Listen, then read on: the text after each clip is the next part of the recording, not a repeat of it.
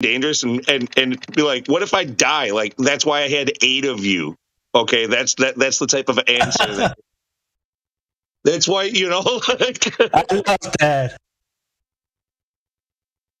But it was also like, I mean, in the 50s, that was also like a separation period, or a new start, basically, because before that, people had many children because they could help provide when they came to a certain age.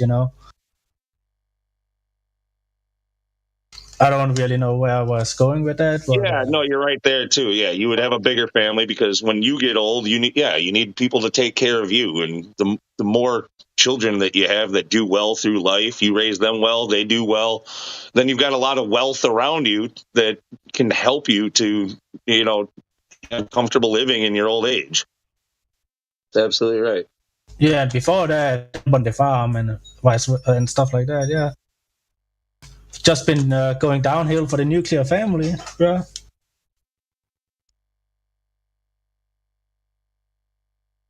Design.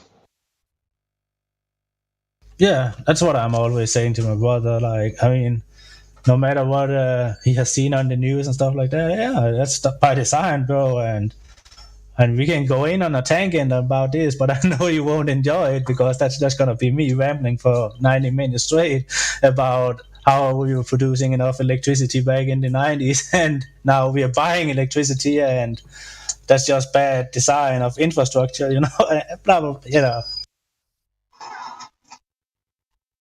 This is all by design too, by the way. The way that they've encouraged everybody to go to electric cars and things like that, while knowing that their power grid is insufficient, in fact, making it weaker, providing less power today than we did 5 years ago or 10 years ago.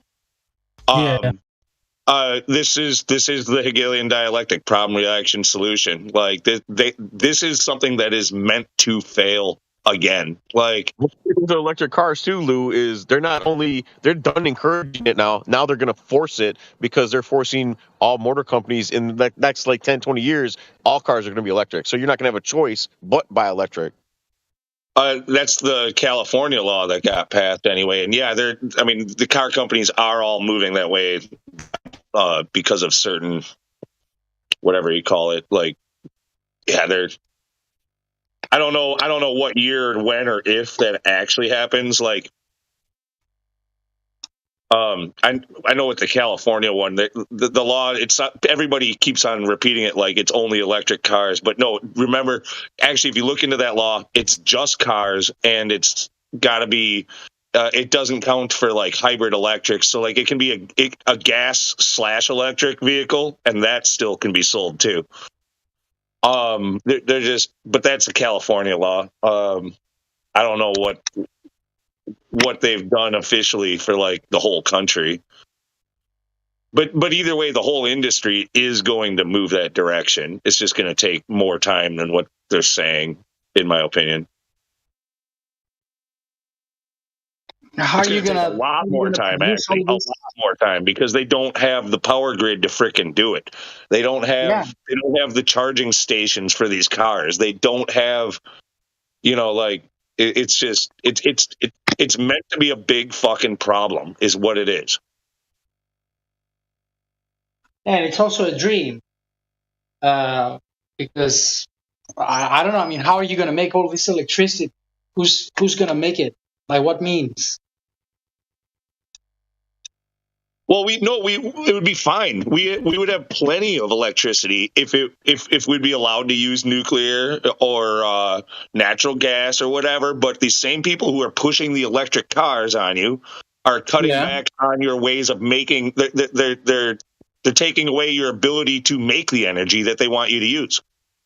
But okay, but in order to make the nuclear battery or the whatchamacallit, the gas that you said. Well, I'm not saying to make the batteries out of nuclear, but you can charge the batteries with nuclear power. Yeah, you can. I think that's a misconception, to be honest, because there is this story that okay, maybe I'm opening a different can of worms right now, but so be it. So there is this story that there is this magic material, which is called naturally radioactive ore or something, right? So the way that they say this works is that it constantly fizzes and it constantly undergoes fission. So it kind of transmutes itself to something else because that's the way it is. And while doing so, it emits some sort of particles or neutron radiation, right? So the idea is that you dig it out and then you put it in a bucket and then you make some special shielding so you can remove the shielding at will. You connect it to a lever or something, and then you put another bucket of water next to that. And when at your leisure, you pull the lever, you remove the shielding, and the water gets exposed to the radiation from this ore, and the water gets heated up, and it boils, and it drives a steam turbine, right? With me so far? Yeah. Yeah. So Yeah, that's essentially. I mean, you're essentially describing the way a nuclear power plant works right now, right? Like, yeah. So as far as I've looked into this, Quick, just so I understand better, are you saying that this natural occurring ore is basically a power source in itself, and it just produces energy on its own?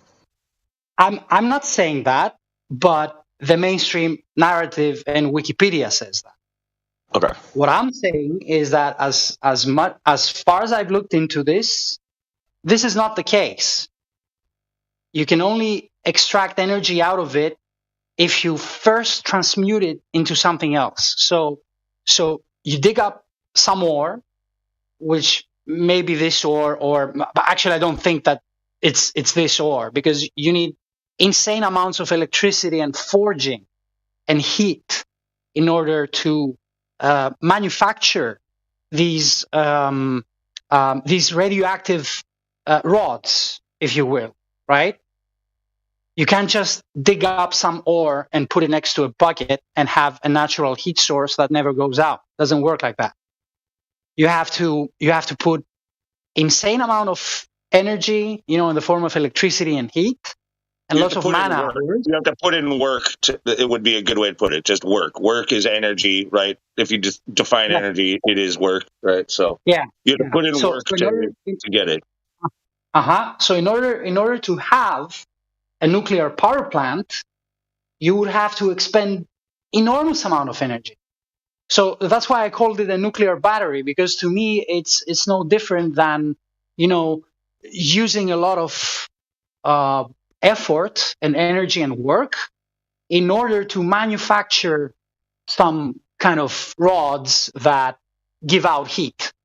I mean, maybe you know more about it than me, but I'm pretty sure those rods, I mean, yes, everything takes some amount of work, but I don't think they take a whole bunch of work. Like the nuclear, if it wasn't for the environmental disasters that are a risk, according to the mainstream, like, but Fukushima kind of says, like, did anything really happen? Like, looking at that, it's still leaking, I'm pretty sure.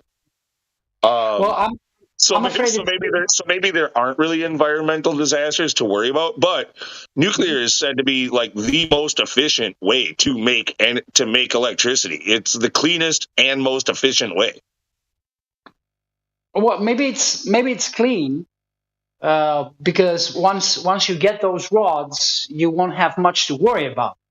You just stick them next to your water bucket, and you get your steam turbine to rotate the shaft, and then you attach that to an electromagnet, and then you get electricity. But my question is, if you were to instead divert all of these resources that you use to make those rods into directly making electricity, or making it in a more direct way, like directly boiling the water with the gas and the oil and the coal and what have you, wouldn't that be actually more efficient? Because you wouldn't need to go to great lengths to dig up. I mean, you need machinery to dig shit up. No, well, How are you yeah, gonna that's power true. the machinery? To mine the materials that they need for that, yeah, there is a lot that goes into that mining process. I would agree with that. But Yeah. but take a look at other sources of energy. When it, I mean, okay, so to get gas, you have to frack the ground. You know, uh, to get the oil, you have to drill. To get the coal, you have to mine as well. To even if you want to grab solar, there's been a lot of money spent in research and development, and there's a lot of crazy materials that you have to go and mine once again in order to get those materials to build those solar panels. Yeah, that's It's true. it's let's go with wind farms. Same thing.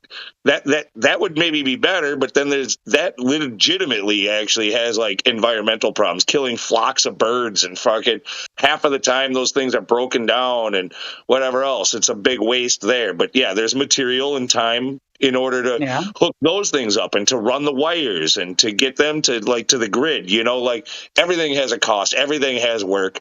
It's about that cost benefit relationship, finding the most efficient way. And as far as we know, if nuclear power exists the way they say it does, it is by far the cheapest way to make energy, the most efficient, and it's the cleanest as long as no disasters happen. But are you sure it's the most efficient though? Because I would argue that, like I said, that's according to the power the people. official I mean, that's why Sure. I hear that. Okay. Yeah, and assuming you believe that they actually can cause disasters. I mean, there must be something about it, since they are so reluctant in building these power plants, like to get this energy. No, I think it's too efficient. They don't like anything that's too efficient because they're going to. Yeah, that's my point. Since it's so efficient and would be quote unquote maybe cheaper for the people, and the people would get this for free, and they would no longer earn money on gases, on coal, and oil. As on our this demand for energy goes higher, we've also for the last 2 decades been shutting down all the nuclear plants around the world and forcing companies to use what they call green energy and shit like that. What do you think is driving the cost of everything up? Yeah, I mean, I briefly spoke about this earlier. Like back in '97, Denmark was producing 160% of what we were needing for energy, aka we were selling energy. Here in 2020, we were producing 50%. And this was all in the AKA we had to buy energy, and this was all done in the name of climate change and green energy, that kind of stuff. But all we pretty much did was that we reduced the production of energy with coal and fossil fuels and gases, and that looked pretty good on paper. But the energy still had to be produced somewhere, so we were just importing it. So it was kind of like, yes, on paper it looks good, but in the grand scheme of things, nothing changed it. The CO2 emissions was just put on another country. But infrastructure-wise, it was a bad decision, because now we are dependent on quote unquote Russian energy, and and then this quote unquote crisis happened, and now we are in a bad position. So again, like quote unquote by design. Here's my question. So like back in the late 90s, early 2000s, I started talking about this, like, how we were going to be going into this energy thing with clean energy and hybrid cars and all this other stuff. And they were talking about, like hydrogen cars and shit like that. Like, okay, well, hydrogen is like the most abundant thing in our universe, like by far, according to anybody. Like, wait a second. Why wouldn't you go with that? Its waste byproduct is clean, drinkable water. It's freaking. Oh my goodness. Okay, I've got 2 objections. Now, hold on. Okay, so and before we finish, no. So why wouldn't you power things with hydrogen? Sure, it's explosive. I understand there's dangers, but there's a lot of explosive things that we deal with all the time. Now, what about methane too? All of our landfills, if you take a look, our landfills are freaking just pumping out fucking gas pipes straight into the fucking air. Okay, like that's fucking burnable methane gas. Like that is energy right there, just going off into the air, happening everywhere. Why wouldn't we be using these I things actually took instead? notes. Yeah, can tell I you took notes, and so one hydrogen, note it's is not a question of where it's coming from. It's just that the hydrogen is simply a placeholder. So it's not a question of, where's the well, see, the thing is you need to have a source of electricity in order to produce the hydrogen and then use the hydrogen instead of batteries. You don't have to So it's not a produce. question You of don't how have much to produce. hydrogen there is. It's a question of Hydrogen. correct. how do you produce the hydrogen? Abundant everywhere? If it's abundant everywhere, why do you have to produce it? Okay. Oh, so here comes one of my objections. That's number 2. Electricity for electrolysis to separate it from the water. Yeah. We did that in 10th grade or something like that. I know what you're saying. But yeah, it's not hard to do it. Yes, it takes electricity to do it, but does it create more electricity than it uses? No. Yes, it does. To produce it, you're not getting more power out by burning the hydrogen afterwards than you are by using the electricity to produce the hydrogen. It's not more than 100% efficient. No. Exactly. You could possibly use like a 9-volt battery or something to freaking create the hydrogen. I mean, I don't know, like, but Where are you going to get the batteries if from? you create enough of it, you can create enough to charge maybe like 10 of them fuckers. Lou, where are you going to get the battery from? Who's going to give you the battery? No, I get it. There's certain ways to like it's not 100% efficient. Nothing is, but does it take? I mean, I honestly don't know. Does it take more energy to get the hydrogen than the hydrogen can produce as output energy? Yes, the answer is yes. But just Yes. so you know, that's not No, because the hydrogen already fuel cells are exists. so attractive looking. You're not making hydrogen. You're just freaking your hydrogen already exists. You're just gathering it. You have to separate the other shit away from it. Like, Yeah. How there's- are you going to do that? So Lou, just so you know, batteries have expiration dates, but hydrogen fuel cells don't have expiration dates. I'm not even They will saying continue like to function. look, the battery was just a quick example. I understand. It takes energy to fill the battery, like from a coal burning plant usually, right? Got it. So, but instead of burning coal, if we have, let's say we're like the landfill idea, the methane, fuck your hydrogen, whatever. If we're just, burying our garbage and letting gases escape through the ground and into the air, and we're worried about green shit and freaking emissions and all that, why wouldn't you collect that and then use I it? think that's more realistic, actually. Your methane, anyway, your garbage gas idea, I think it's way more realistic than the other thing. And there's another thing I want to ask to the Danish dude. You said fossil fuel. Can you maybe clarify what you mean by fossil? Well, it's the mainstream term. I would just call it oil. Mm-hmm. Crude oil, to be more specific. Okay. But wait. Let's go back to what Lou was talking about for a second. Lou, do you understand? It's not the efficiency that makes hydrogen fuel cells attractive. It's the fact that they don't expire and they're easier to produce and easier to recycle than batteries. I know I'm talking to an electric car owner already. So like this whole thing, I'm not going to get into it with you. You have a bias. They degrade, I don't have a right? hydrogen fuel. I'm saying they're better than batteries, not batteries are better than them. Can you hear me? Oh, well, I guess I wasn't listening for your last thing. I to be honest, I was talking over you. So, yeah, I'm saying that hydrogen fuel cells are more practical than electric batteries because until you smash them with a hammer or on the ground or something like that, it will literally last forever. Hydrogen fuel cells cannot break until you smash them. Like they don't have expiration dates. You can keep filling them full of hydrogen and keep releasing the energy from them. Now. I get where you're coming from now. I apologize for talking over you.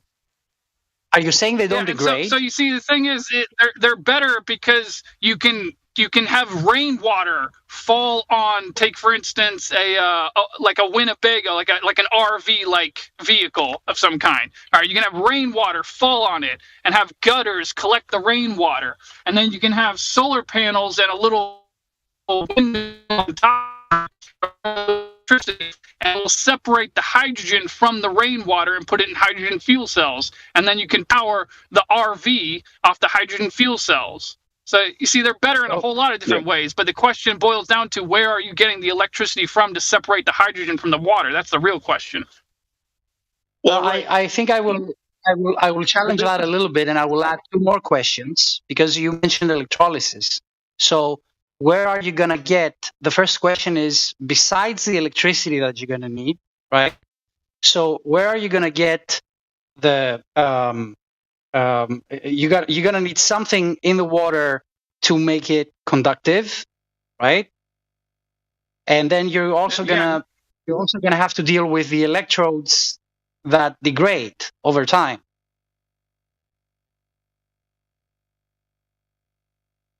Because you need, first of all, make a point there. I think the part of the contraption that separates, all that fits in with my thing that I said about how there's a cost of production for anything, no matter how you do it. Like, it's. Yeah, but Lou, do you mind if I want to hear his response actually? So you're gonna need for the electrolytic process, besides electricity, you will going to have to add an electrolyte in the water. So that's 1.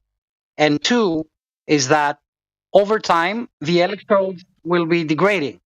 I mean, you can use better electrodes. You can use, I don't know, titanium, whatever, laced, whatever. But these are going to be more expensive, and they're going to need to be manufactured somehow.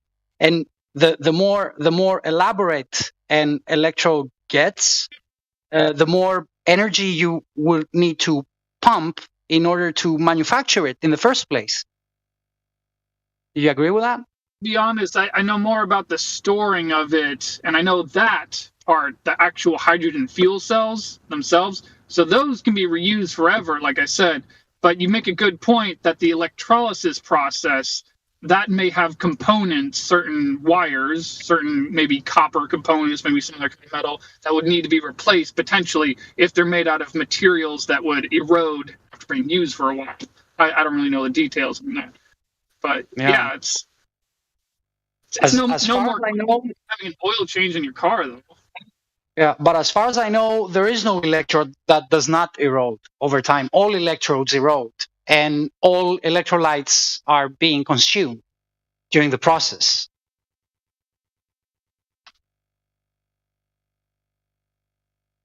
Well, I don't know about that part. I mean, I'm not too savvy with the details. All I know is that if you take a jar and you run a copper wire through it, run electricity through the copper wire, hydrogen will separate from the water and go to the top, and you can fill a balloon full of hydrogen. And if you put a little bit of acetylene in it and, light a candle with a stick and hold the candle with a stick near it, it'll blow up like a hydrogen bomb. But you see bubbles coming out of the electrode, right? You don't see bubbles coming out of the space between the electrodes, correct? Well, I see the copper wire seems to be under stress, so I can imagine it would have a lot of wear and tear on it. Yeah. Have you done it? I mean, I'm just asking.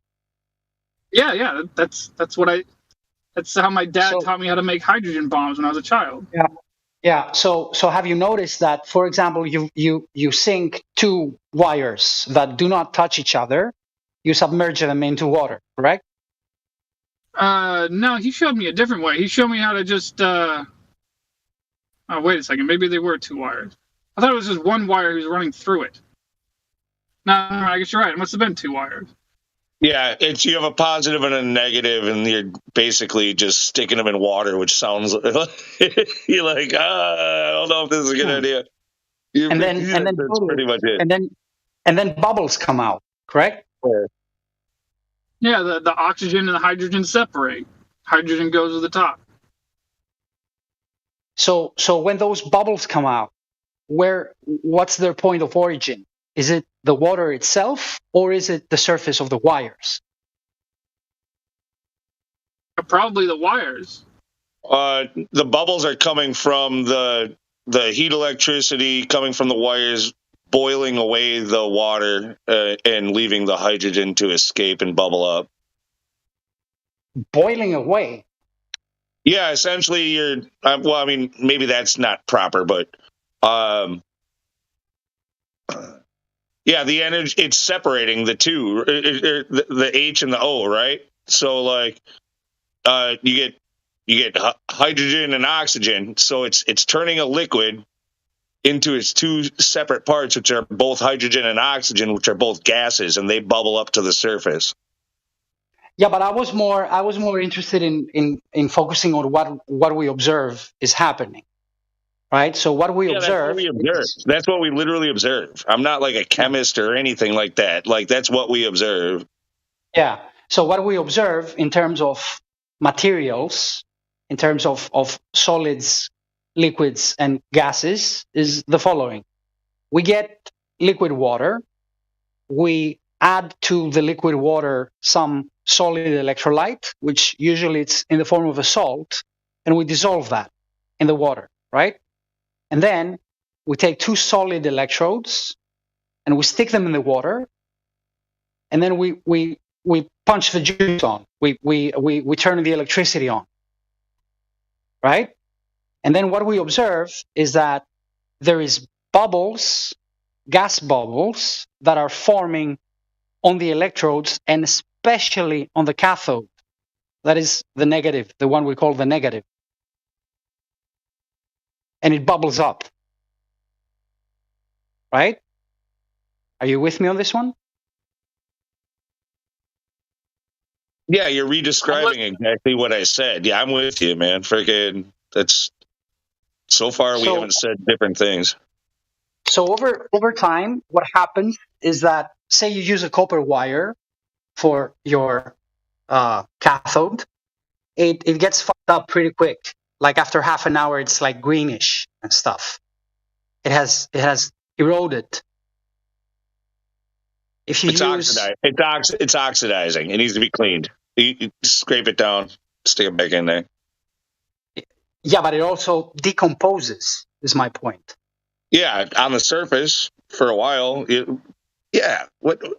So the spark plugs need to be changed. It's that type of shit. Yeah, and if you use a paper clip made out of steel, let's say, right? This also decomposes, and then you will notice that actually your water becomes black, murky, becomes a different color of what it becomes if you use like the kind of crap you will see inside the water that you use is going to be it's going to depend on the type of electrode or the type of material that you're going to use for your what's the word, for your electrode. So if you use a copper wire for an electrode, then the water is going to become orangish. I don't understand what you're trying to freaking. Is this like why hydrogen making is inefficient? Is that what is the point of this? Well, my point is that up to now, I'm not really convinced that the hydrogen, the gas that bubbles up, I'm not convinced that it comes from the water, because you've got a substance that is decomposing in the electrolytic process. Yeah, it got too weird. It got too weird. That's not what we were talking about. Like, yeah, I know, but it's I don't know, man. I didn't do it. I mean, I didn't. You don't know. You did. You dragged us into this little rabbit hole without telling us what we were getting into. That's not what we were talking about. Yep, I did. Now that we're already in it, I think it's worth pointing out to him, Dances. I'm pretty sure it could be wrong. Correct me if I'm wrong, but I'm pretty sure if you take oxygen and hydrogen, combine them together, you get water. Pretty sure you can't do that in a laboratory. So if I would ask reason would you have to doubt that that's? So what reason would you have to doubt that water is made out of hydrogen and oxygen? I mean, are you doubting that? Yeah, I am actually, because the origin of the gas may as well be the electrolyte or the electrode that is decomposing. And for the composition that you said, that would be my guess in this. I'm not like an expert by any means, but yeah, you added the salt, the electrolyte, right? Like that's where you're getting residue from. Is that? Yep. And then when the bubbles come out, there is no bubbles coming out from the water that is, for example, say between the electrodes. So I don't see the water being somehow zapped and then bubbling and decomposing hydrogen and oxygen or whatever. But I only see bubbles coming out from the electrodes themselves. That's what I see. Won't that just be the oxygen in the water?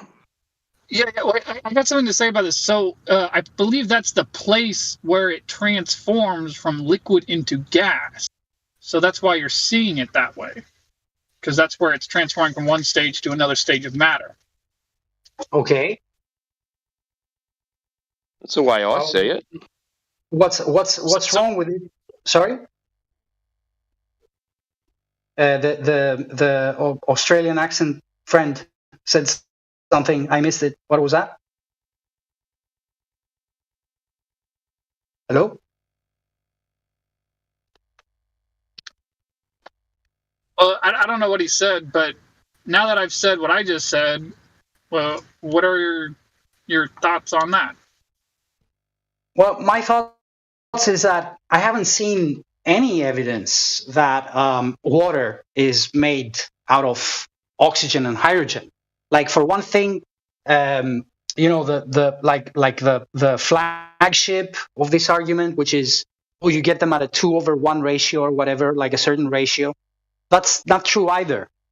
Like, if you try different setups for an electrolysis, like using different salts or using different electrodes, different materials for electrodes, you're gonna get a different ratio of gases. And that's just the tip of the iceberg. I mean, but you still hold on. What reason do you have to doubt that water is made up of anything other than hydrogen and oxygen? Because hydrogen and oxygen is a gas, but water is liquid.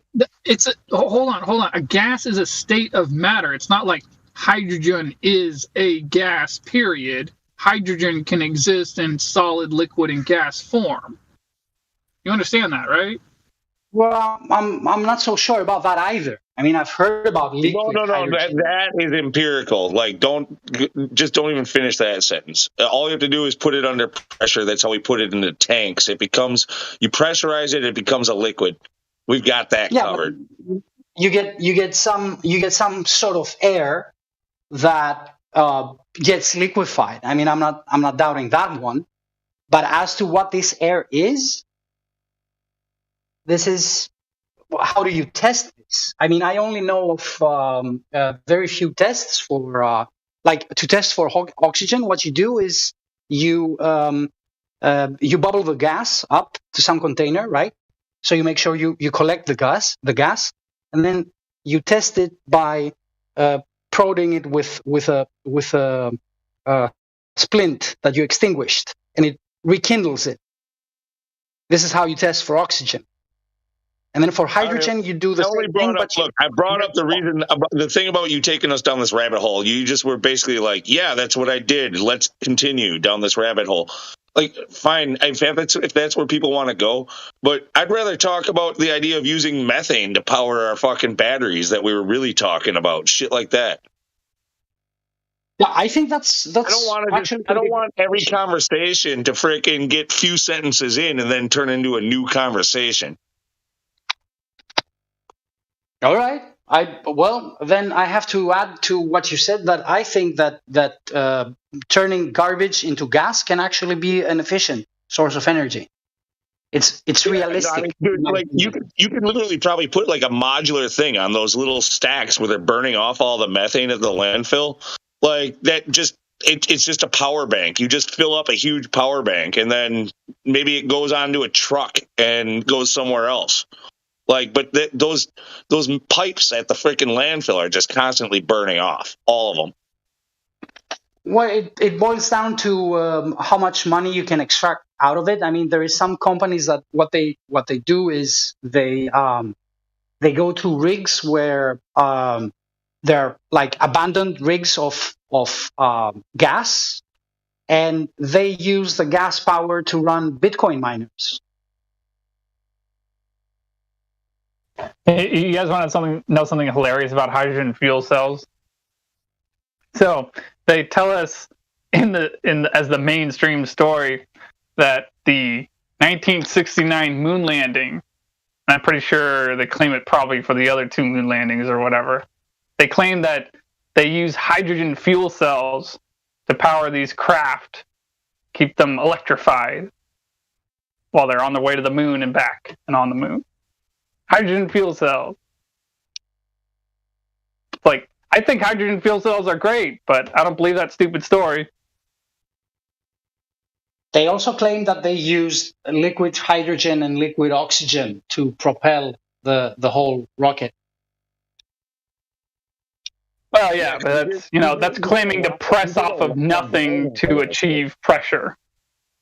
See, oxygen, hydrogen, and methane, like all 3 of them. Like, I think there's probably still a hierarchy within those 3, but like they're all extremely combustible, meaning you get a lot of output power from a very little bit of it, meaning it's efficient. Yeah, if you get it for free, sure, but the question becomes, where do you get it from?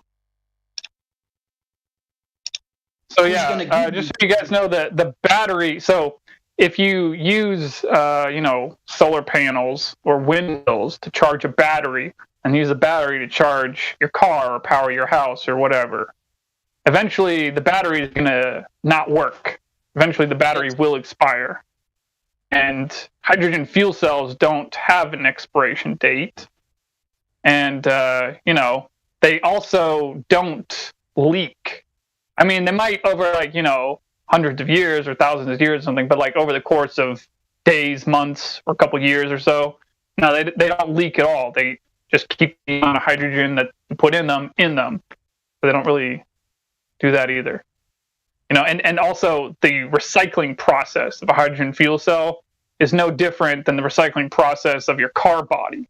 It's mostly just metal being recycled, not any particular metals that are like harmful. It's mostly ordinary steel. It's even better than that because it doesn't have to be recycled or anything. It's just reused like a LP tank on a forklift. Well, yeah, but I mean, like, even if you break it, even if you take a sledgehammer to it, and then after that you recycle it, the materials that are made of it are much easier to recycle than the materials that make up the lithium-ion batteries in my car.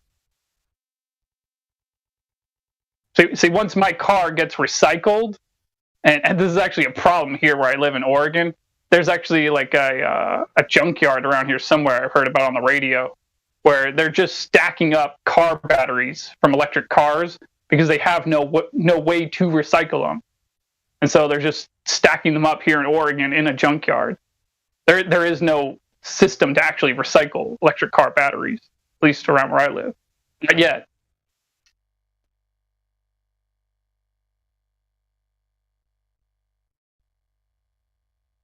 Yeah, if it's dirty, you don't have a lot of options to get rid of it, right? You either dig it, like you bury it, or you throw it into the ocean or something. What else can you do? On top of all that, the process of making the hydrogen fuel cells are much, much more environmentally friendly and people friendly than the process of making large lithium-ion batteries. Because making large lithium-ion batteries, there's a lot of waste products that are involved in the construction process, and these waste products aren't really good for people. No, it's not a good thing to get into the waterways or anything or in the ocean. And a lot of these waste products are not involved at all with the process of constructing a hydrogen fuel cell. I think the reason why they don't want us using these is because hydrogen fuel cells actually give people the ability to be more independent as far as living goes. And remember, that's what the powers that be don't want us to do. There was a meme that I think Me More Vet shared in the admin chat months and months ago. I wish I would have saved it. I think I might have, actually. I could dig. But it had some facts on it. It showed like this giant freaking dump truck, or like in a giant freaking excavator, like these mining machines. These things are the size bigger than houses, just gigantic. Like the wheels are like 2 stories tall. Okay, it takes so much diesel fuel to run these things, you would blow your mind. But that's what they use to mine the lithium to make the batteries, and they have to move like it's like 500,000 cubic feet of earth or something just to basically make up for what they're using in diesel fuel. There you go. In a day. So how is that efficient?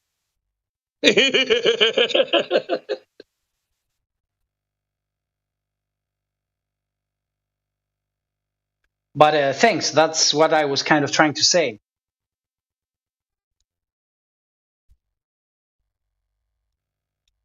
That's why I saw it fitting.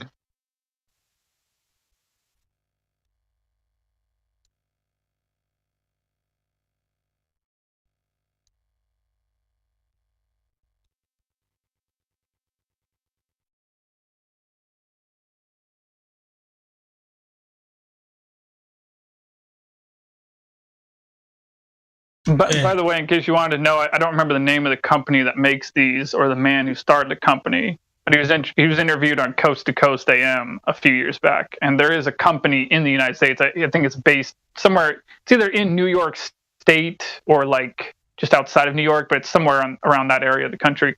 But yeah, it's this guy who actually builds RVs or like campers, I guess. These sort of mobile homes, but he builds them from the ground up, and he builds into them these hydrogen fuel cell systems where they have windmills and solar panels on top of them and can produce hydrogen from those for hydrogen fuel cells and then run off the hydrogen fuel cells when it's nighttime or wintertime or whatever.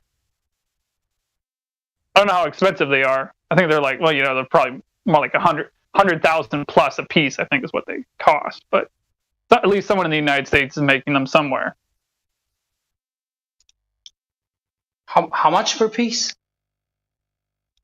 I don't remember how much they were exactly per piece, but I'm pretty sure it was above $100,000 a piece. I mean, we're talking about brand new, RV-like vehicles with the latest vehicle. Solar panels and windmill technology on top of them, with the latest hydrogen fuel cell technology built into them. Like, you can stick these things out in the middle of nowhere, and as long as you have sunlight, wind, and water, you don't have to worry about electricity. Not forever.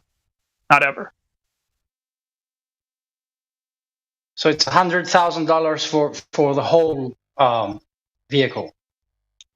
Yeah, again, it was years ago I heard the guy being interviewed on Coast to Coast AM. But yeah, I'm pretty sure that's around what it would cost. I mean, a Tesla brand new is $60,000. So if a Tesla brand new is $60,000, I'm pretty sure RV brand new, solar panels and windmills and hydrogen fuel cells, pretty sure it would be about $100,000. So I've got another thing to bring up that it's on topic, but a slight change in topic.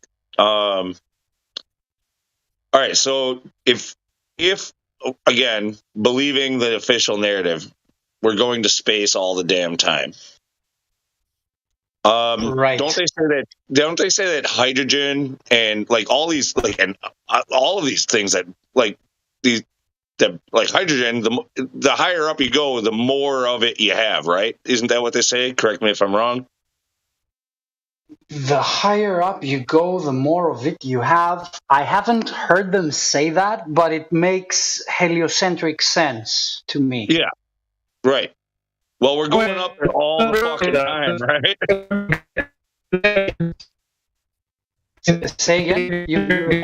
Somebody's roboting. I think Orion is around robot. You are roboting, whoever that was. I think that was Orion roboting.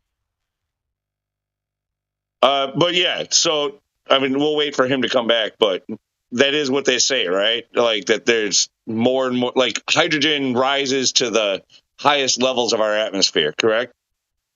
That's what it happens, yeah. Wouldn't that mean that it's pretty concentrated? It's the least dense element. Wouldn't it mean that it's, I mean, it might not be very dense, but it's abundant higher up in our atmosphere, correct? It might be, it might not be. I've never heard anyone claim that. I've just heard them claim that it's the most abundant element in the universe, quote unquote. Just like the Archimedes principle, like the Archimedes, like where all these different elements are separating themselves at different layers of the atmosphere, correct? So you go up to the layer where the hydrogen likes to go, and you should be able to grab mostly pure hydrogen. Well, I've had the same exact thought about helium, Lou, but I've never heard of them doing that without helium either. And helium is the second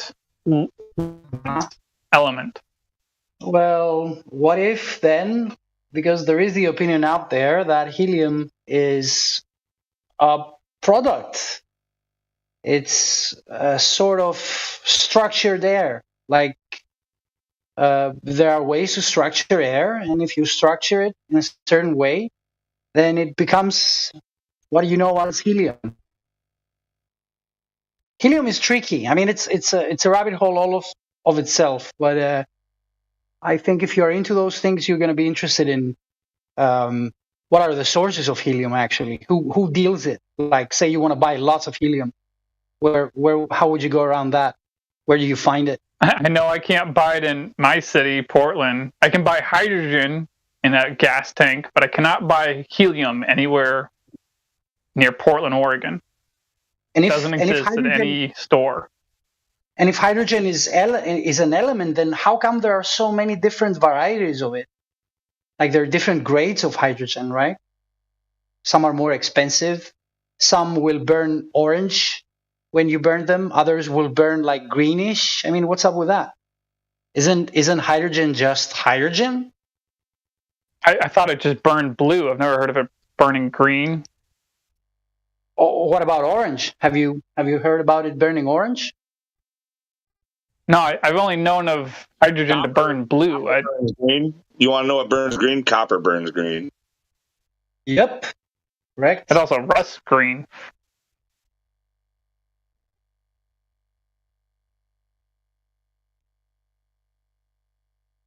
I'm just wondering what are the details of that? I mean, copper burns green.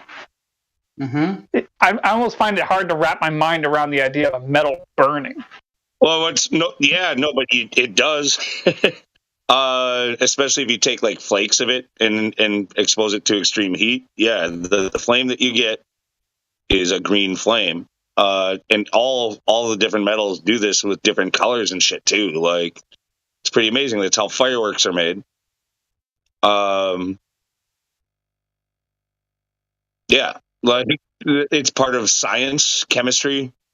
That's like a big part of it, really. That's how they kind of determine things. Like, what is this made out of? What is this made out of? They look at the colors that it creates when you burn it. Yep. Yeah, also how many calories are in this peanut. You gotta burn it if you want to find out. No, that's a different thing. Well, yeah, it's a different thing, but I mean, it's another. Yeah, you're right. I think it's called chromatography or something. I may be wrong. Don't quote me on this one.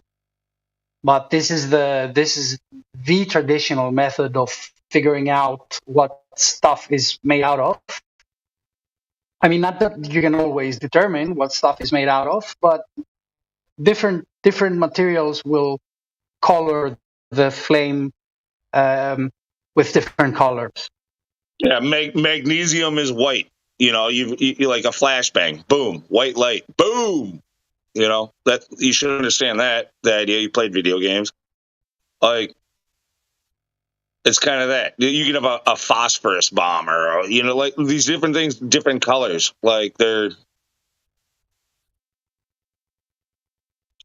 Here, I got a good one for you guys. If you mix glass with what, do you get red glass? What do you mix with glass to get red glass? the blood of sacrificed innocent babies. It's just gold. If you mix a little bit of gold and with a bunch of glass, you get red glass. I still don't understand that at all. Like, why is it you mix a little bit of gold with glass and you get red glass? I don't get that. I learned that from my glass blower buddies, you know, when they were making like pipes and bong stems and stuff. Take a little bit of gold flakes, mix them with some molten glass, turns red. And supposedly apples are red, but I don't know if they're red. Or never mind. Forget about apples. But yeah, anyway, in order to make glass red, you have to put gold flakes in it, stir it around. Interesting. That wasn't even the coolest thing my buddy was working with. The coolest thing he was working with was this coloring, this glass coloring that was $70 a pound, and it was the latest type of its category at the time, which was I guess he had this other one called slime green that was $70 a pound, but he had this other one that I think was also about $70 a pound, which was a really brand new at the time glow in the dark glass, so you can make pipes and bongs or whatever glass art you wanted to, and you can make it glow in the dark, and it was actually really glow in the dark, like a step up from the stuff that came about before it, because the stuff that came before it, like, was only like barely glow in the dark, but this stuff, if you like actually held it up to a light for a few seconds and then like cupped your hands around it and looked at it, like it was like really glow in the dark, you know. Pretty cool stuff you can make with it. That would probably have phosphorus in it, right? Oh, I have no idea. Just to go back to for a moment for Orion, like the thing about where you said not understanding like why copper burns green. I don't know why, but I find it extremely. I'm a big fan of copper. I'm being a carpenter / metal worker. I've done work with copper. It's just a fascinating fucking product. So the way that it oxidizes and changes and ages, and like if you get the oils from your hands on it, like it'll be there forever because like you got to wear gloves when working with it. It's a fascinating product to use. But it's got all these different, you know, it's also a great conductor. It's also like, just look, I don't know. It just seems like ancient, like old world tech or whatever is all like very copper just does so many useful things. It's one of the greatest things that we have. Honestly, it's probably more valuable than gold, honestly. Gold, the only reason they say gold is more valuable is because it doesn't tarnish like copper does. Right, it doesn't oxidize. But where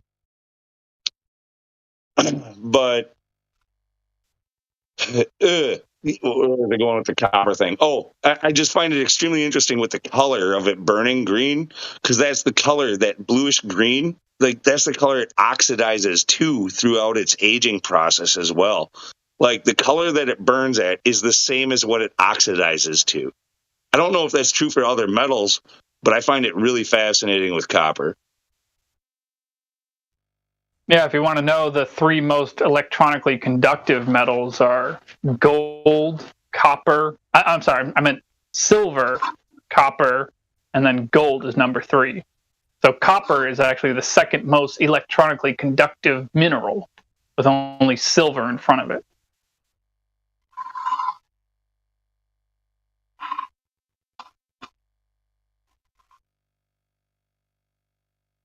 Yeah, I'm not just a carpenter. I actually studied towards getting an electrical engineering degree, but dropped out. So like I have a pretty good electrical understanding too. Not that I've used it over the last 20 years, so I've lost most of it, but I'm not a fucking idiot either. It's just it's funny how those you do have to expose yourself to different fields and shit to understand how things come together, and that's where we're fucking up. Specialization. Like, we need to get more jack of all trades out there figuring shit out. We don't have that anymore. They've been trying to specialize everybody, and that's why we don't advance anymore.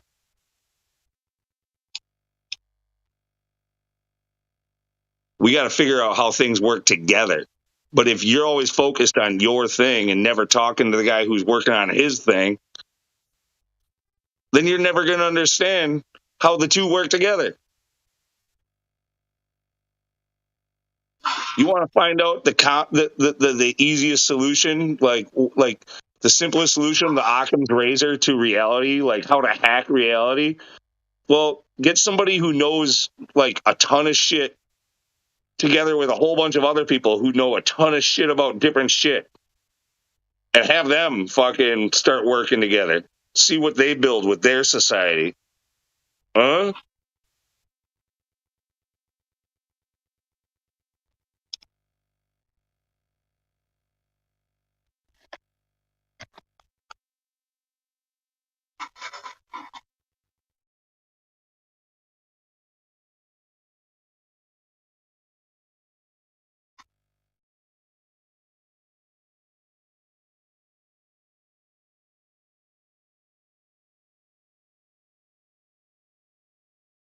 Don't get me wrong. Also, that's not to say that people who specialize aren't valuable as well.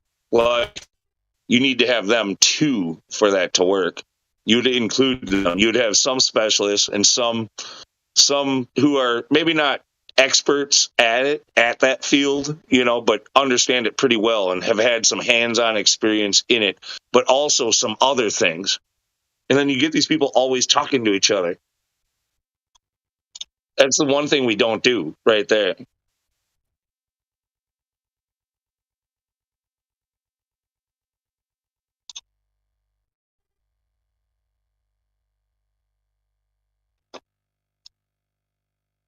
Killed the chat. Come on, you guys wanted to argue with every point a few minutes ago. What are you doing, dances?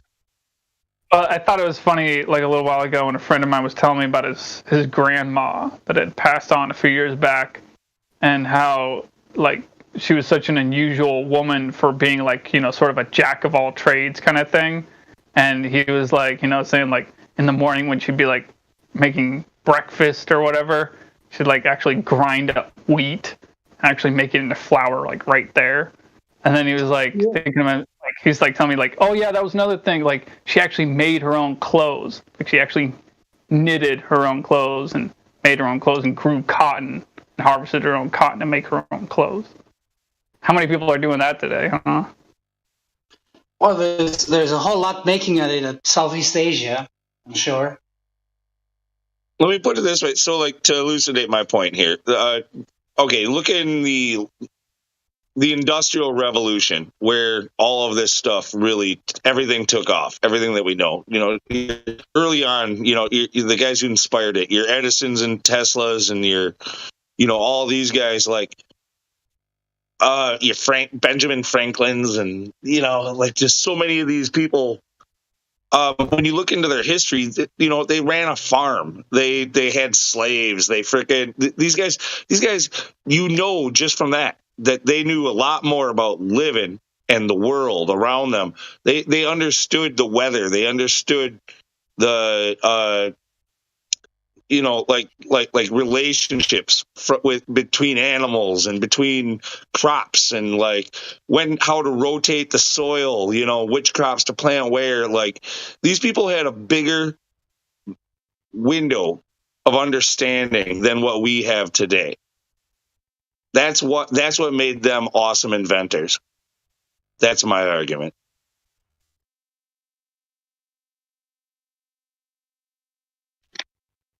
Well, I'd say history has been messed up with a little bit. So to me, these are just, some figures that I read about on a book or on a screen. So I'm not really paying much attention to that unless there are claims that I can myself verify. But I'm not going to be putting, my keychain on a kite and get struck by lightning, for fuck's sake. Yeah, but I mean, he is right. According to legend, all these guys, they were philosophers, astronomers, inventors, politicians. Like they were doing it all. Look at scholars. Just look at the way that they wrote. Look at their penmanship. The way that they, like calligraphy. They just studied, practiced calligraphy in their spare time while they did all this other shit. Well, they also didn't have all the quote-unquote modern distractions. Yeah, Netflix. They didn't have all these kind of things. This social construct that you have to be part of the group and party or whatever that group is doing, I do know we have some loners, some special guys. But it's definitely different times. Like back in, as far as I know, for example, back to Denmark again, aka Viking era, it wasn't like they were like, holding their farms like 7 days a week, because like people who have a homestead and have their fences up and stuff like that, they know that there isn't a lot of work in it. No doubt. These were still privileged people who divvied out the work to others for the most part. Yeah, but I mean, my point was that they didn't work all the time. They had a lot of free time for thinking, spirituality, and that could lead on to like the guys in the Middle Ages or whatever, and that they also had this kind of freedom. And you said like some of them had slaves and stuff like that, so even more freedom to pursue interests like astronomy, philosophy, all that kind of shit. Just different times, as far as we know. But see, I guess maybe if you understood me better, it's going to get into the technocracy. Here's what I'm telling you. It's going to sound all Timothy McVeigh and shit. But like the more we allow technology to so-called assist us or help us in our lives, like the less in touch with like what it takes to actually survive in this world we become. Like there's and less in touch and with each other, and the more fragmented we get, and the more inept just in general, like even coming down to all this like mental disorders and shit like that. Like, do you think people really dealt with all the same mental disorders back then that we have today? You like this is all like created by society and the technology that we have. We are degrading. The more we get of technology, the worse we get as a society. It's an inverse relationship. It's the graph goes up one way and it goes down the other equally. Keep in mind, Lou, we've actually, done away with a lot of the mental institutions in this country, at least in the United States. So a lot of the people that would normally be in mental institutions are simply on the streets. the big loony bins, yeah. But that was the thing is when you look at the history about that was just basically anybody who went against the normal grain. Like every one of us here would be in a loony bin back then. Every one of us, even the Globers, just for talking about. Even today, not even back then, Lou. But even today, perfectly sane people are committed to loony bins. I'm just saying that a lot of the people that are on the street normally would be in the loony bins, but all of them, the policies aren't there. Along with all of us too. Yeah, we'd be in there because just for talking about this shit. And then I didn't mean it like that. Once you were in there, I just meant like people like experimentation by eugenicists and shit like that, dude. MK Ultra bullshit, dude. All of that, like, yeah. Once you got in there, that's the stuff that you got subjected to. I think anyone should only be incarcerated if they're, clearly demonstrated to be a danger to others. It didn't matter if you were a danger or not. They just had to say you were crazy, and that's it. Yeah, I know that. I'm saying that right here, right now. How do you determine if somebody's a danger? If they pull out a knife and slash at someone. Okay, so if they've already shown themselves to be dangerous, that's how you determine it? That's at least I would agree. Way. That's the only way. You have to demonstrate being dangerous and like not being able to contain. But how many chances do you get? You know, everybody has an outburst once in a while. And what is that line? Like, if somebody just starts freaking out in today's society, like you go to a restaurant and start complaining too loud about, the fags across the aisle, and all of a sudden you're a fucking outcast loony, right? Well, there's a very big difference there because, Lou, I've been pretty pissed off for, a few different reasons at a few different people before, but I can't recall any time I've ever pulled out a knife and slashed at someone. No, but look, I'm talking about how do you determine, because it's just based off of subjective ideals like that society sets. Like, they called people crazy for things that were definitely not crazy back in those days. And the same thing happens if they call flat earthers crazy just for thinking the earth is flat. What about the witches? It takes an actual act. Like, you have to do something crazy. That's where we're agreeing. But like, otherwise, today, there's now just speaking publicly about the earth being flat is grounds for someone to deem you crazy. The same as what would have put people in the bin years ago. Oh, at least they'd be open for a lawsuit, right?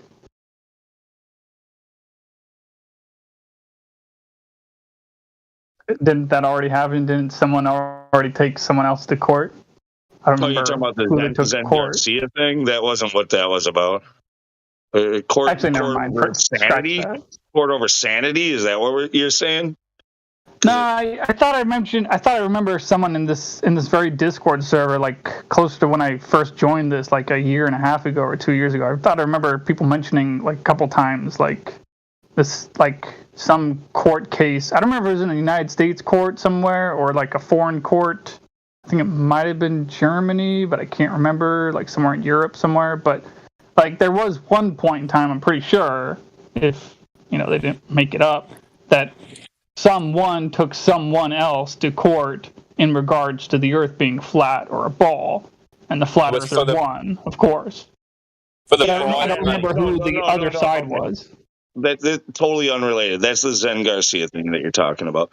No, so Zen Garcia posted like a challenge to anybody who could prove a certain thing. I forget what it was. Probably prove curvature of the earth is my guess. Like, if you can prove like the physical curve of the earth, he had certain parameters. I can't give them to you, but that I think it was like a $5,000 or $10,000 challenge or something like that.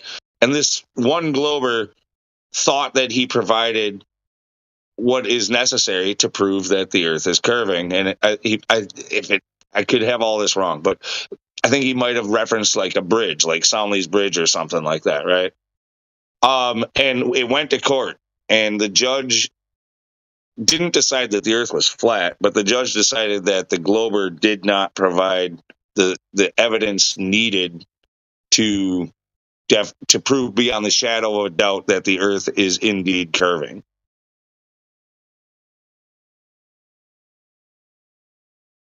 That's basically what happened with that case. Good to know.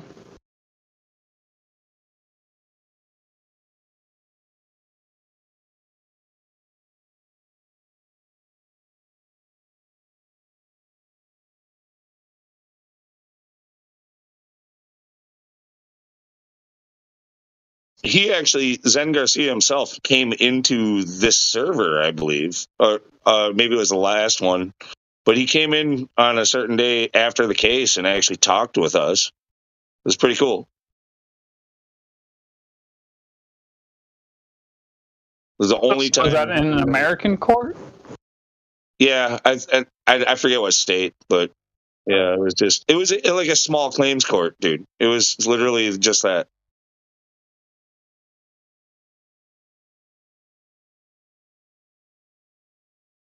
Yeah, I guess the mainstream news won't pay close attention to that one, will they? No, no.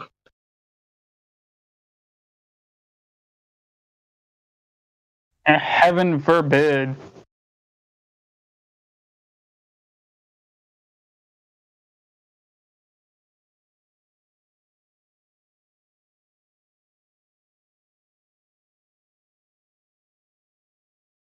Although I say, even if some guy's a little bit of an asshole, even if I don't agree with all of his political policies, any radio show host out there with a radio show who allows me to call in and talk about the earth being flat for a couple minutes, that guy's on my side, regardless of whatever the hell else he says and does. For the most part.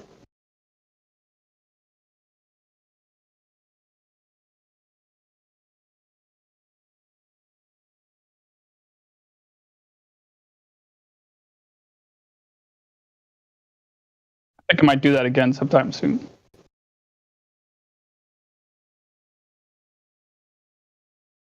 What I do think is great about like that case is it's interesting. That's the way that we deal with it around here. We love to pretend like we're following the scientific method for everything, but most of the time we're really not. We're following more of like a like how a court works. That's how I would probably describe it most of the time. We're saying, you have the claim, like now you have to prove it beyond the shadow of a doubt.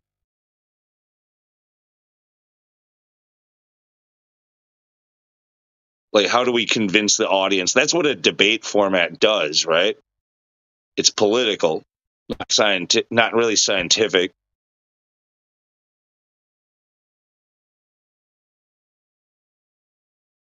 More logical than scientific. I mean, scientific has to do with cause and effect relationships. So if we were here talking about biochemistry all day, then we'd probably be talking about science all day. But since we're talking about geometric questions about the Earth and motion questions, or the lack thereof, about the Earth, and gas law, which involves physics, not science, we're mostly talking about geometric questions, motion questions, and physics questions, not scientific questions. Yeah, I mean, let's face it, right? We're here on a live stream hoping that somebody catches us and that we can convince them to look into it. But to do that, you have to use logical arguments to catch their attention. Go, okay, maybe there's something to this. So like that's all of our goal. I think most people forget it, but that's really what it is. Yeah, we're not trying to fight. I'm not anyway. I'm definitely not trying to fight with anti-flat earthers for the rest of my damn life about this shit. Fuck them. I'm not paying attention to them. You might as well argue with a child about Santa Claus. Yeah.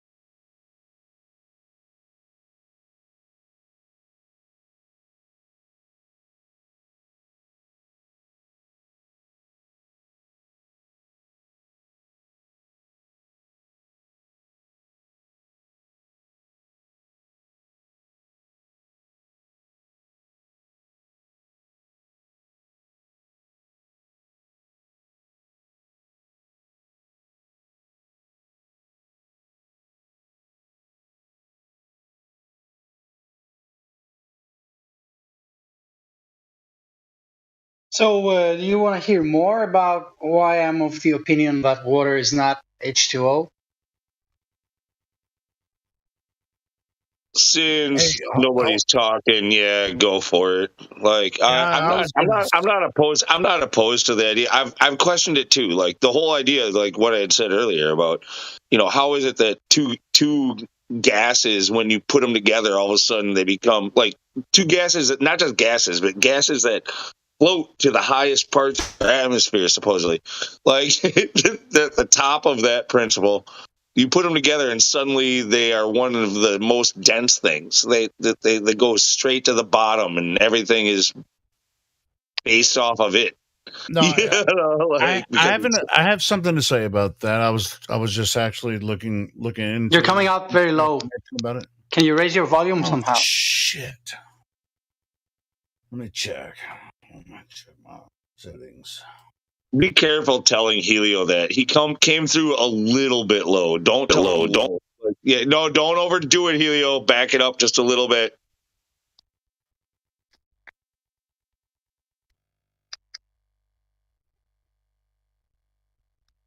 So about what you said, it's because through demonstration, nobody has ever produced new water in any form solely from the reaction of hydrogen and oxygen to support without question whatsoever the claim water is comprised of hydrogen and oxygen, right? So although there are demonstrations that purport to show the production of water by reacting hydrogen and oxygen gases through combustion, it's never at any time is any new water produced that is demonstrated to have come because nobody can produce reaction. Nobody, can you hear me? Is it better now? Yeah, I can hear you. No, this is perfect now. This is perfect. All right, cool.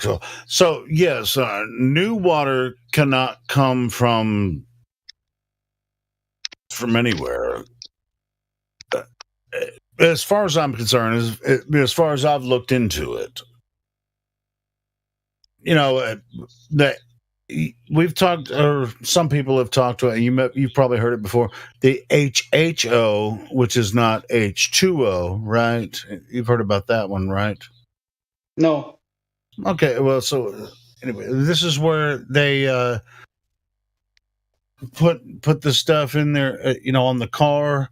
They use a mechanism to get the hydrogen from the water and then soup up an engine, with hydrogen gas. Yeah, that's what I. That's, and they call it HHO. They call it HHO. So it's not. But separates the hydrogen from the water. Is that what you said? Yes. Did you say that they get? Yeah. Well, that's. And that's they call what it HHO. Yeah, but I haven't seen ever demonstrated to get hydrogen out of the water. I have seen cases where it is assumed that the hydrogen is coming from the water.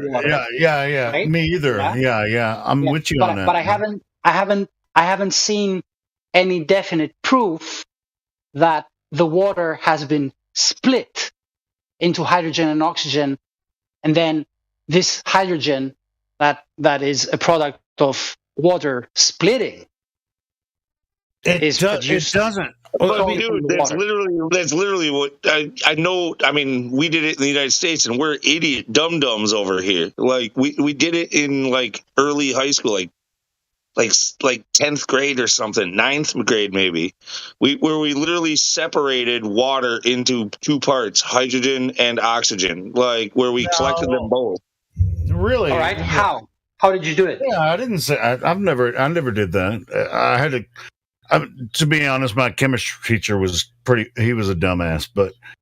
Yeah, I don't remember exactly. It was a long time ago. I'm 40 years old, but we applied heat. And through electrolysis, like you guys said, like it created that's the way I took it anyway. It creates electricity is heat. It's when it arcs through water, it's making heat, and it's separating those two.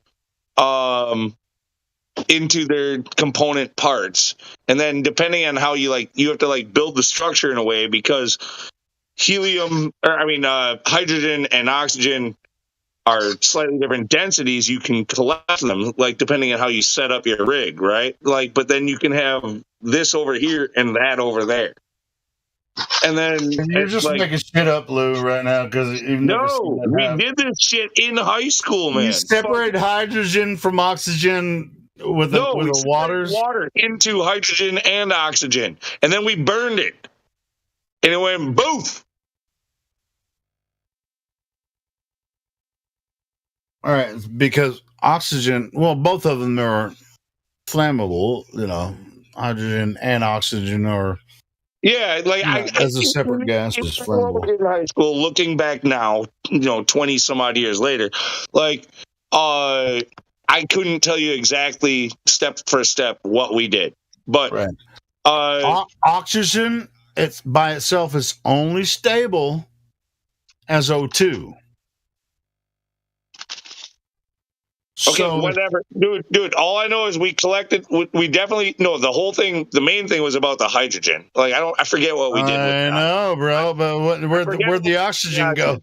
If it's going to be oxygen's only stable. If it has two atoms. In chemistry. So if you take H2O and you separate the oxygen from the hydrogen, then it has to connect to another stable thing. And that's why I was watching a video earlier. They're using magnesium in a different test to create water in a laboratory. They had to use other elements for the oxygen to bond to, because you can't separate the oxygen from the hydrogen. I think the oxygen boils off, basically, that's what happens. I think the oxygen boils off, and then the hydrogen is what bubbles up. I think that's what happens. Maybe we didn't collect both. I think the oxygen just boils off. That's because like I said, it definitely there's heat being created in that arc. And sounds like a nuclear reaction to me. Just fucking with you. So you're going to separate. It doesn't sound nuclear. It doesn't sound at all nuclear. Okay, so how are you going to get how do you get the hydrogen to separate from the oxygen? No, that's because both of them have to. In simple chemistry, they have to be bonded together. It's going to take some hard process. The oxygen can't burn off. I don't know. If it's not stable as O2. And you know what H2O2 is? That's hydrogen peroxide. It can't happen. Instead of telling me that it can't happen, I did this literally. We did electrolysis and made hydrogen and blew it up as an experiment in 9th or 10th grade. Okay, in my class. No, if you don't believe me. I do believe you. I'm not saying that. I believe you that you did electrolysis, and I believe you that you made hydrogen, and I certainly believe you that you blew it up. But you have not demonstrated to me, you have not proven that the hydrogen that you made came out of the water. How do I know that it wasn't coming from the electrons that were decomposing? It took the water and the electricity, and it took creating a rig above it to collect it. And what else? Where else did it come from? Did because I did a ritual, some kind of all right? So water itself doesn't burn. There's no gas. Water in a stable state where you're not going to put a flame to, and it's not going to, But then you put it in a tube, and then you add electricity. Is this what you're talking about, or did you add other chemicals to it? Listen to you, man. I drown you out after all these years. You just fucking you're almost as bad as Democ, honestly. Really? I'm asking if in that experiment, in that test, did you add other chemicals to it, or did you just add electricity. No, yeah, like he said earlier, there was an electrolyte. We probably put salt in there, I believe. Uh-huh. Yeah. Right. All right, so I'm just as bad as Demo because don't know what the fuck I'm talking about. Yeah, no, I just drowned you out most of the time. That's all. I'm just telling you that. That's because you're, whatever. Because I'm a dick. How do you know? Yeah, but so are you. And how do you know that the hydrogen and two dicks don't stick, right? Do they? And not the electrolyte? Did you hear my question? No, go ahead. Because that dickhead over there was fucking laughing. What did you say? Do you want to hear my question? Yes. All right.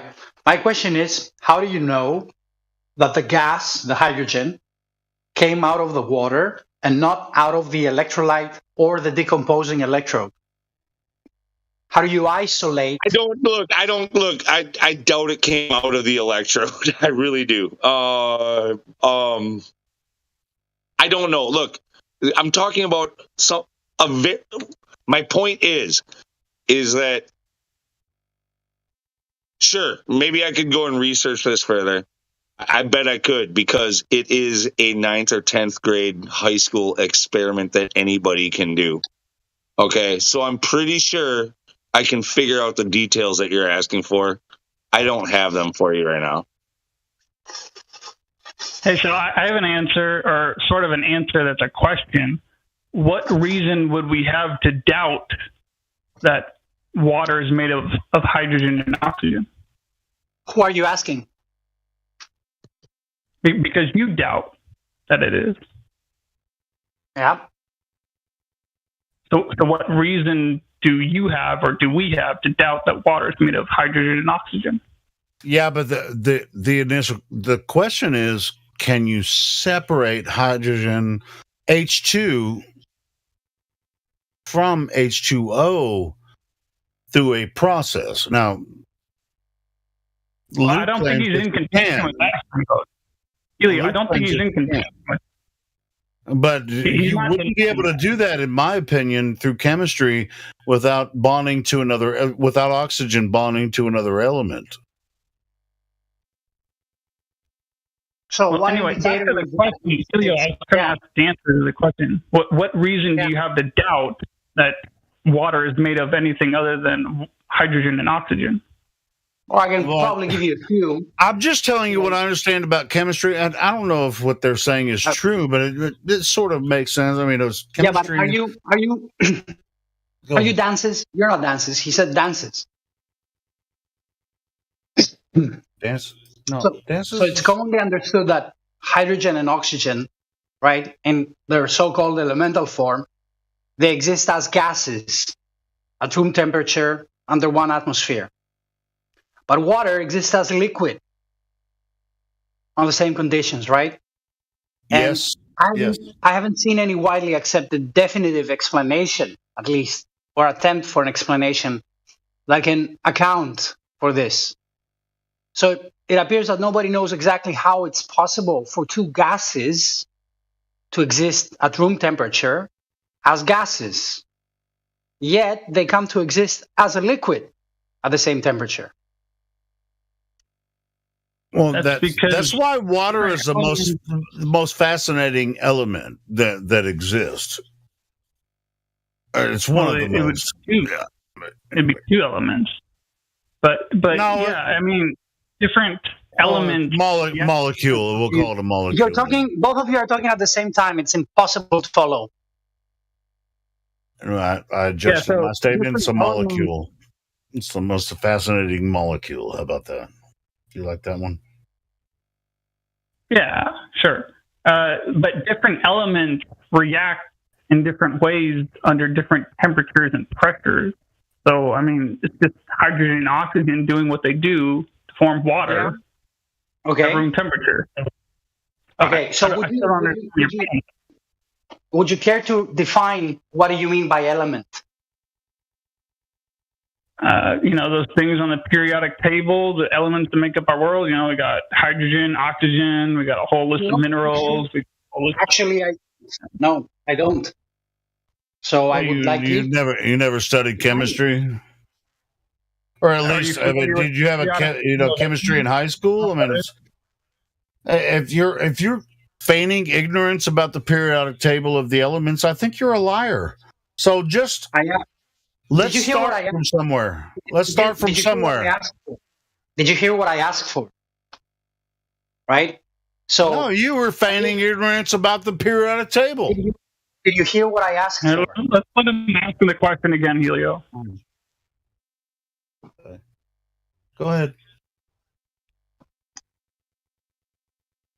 Yeah, so I was asked about what reason I have to believe or to have the opinion that water is not a composition of two gases, right? And I gave you one. Wait, hold on. I got to stop you right there. You keep saying a combination of two gases. You mean a combination of two elements. These elements can exist when you mean elements? Liquid or gas form. I want to go in the middle. You could both agree on fluids. If you just say two fluids. Because gases and liquids are both fluids. So depending on the pressure, it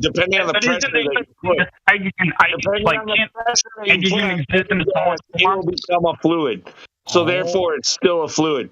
That's not true. H2 and O2 are gases. H2O is a fluid. Nope. Look. No, dude. You're getting fluids and liquids confused, Helio. Really? Like the fluid, like you understand, liquid. Gases are also fluids. Correct. That's correct. They can be, under certain. No, not they can be. They are. They are. Because they're constantly moving, Helio. Correct. All right, so oxygen is O2 is a fluid. Shapeless. They take the shape of their container. Yeah, that's the point I was trying to make to him. Wait, so O2 is a fluid. No, it's not that. Oh no, a fluid. So it's not a liquid. It's a fluid. Exactly. What the fuck is a fluid? Something that flows. It's all right. So, but O2 is a gas, isn't it? Say again. O2 is a gas. H2 is a gas. All gases are fluids. Say it. All gases are fluids. Fluids? What do you mean by that? Because we have three states of matter: solid, liquid, and gas. Yeah, so let's make this really simple for you, Helio. Listen. So there's three states of matter. I'm not confused about this, motherfucker. Solid, liquid, or gas? Which state of matter is oxygen? O2. Oh my God! What the hell? Look, when you have, I don't remember what's O1, O2, and O3, but like there's no O1 in nature. All right, so O2 and O3, is it? O2 is the only. It's the only stable form of oxygen that anyone experiences, and it's a gas. Dude, no, it's a gas. Has to do. Look, it's still just oxygen. It's still just O. And it can have all three states, like or at least two states. It can have at least two states. Not according to chemistry. Yes, because it's a gas. No. Yes, you can compress oxygen and turn it into a liquid, and put it in a tank. You can compress hydrogen, put it only in its natural state when it's stable with O2. You can't just have one atom of oxygen and compress it into a state. Helio, what the fuck? I don't care how much you want to argue. Go and look it up. All gases are fluids. All gases are fluids, meaning they have a fluid dynamic. Fluid dynamic. They act fluidly. Talking about the natural state of matter, not fluidic. Fluid. I know exactly. Liquid and fluid are not synonymous. Okay, they know that. I will pick up this conversation again when when the ones that are participating in it are not that drunk? Thanks. Whatever. Way to Yeah, go, good Helio. call. Gases aren't fluids. They're Yeah. fluidic. They're fluidic in Right. description. You guys but they're have not a good fluid. one. I'll be around, okay? See you We later. have three general states of matter: gas, solid, liquid, and gas. Yeah, and which liquid are you drinking right now? Are you disagreeing with me that there are not three No, states Helio. of matter? Ever. Yeah, well, fuck you. If you think that I'm wrong about this, then show me how I'm wrong. No, Helio, I don't think you're states wrong of about what you matter. just said. I think you're wrong because Three you just states of destroyed the matter. last conversation. Tell me how I'm wrong about three states of matter. There's a fourth one. It's called plasma. I've heard about that one too, and that's under Damn, consideration. he got you too, even with fucking following your stupid straw man argument, Helio. I'm actually kind of following. It's like if you don't understand the standard argument, then you won't be able to give. We're not talking about a fourth being fluid. Fluid is not a fourth state of matter. It's how a matter behaves. Both liquids and gases follow a fluid behavior, a fluid dynamic. Okay. I'm quite aware of that, but I don't think you actually brought it up. Thanks for agreeing.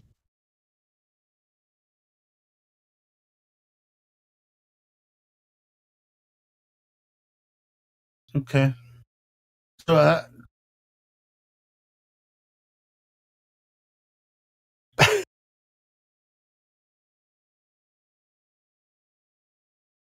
all right. So the fluid state of gases is like the fluid state of oxygen. Is there which idiot fucking liquid is liquid state? Like or no, sorry. Actually, you said you fucked that all up completely. Oh, now I've fucked up. Right. So we have a fluid. I don't even know what you were trying to say. Yeah, I mean, you guys didn't even know what you were trying to say because I don't know what you were trying to say. The fluid. Say that again. What did you? I was actually talking about chemistry, and you guys got all pissed off. The liquid dynamics of fluids or something. No, look. All liquids and all gases are essentially the same thing. It's just sort of. I mean, solids are a little bit. We base them with Archimedes' principle off of water. Water is kind of what separates up and down for us, right? We have below water and above water. Like we have, but this is just a state of matter. Like there's still fluid. Gases, the oxygen, the hydrogen, all that stuff above us, it's still a fluid. It's just that we're basically swimming in it, and we're a lot stronger than it. It's a much weaker fluid than what the water is, which is much denser, and we have to push against it. Like there's this. That's essentially what's going on. I mean, that's the way I view it anyway. That's similar to the way I view it too. That's similar to the way I view it. We're swimming in the air that we're breathing. And as far as chemistry goes, just because I know something about it doesn't mean that I think it's completely valid. It's why birds can fly. It's why it's dude. They're just pushing a little bit more of it. It's the same as swimming for a fish. It's just in a different It's in a different fluid. They're both. One is a liquid, one is a gas, but they're different fluids. It's the same shit.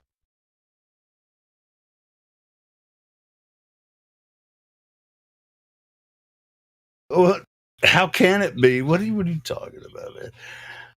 Can be the air? How can the air be It's the a same? scale. Think of it like that Archimedes principle, that beaker, where you have an olive floating in one thing and you have a cherry floating in another, and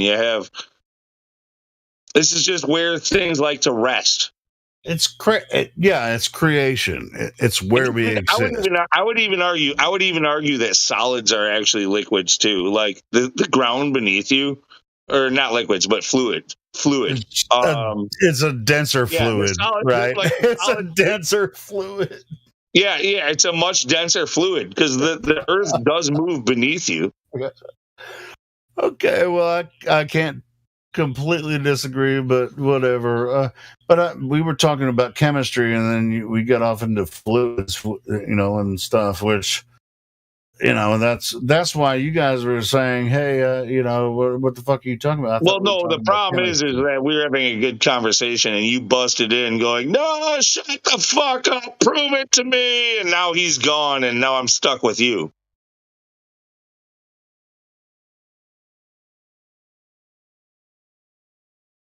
You ain't stuck with me. Well, you actually kind of stuck with me, like, pretty much perpetually until this whatever happens ends. But bro, I didn't try to run anybody off. You got to let your mind flow like water. You pour water into a cup, the water becomes the cup. You got to let your mind flow like water. I was just curious about the chemistry of it, and I gave my opinion, and then you disagree with me and call me a shithead, and I just. Dude, I don't have to call you a shithead. You call yourself a shithead all the time, dude. You know you're a shithead. I kind of own that, but as far as the chemistry goes, that's what I was talking about. You can't make hydrogen. You can't extract hydrogen from water. Nobody can. Yes, you can, Helio. For God's sake, why would you doubt that? What the hell? Seriously. Why would I doubt what? I've seen plenty of videos on it. You can pull hydrogen gas out of water by running electricity through it with through electrolysis. Yes, I've seen how they claim it's done. And yes, and they get like horsepower and engines. It's like this is because we put electricity through the water, and then we can make more horsepower. Right? Are we talking about Helio, the same thing? You're too drunk. I have no idea what you're talking about. I don't think anyone else does either. Really? You haven't seen someone do an HHO thing? Really? It went into the whole drowning you out fucking thing again. No clue what the fuck you're talking about, dude. Huh. So you haven't seen someone like videos on YouTube where they take... I've seen YouTube before, Helio. I'm talking about where they use HHO manipulating things on car engines and say they're extracting the hydrogen and using induction into the carburetor and making cars go faster because hydrogen burns. Boom! I got it. Yeah, hydrogen makes cars go vroom. That's what I got out of this. I don't know. It also makes balloons go boom. Yeah. If you hold a candle up to it with a stick. Yeah, because it fucking explodes violently. It's a very efficient way to use fucking energy. That's why. My whole point that got all this started long before Helio got here.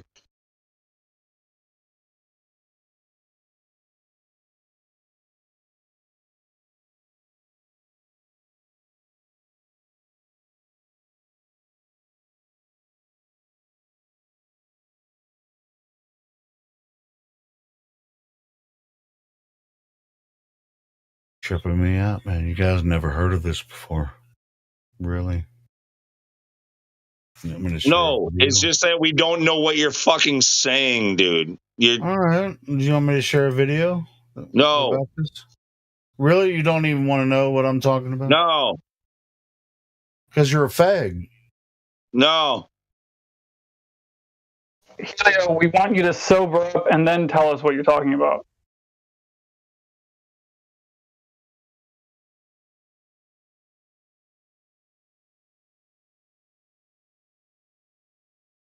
Coming up, H-O-G.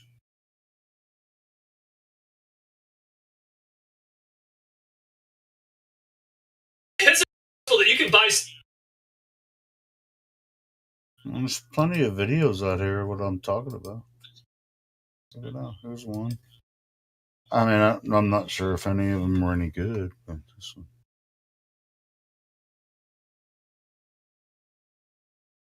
HHO dry selling. All right, clearly the chat's killed. I don't know whether you guys should blame me or blame Helio, but hey, the blame chat's me. killed. Thought we were talking about chemistry. Yeah, you might as well start playing some replay of a fucking previous fucking something or another, like, because the chat's killed. So is it general consensus I should just leave? I'll do that. While you're drunk, yeah. Hey, who's what you gonna do with all this people or whatever the hell that is? What up? Do you believe that the Earth is a spinning ball in the vacuum of space? No. Cool. How'd you find out it was flat? A friend sent me a video a couple years ago, and then I just looked into it, and then it was like, I left it all behind, because it's like you can't really change other people's minds. Well, you can change some, but it's very few, You can lead a horse to water, but you can't make it drink. Exactly. Stubbornness, whatever you may call it, but I just gave up on convincing people of it. So I'd rather just convince people of stuff that you can convince them of. Oh, hey, I think I should let you know something I told someone else here earlier today. If you want to not waste your time talking to idiots, but only spend a limited amount of your time talking to smart people who give a damn about the truth, I would suggest just taking some chalk and going out into a public area, crowded public area, wherever you live, and just write the Earth is flat somewhere. And in the few minutes it takes you to write the Earth is flat on the ground, there's a good chance that someone might come up to you and actually ask you questions about it. And there's a good chance that that person gives a damn about the truth. So it's just a strategy I've recently figured out, that, you can use that strategy to talk to people that care about the truth, as opposed to large masses of people that don't care about the truth. Did you try that? Yeah, I've done that. I've written that around my town that I live here in Portland, Oregon, about, 40 times or so. 45 times, I've lost count. But yeah, I realized that especially when I went downtown Portland, because pretty much everyone that, doesn't really care to know or doesn't really care about much of anything, I'm guessing, they just walk by, They just don't even really pay much attention to you. But people that care to know the truth, they'll walk right up to you and start talking to you. But don't you also have those people that come up to you and they're not about, being open-minded, but more about attacking you? Yeah, that happened with a couple of guys in front of this one grocery store I wrote it down in front of. But, they were just saying stupid bullshit to me. I mean, right. Whatever, just walk away. I mean, the only reason why I walked away as I did, I finished writing it before the security guard showed up. But a security guard showed up and said, well, technically you're writing things here, so I'm going to have to ask you to leave. He wasn't being like a Glober or whatever, but he was just saying, just doing his job. And just walk away. But yeah, a couple of Globers walked up to me one time. But no, it was mostly actually much more I think that was two Globers one time But all those other people that walked up to me and talked to me, they were like not Globers, and those were all together about 8 or 9 people altogether.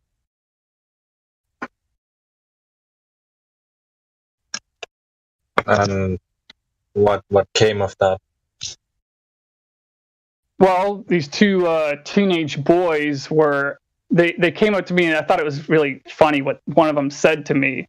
And I realize now the reason why they said it in this particular words is because they were waiting for a train that was going to show up in 5 minutes. So one of them said to me, "Can you convince me that the Earth is flat in 5 minutes?" And I was like, "Okay, whatever." And I didn't even necessarily do that. I just simply told him a method on testing the Earth himself. Informing him that if you can see a target over a body of water, and the target's 10 miles away, and you and the target are less than 15 feet above the surface of the water, then that observation falsifies the radius. And he found that to be a sufficient answer, him and his friend, I shook their hands, Nice. Yeah, those 2 boys definitely gave me a lot more faith for the next generation. Yeah, but they come in few numbers. Well, I'll be honest, in my own experience, I'd say that 70% of the American population has the mental capacity, the mental ability to accept the truth about the Earth being flat and stationary. It's just a question of how many of that 70% really care enough to bother to tell anyone else, and really care enough to, care at all. I'm not sure what that percentage would be, but it's less than 70%.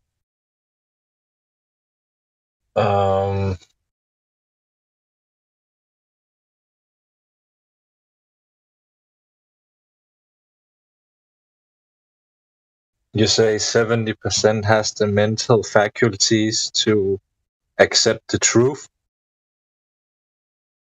Yes, but not necessarily give a damn about the truth as much as you or I do.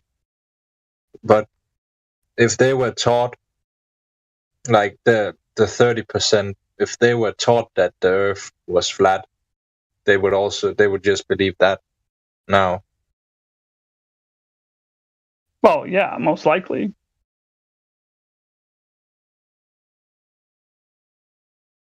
I mean, think about it. How many people, of high intelligence, medium intelligence, or low intelligence, how many people at all would believe that the Earth is a spinning ball in the vacuum of space? They weren't raised with that cult belief to begin with. Probably less than 1%. I'm guessing damn near none. Yeah.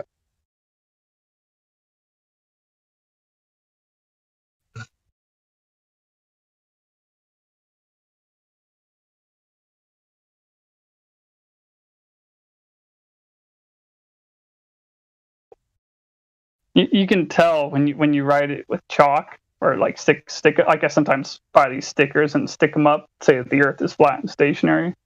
And I just think it's funny when I see these stickers and someone's been tearing at them, in a way that you can see someone got angry, or someone tries to smear the chalk on the ground. You're like, oh, someone got angry. It's funny. Right.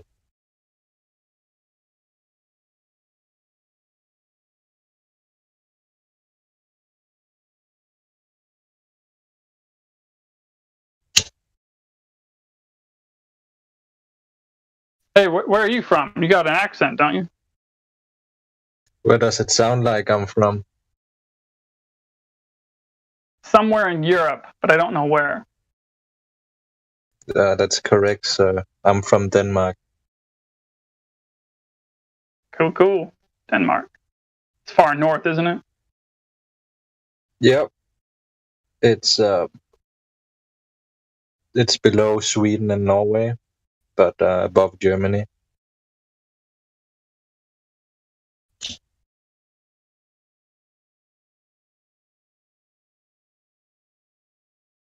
So what would you call the language you speak there? Danish? We call it Danish in English, but in Danish it's dansk. Right. Yeah. And like English took a lot of words from Danish, and especially like Old English, but we don't use that anymore. But you can still see some reminiscence of the Danish language embedded in there. So it's like, I think it should be quite easy for Scandinavian people to learn English.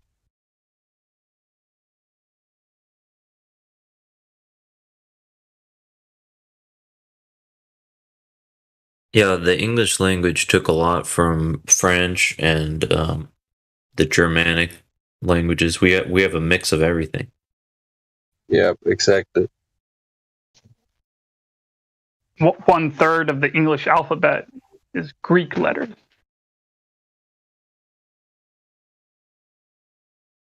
I mean, modified versions, right? Like, it's not the exact same letter.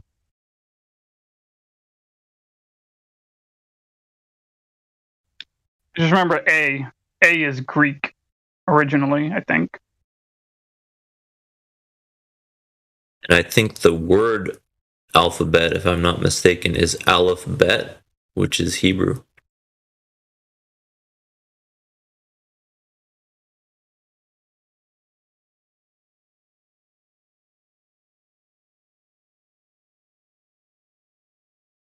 Yet algebra is a... Oh, damn. What is it? Yeah, Middle Eastern, whatever it is. Arabic. That's the word. Arabic, yeah. An Arabic word, and originally it was, invented by people that speak Arabic. Algebra. And we also get alchemy. So algebra, alchemy. And I think chemistry is probably the same chemi as alchemy, so they're still doing alchemy over there.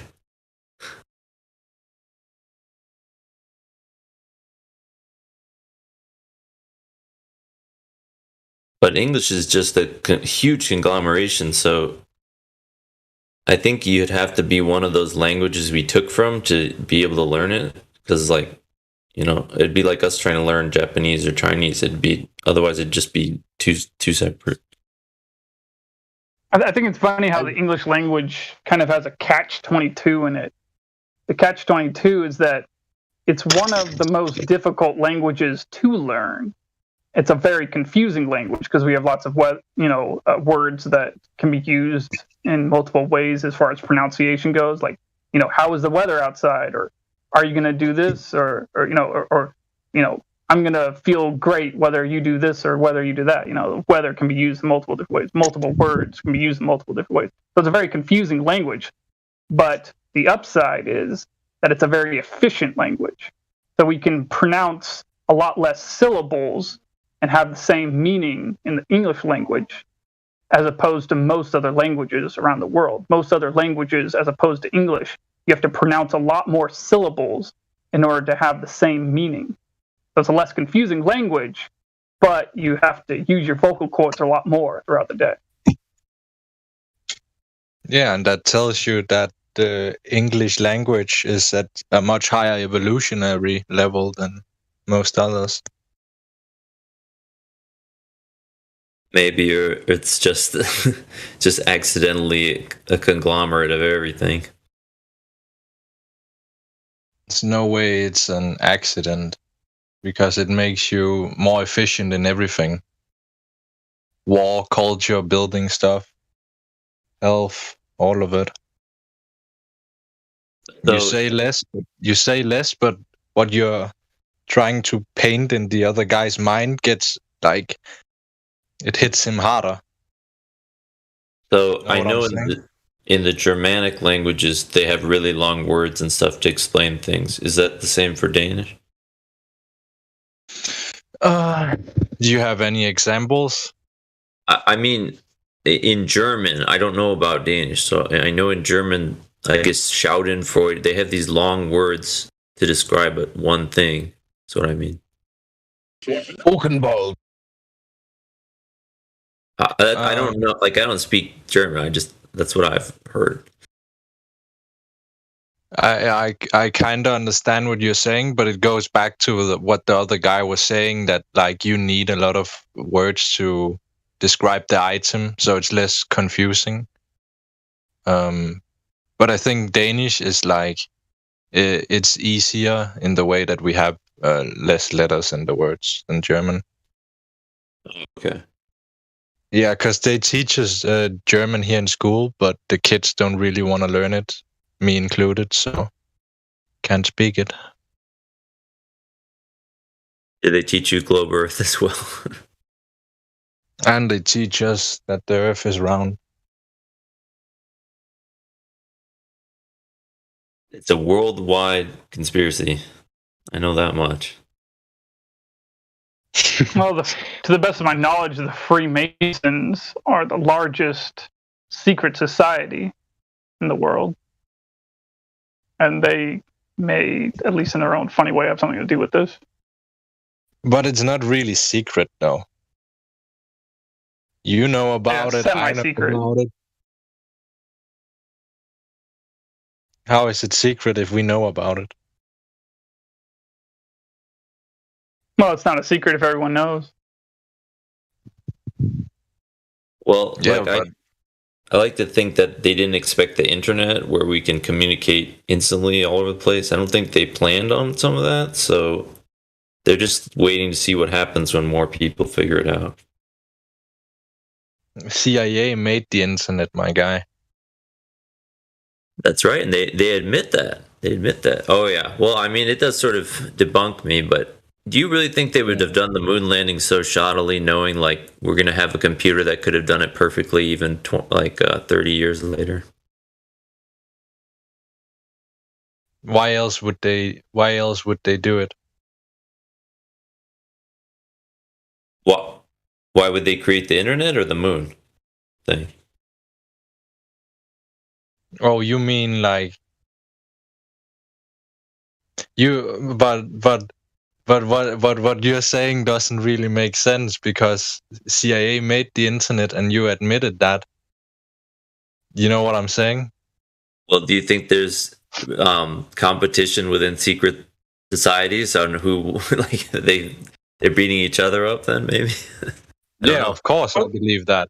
Like in CIA, there's different factions within the CIA as well. Like, oh, here's the Jews, and then there's some Freemasons, and there's some other people we don't know about, and then they clash with each other, and then like when they want to take another faction out, they have to come together about it and like beat him up together, or else they're just gonna get wrecked. Know what I mean? But keep in mind, just because some group of people created something doesn't mean that thing that they created is inherently evil. I mean, someone could invent a computer, a PC. That doesn't mean that PCs are inherently evil. Yeah, nobody said that. What's the point? Well, I thought you were implying that about the internet, like it was created by the CIA. Thus, it can only be used by them against us in some way. I thought they were implying that. Oh, no. That's not what I'm on about. Like, the internet has its pros and cons, and I think that they wanted us to enter a new age. So, and they released it. Well, the CIA would definitely be a group that's quote unquote in on things, in my opinion. So they wouldn't release something unless they, I think a lot of technology, this is my own belief. I mean, other people don't necessarily believe this, but I believe that we have more advanced technology, or that they are slowly rolling out technology. I'm pretty certain about that. So they chose the time to release the internet instead of inventing it in some sense. That's what I think. Keep in mind, from a military strategic perspective, it would make sense to do such a thing, at least as far as military hardware goes. You don't want your adversaries to have the same technology you have if you have better technology. But I'm not saying that you should, hide things from the public necessarily. It's kind of a catch-22, but only if the facing off nation against nation is like, is the Russian government really against the American government? Is the Chinese government really against the American government? Are the Russians and the Chinese really against each other? Are they really? Kind of hard to say these days. Yeah, that's exactly what I was going to say. You have to believe that the wars or the conflicts we believe we seeing are real, and given what's been happening even in the course of my life, like, that's looking less and less true. Well, hold on. Be careful how you say that. The wars are real. It's the motives and reasons why wars get started and continued that, may not be real. I mean, sure. No, I mean, World War II. I'm talking about Prescott Bush, the grandfather of George W. Bush, he owned 40% of the weapons manufacturing factories here in the United States during World War II and before. And so when World War II got started, he was making a lot of money. He also happened to be friends with some people that, together with him, funded the Third Reich. So even if the Americans lost, Prescott Bush would have won. And if the Americans won, which they did, Prescott Bush wins. He makes lots of money anyway. Yeah, and they're always on both sides like that.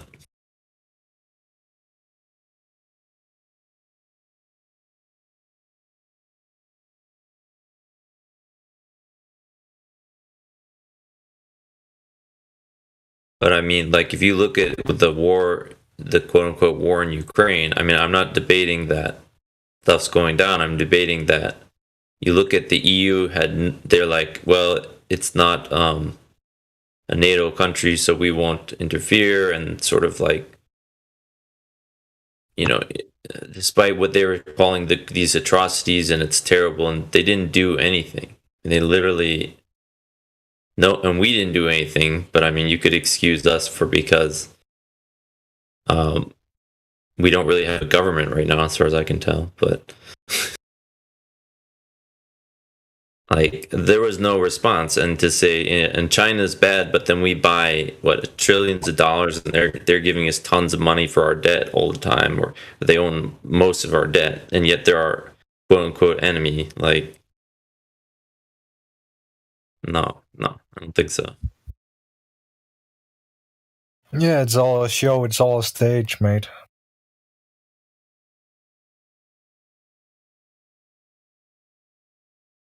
But the Chinese are still gonna invade you guys, and you guys have to fight. Yeah. Well, they own us already. Like, I think about, they already own us, so what would even be the point? Like, just... We have no economy now. We don't produce anything. Like, we don't even invent things anymore. As far as I can tell, we've completely stopped production as a society. And this has nothing to do with the unnamed sickness that was happening. I'm talking about just for a long time now. They're calling it stagnation right now. They're officially acknowledging it in the news, but the truth is we don't do anything. America, I don't know what's going to jumpstart us either right now. There's a word for it. It's called a trade deficit. What, you mean the China thing? Well, yeah. I mean, whenever you have large amounts of goods being produced by one country and sold to another country, and relatively small amounts of goods produced by country number 2 being sold to country number 1, that's called a trade deficit. They're also buying up our debt, though. So, like, when we say we have 31 trillion in debt, China owns a good amount of that. So, does that mean they own us? I mean, we have to pay them back, right? I'll be honest, I'm not entirely sure what that means in the end, but keep in mind their economy is not going quite as well as you might think it is. They are still ruled by communists, and even up until at least recently, if not to this very moment, they have a lot of inefficient practices that make them not as prosperous and wealthy as you may think them to be. Like, take for instance, they keep paying thousands of workers to build cities that no one's living in because, like, through their own communist weird system, it's sometimes more important to keep people employed, even if you're employing them to do something that's completely useless.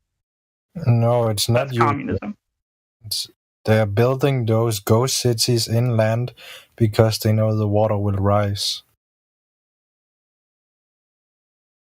You're talking about the ocean? Yeah. Are they rising already? Yeah. How much? Who measured this? I don't know, but I can look at pictures from the beach. Well, wait. We need something a little bit better than pictures, though. We need direct measurements, over a period of time in one place. I don't need that to know that the water is rising. You mean along the lines of the global warming and everything like this? I mean, I don't believe that the water is rising because of global warming, but I believe that it's rising. I see. So even without believing in the cause, you believe that there will still be the effect they're claiming. I'm not sure. Where have you observed this? Where have I observed it? Yeah. Yeah, so I live near a beach, and there are pictures and testimonials of people from before my time that can tell me that the water was not this far up the beach. But is that because the water's rising, or is that because erosion? Is the water rising, or is the earth crumbling into the water in that area? That would be both. Erosion is always happening when the water is moving. So what's the cause of the rise? I mean, and you're talking about all the oceans, right? Wait, hold on. You're getting a little ahead of yourself. We haven't actually measured the rise yet. It's just like we need an actual measurement of the rise of the water. Because, like, I know of, like, places in the Pacific where, they try to use it in sort of an odd propaganda sense, saying that the ocean is rising, when in fact it's these group of islands they're talking about that are actually sinking into the ocean. Not that the water is getting higher, it's that the islands are going down. So that's your explanation for the water coming further up the beach? Well, until I have a direct measurement of the water lowering over a period of time, yeah. Okay. I mean, I hate to say it, but I'm in the camp. I don't necessarily have any reason to believe the seas are rising in any way that... Certainly it's not gonna... I mean, if it is, I don't know what the effect is. But I don't know what it would be. We can talk about but you agree with me that the water is still coming closer to your house, whether you know the cause of it or not.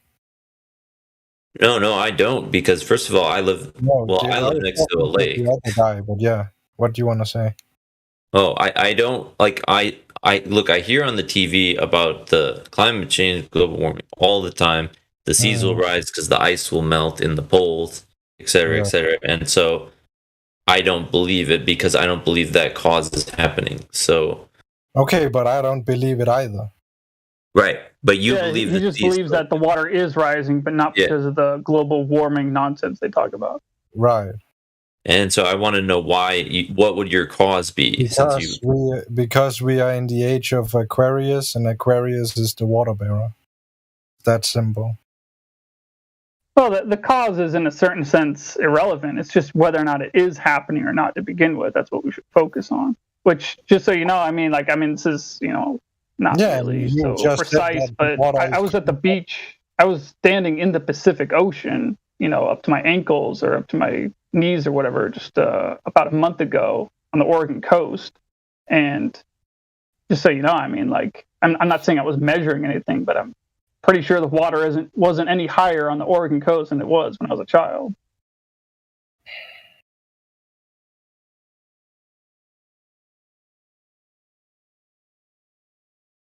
I mean, even now, I can see with my 22 years of life experience that the water has risen at the beach where I grew up at. So it's like, yeah, it's all the proof I need. One beach, though. I mean, you're going to need more data, I think. I mean, I believe your beach. I'm not, nobody, if you say that, okay. But. Yeah, but I'm not here to convince you or convince anybody. That's up to you. I don't care. But we can Do you think the beach might have changed? Yeah, of course, change happens all the time. Well, I'll tell you this, though. The fact that all these people on TV who are, they're just parroting all the time, but there's sometimes they do let out information that we're supposed to sort of know about. So if they already know that there is going to be a rising water and they've attributed to all these like crazy factors basically they made up, then yeah, I know. I mean, I'm paying attention to it, and I think that there have been a lot more sort of large scale weather events in certain areas, although what are the cause of those? Again, I don't know. But yeah, no, I'm paying attention, but I don't, without a cause, I have trouble. I'm not going to jump full on the seas rising bandwagon. But I just explained to you my cause. No, I think why are you guys focusing on the cause? Like we haven't even established yet with certainty that the oceans are rising. We need a measurement of that. But you just admitted yourself that some islands are sinking into the water, and thereby that's the islands going down, not the water going up. But it doesn't matter because it still results in the water coming further into the land. Yeah, that's erosion. That's happening all the time anyway. Okay, I'll give you an example on the other side of the spectrum. On the other side of the spectrum, you have volcanoes erupting on the ocean floor, forming new islands. 24/7. Wait, one at a time, please. Yeah, but this guy is so stubborn. Sorry, I didn't. Whatever. Go on. Well, I was just going to say, so yeah, islands and shorelines of continents erode into the ocean, and then in other places on the surface of the earth, islands are formed out of volcanoes on the surface of the ocean. Volcanoes erupt, and then eventually they pop up out of the water and form a new island. In fact, they even filmed it once off the coast of Iceland once. They literally once filmed an island being born in the Atlantic Ocean because a volcano was erupting below the surface of the water. Cool, I'll check that out. Sounds interesting. Yeah, because Britain, I know, is constantly eroding, meaning its shoreline is actually shrinking all over Britain. So eventually, Britain will be a lot smaller, and the water will be higher in some of those areas. Yeah, and that's why the Chinese are not doing a useless task by building ghost cities further inland. That's my point. That's all I wanted to say about that topic. Regardless of whether or not this event is going to happen, I mean, it is safer, basically, based on where you're going to build things to build it away from the water. I mean, you got you remember that big tidal wave that hit India? I think like maybe 15 years ago. Like a lot of things got hit that were close to there, so it's a good idea to put it more inland too.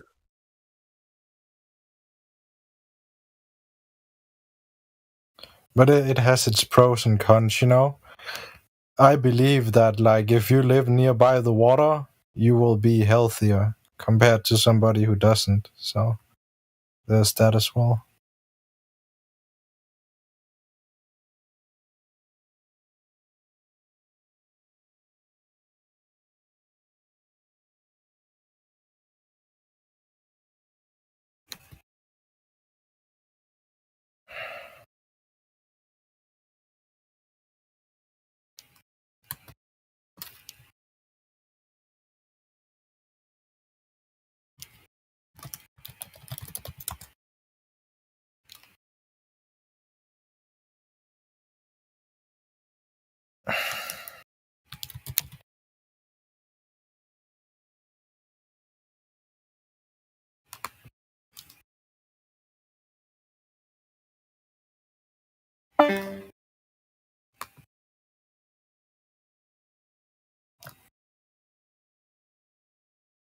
Okay, cool. I can't post pictures in the VC text.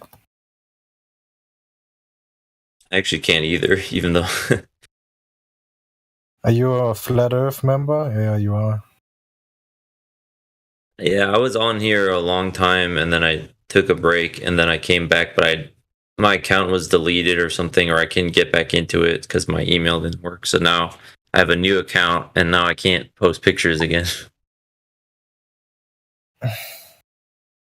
Sucks.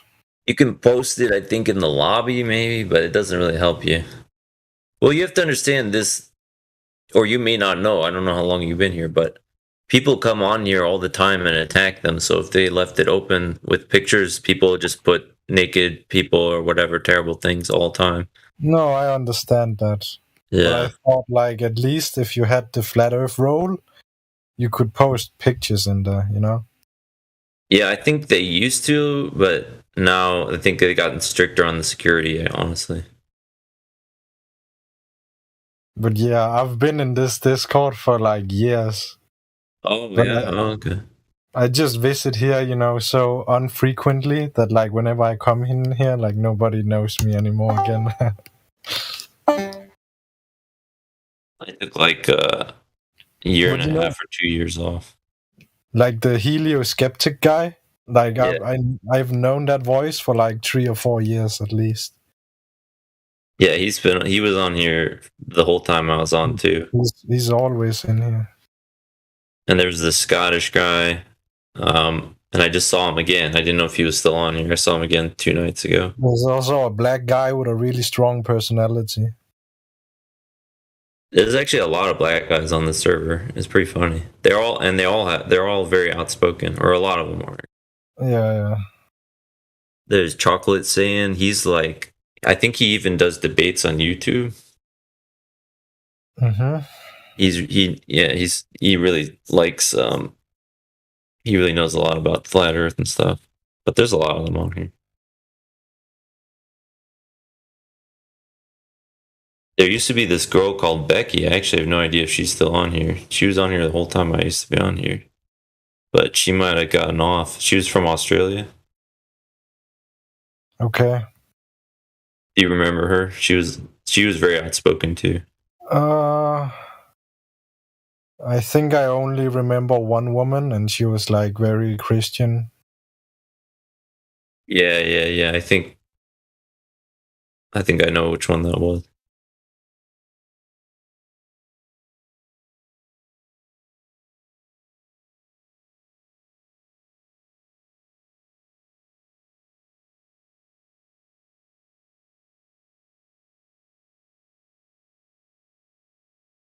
I mean, the thing is about the global warming stuff, or the climate change, that as they had to change it to, is that the science, even within their, of course, even within the globe model, the science makes absolutely no sense. Again, I mean, they're just, and everybody believes that. I mean, this is another thing. They spread this thing across the world, another thing, and it doesn't make sense again, and people they're eating it up. You mean how like ice in a container with water doesn't make it rise once it melts? No, like so do you know the science behind the climate change that they talk about? Yeah, it's isn't it about like when you breathe, when you drive a car, you emit CO2 and it destroys the layer so the sun shines brighter? No, actually. What's funny is that's what they used to say before the climate change they came up with. No, so that was the ozone. That was the ozone debate. They said that we were killing the ozone. That's not the current. It's so crazy. What's the current agenda? I'm too outdated. Yeah. So when you drive a car, or a cow emits gas, it stays in the atmosphere is the new thing. So it stays there. It actually and it forms like a cloud, an invisible cloud, of course. And so when the sun comes in, it comes in through the top, and then it can't get out. And then they said that causes heating. So, I mean, it bounces off the pollution. The sun effectively, it creates like an oven where it's bouncing forever, heating us, and can't go back into quote-unquote space like they want it to. And therefore, melts ice. So what about the ozone debate? That's the thing with them. They never brought it up again. They don't talk about it. They just dropped it? Yeah. I mean, I don't know how far you go back, but they used to talk about acid rain being a huge problem all the time. And that never happened. There's lots of shit that never happened. The ozone layer hole just healed itself over time. We were supposed to be under ice, and then we were supposed to be lack of any ice and flooded out by like 40 feet or something like that. Like, all this stuff, they just say whatever they want. This is supposed to happen. It doesn't come to fruition. When are you going to just stop trusting whoever keeps saying this shit? I can't remember. What did they even claim was supposed to be the cause of the acid rain that never happened? Okay, well, so at the time, people were throwing away batteries, and they said the batteries would leak in the landfills into the water, like they would spill out the chemicals. They would then they would evaporate into the rain clouds. Boom, acid rain. All right, here's one of the latest examples. What about the turtles with the straws hanging out of their nose? Like, is that really a big deal or no? Probably not. But back to the batteries thing, I just think it's worth pointing out. Now, I'm not a chemist, but I'm pretty damn sure that when evaporation happens, like those things they say would be going up in the air don't go up in the air. But that's not to say that these batteries aren't a problem, because when you say that first part about the batteries, making water dirty, not being a problem, yeah, I'm pretty sure that's real. Yeah, and if you think about the batteries now, the electric car batteries, the cell phone batteries, we actually have worse batteries than when they first brought up acid rain. Like, we were just talking about D batteries and stuff. Now we're talking about, you're not supposed to throw them away, but how many people you think they're all throwing them away? Like, that's just what happens. So we're going to have a huge problem on our hands later. And I don't think by the laws of density, I don't think that they're heavy. I think those chemicals are too heavy to go up into rain clouds, but hey, what do I know? Non-clean coal power plants, on the other hand, like the ones they have in China, unlike the ones we have here in the United States, those will put stuff in the air that'll definitely mess you up. And in case anyone listening is wondering what the difference is between a clean coal power plant and a non-clean coal power plant, the difference is the same difference for a stoner in reference to his pipe or bomb.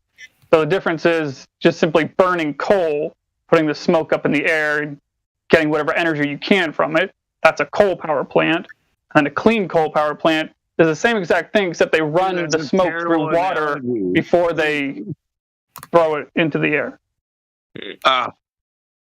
Okay, I get the analogy, but why are you trying to it's like everybody is a stoner.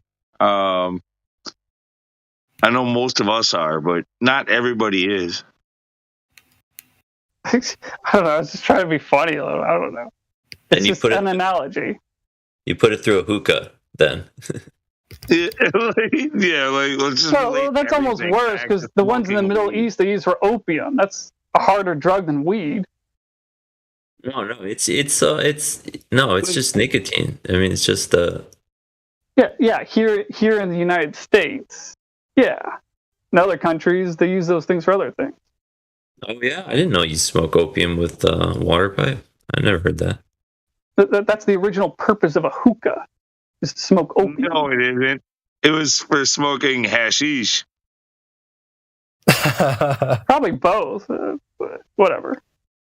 Well, yeah, the caterpillar in Alice in Wonderland was clearly a reference to drugs, and he was smoking a hookah. So yeah, you're probably onto something there.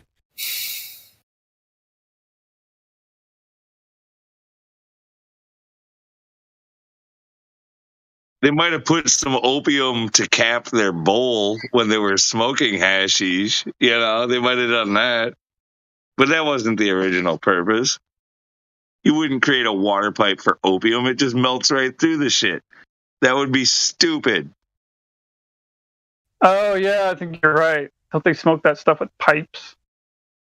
Hashish for sure, though. That would make a lot of sense.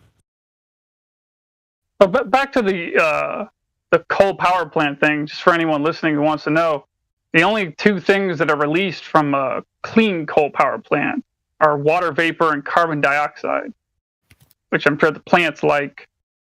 And, you know, those two things don't really bother us, at least in the quantities that they exist.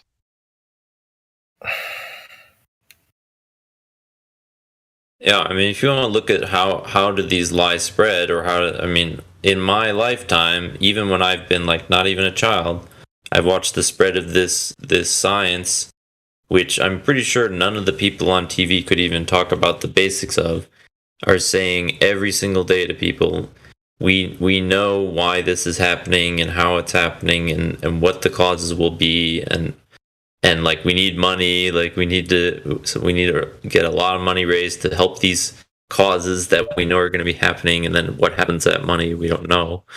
I mean, it's just terrible. Like I don't know if people are so gullible or so swayed. Like, what makes them open to this stuff all the time? You accept the reality that you're born into. Like the Truman Show, right? Like the Truman Show. As far as their tax dollars go, I'd call them suckers. I mean, here, where I live here in Portland, Oregon, if you're making minimum wage and you combine state and federal taxes together in your paycheck, it equates to about 29 or 28%, almost 30%. So the people making the lowest wages where I live are taxed at almost 30%. I mean, anyone who hears me say that and doesn't see what's wrong with it, there's something wrong with you. Check the tax rate in Denmark, sir. What is it, like 50%, 80%? Like 42. It's still 8% lower than the people making over $100,000, but less than $1 million where I live. If you're making less than $1 million, but over $100,000, you're taxed at 50%, which I also think is unfair. I don't think those people should be taxed that much either. I think it's like combined family income of like 120,000, and that puts you to that 50%, like something like that. It's really terrible. I'm not talking about families. I'm just talking about my older brother, Zach. He just, a couple years ago got a job where he makes about $100,000 a year, and he pays $50,000 a year in state and federal taxes. Holy shit, really? Yeah. Yeah, I do what I can to avoid paying tax. That's all I'm gonna say. And then people like Elon Musk often pay zero taxes, or even Bezos, because they don't earn income. They either have they just have savings and this kind of, and they have ways around it too, obviously. But if they aren't, if they don't have the 50% income tax, they might not even be taxed that year. No, rich people don't pay taxes. They have tricks with owning corporations in different countries.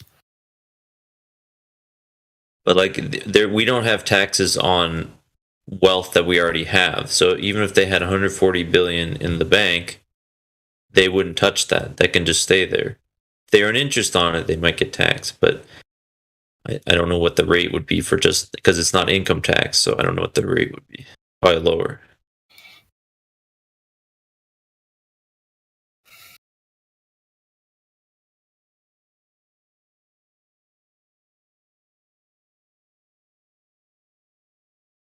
I think the worst of all the taxes are property taxes. 2 reasons. One, by having property taxes, you're technically, by definition, leasing whatever land you think you own. You're leasing it from the federal government. You don't technically own the land that you have a deed to. So when you're buying a deed to some other form of land in the United States, you're really just exchanging leases. Yes. So, what were you going to say? No, I'm just agreeing with you. Oh, yeah. So I was just saying, like, that's one reason why I have a really big problem with property taxes here in the United States. I think we should do away with them. Not that I think we shouldn't have any taxes. I'm not saying that. I'm saying we shouldn't have property taxes. The second reason is, related to the subject of the server, Flat Earth, which is that, your tax dollars that are property taxes, they go to paying for the educational system in the area you live in, where they, teach people that they teach students that they live on a spinning ball in the vacuum of space. So they're taking your money, whether you like it or not, to pay for the indoctrination of students in your local school system. If that isn't degrading, I don't know what is.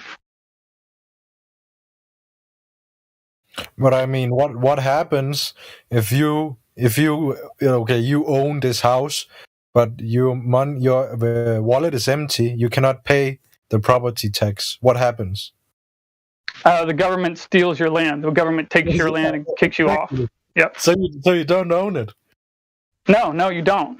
Yeah. No. I mean, you'll hear a lot of Americans say a combination of words in English as if they do own their house, but they really just own a lease to the land that their house is on, and they lease the land from the government. No, they don't own it. No. I think there is a small area in America where you don't, like, there's one city where they don't ask for property tax, but it's not very large. I mean, it's a town.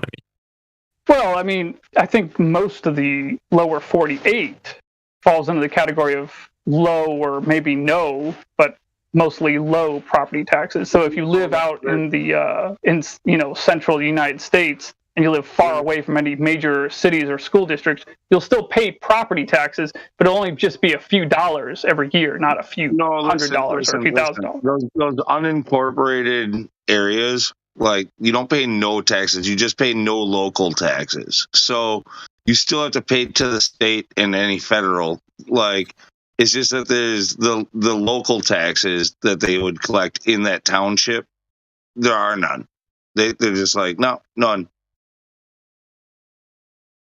Yeah, it doesn't get you out of federal, obviously, and state and or state, yeah. Or if you leave that town to go on vacation for 5 minutes. It's for the small towns, the really small towns with the really low populace.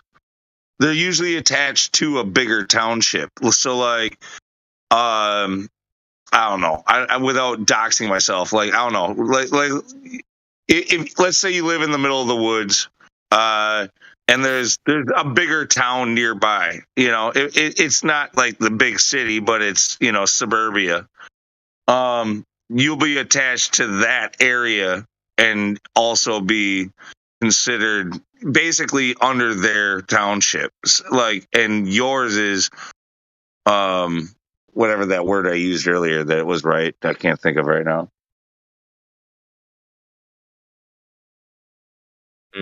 Like, you're still taxed. No matter, you can't get out of this country and not be taxed, period. It's gonna happen. Like, I don't want to dox myself either, but the sales tax is over 10% where I am. Yeah, we have a low sales tax where I'm at. I don't mind saying the state. I'm in Wisconsin. We have a really low sales tax. It's like 5.6%, or it might be 5.5 again, because we raised it 1 point for a tax when we built Miller Miller Park for the Brewers. All right, and that lasted for like 20 some odd years, but it went from 5.5 to 5.6% for a sales tax. I think I might live in the only state in the union that doesn't have sales tax. Oregon. There's no sales tax here. No, listen, flat tax. If you live in a flat tax state, that's actually the fairest way to do it, in my opinion. Wait. When you say flat tax, do you mean everyone taxed at the same percentage rate? Now, okay, so yeah, you typically in a state like that, you have really high sales tax.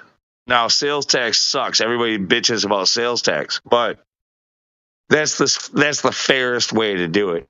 So, like, the more you buy, the more taxes you pay. When you're trying to build a company or you're trying to build anything, like, or whatever, the more you purchase, the more you pay in taxes. If you want to hoard it, you can still hoard it. You don't have to fucking buy shit. It's up to you. Like, if you want to make it for yourself, you don't have to pay the taxes. If you want to find another way to skirt it, you can do that.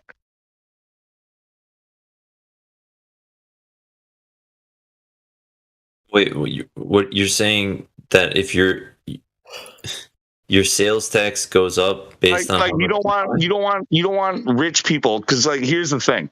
All right, I should go further in depth. So, it's about, like, what you earn. So, like, what it takes to live for your average American. Your average American needs to spend over 90%. I think it's like 95% on average, something like that, like, of what they earn just to get by. The rest is what they could possibly save, right? But if you're uber rich and you have a business, a company, so on and so forth, like that, a corporation, right? You require very little to get by compared to what you take in. Like, we're talking about what it takes, your labor. Most of your labor, if you're on the poor or middle class, goes into surviving, whereas very little of their work at the higher end goes into surviving. So the more you buy, because when you're rich, you like to buy a lot. The more you buy, the more you pay in taxes. Get it? Yeah, but is any state doing this, or this is your own? No. I mean, flat taxes. I don't know if there are any flat tax states out there, but that's been a proposition for at least 2 decades. I've heard it. I've been hearing about this idea of flat tax, like with the Ron Paul generation, let's say, like the Libertarian 2008, Ron Paul, all that, like that. That's kind of where I started hearing about this flat tax idea, and it makes the most sense. I don't know if it's ever been instituted, but there are some states that do have much higher sales tax, but when they have higher sales tax, they typically have lower property tax. When you have higher property tax, you might have lower sales tax, or maybe your state has a lot of toll roads to counter it. It's very complicated. There's lots of ways to collect taxes, but yeah, the fairest way is what I just described, in my opinion. Yeah, I've even heard Rand Paul talk about the flat rate income tax being 10%. Boy, wouldn't that be great? It doesn't seem fair, though, to have the same group, the rich, be hit with 50% tax, and then also in the flat tax they'd be hit with this other. The richest people should be taxed the most. There's no doubt about that. I don't know how you're going to wheedle out of that. 50%? 50%, dude. Back in the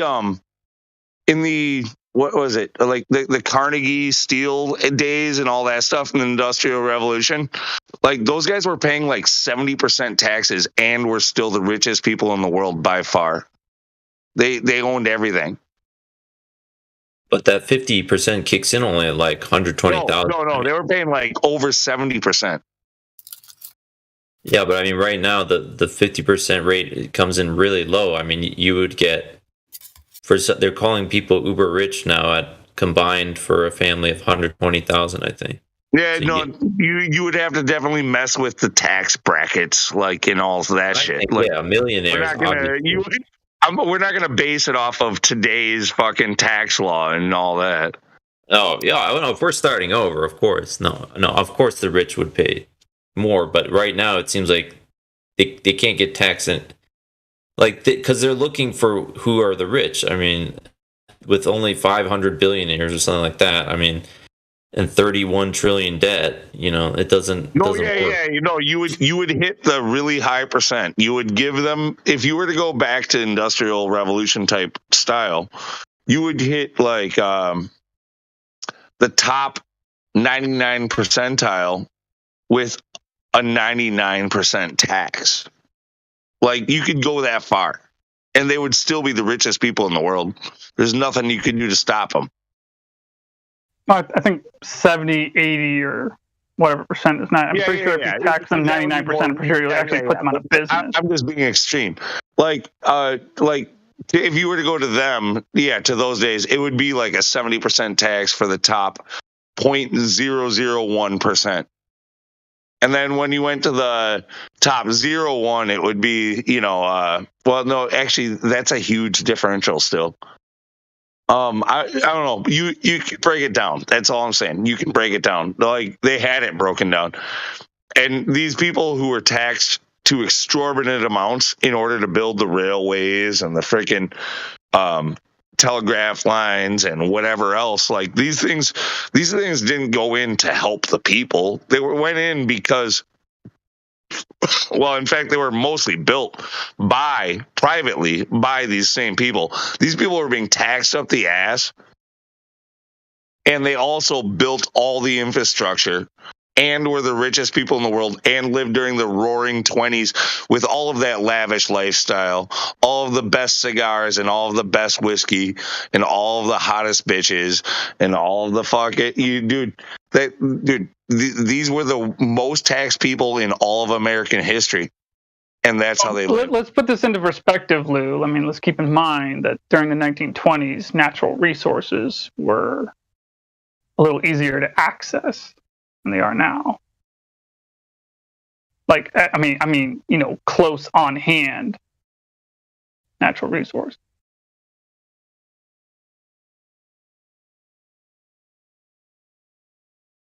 What I'm saying is, if you are super rich, you deserve to be taxed super high. That's just the only fucking fair way. Like, honestly. But how is that fair?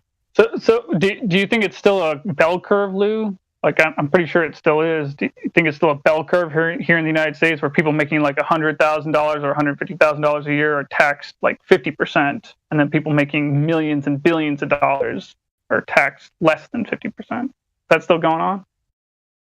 I don't know.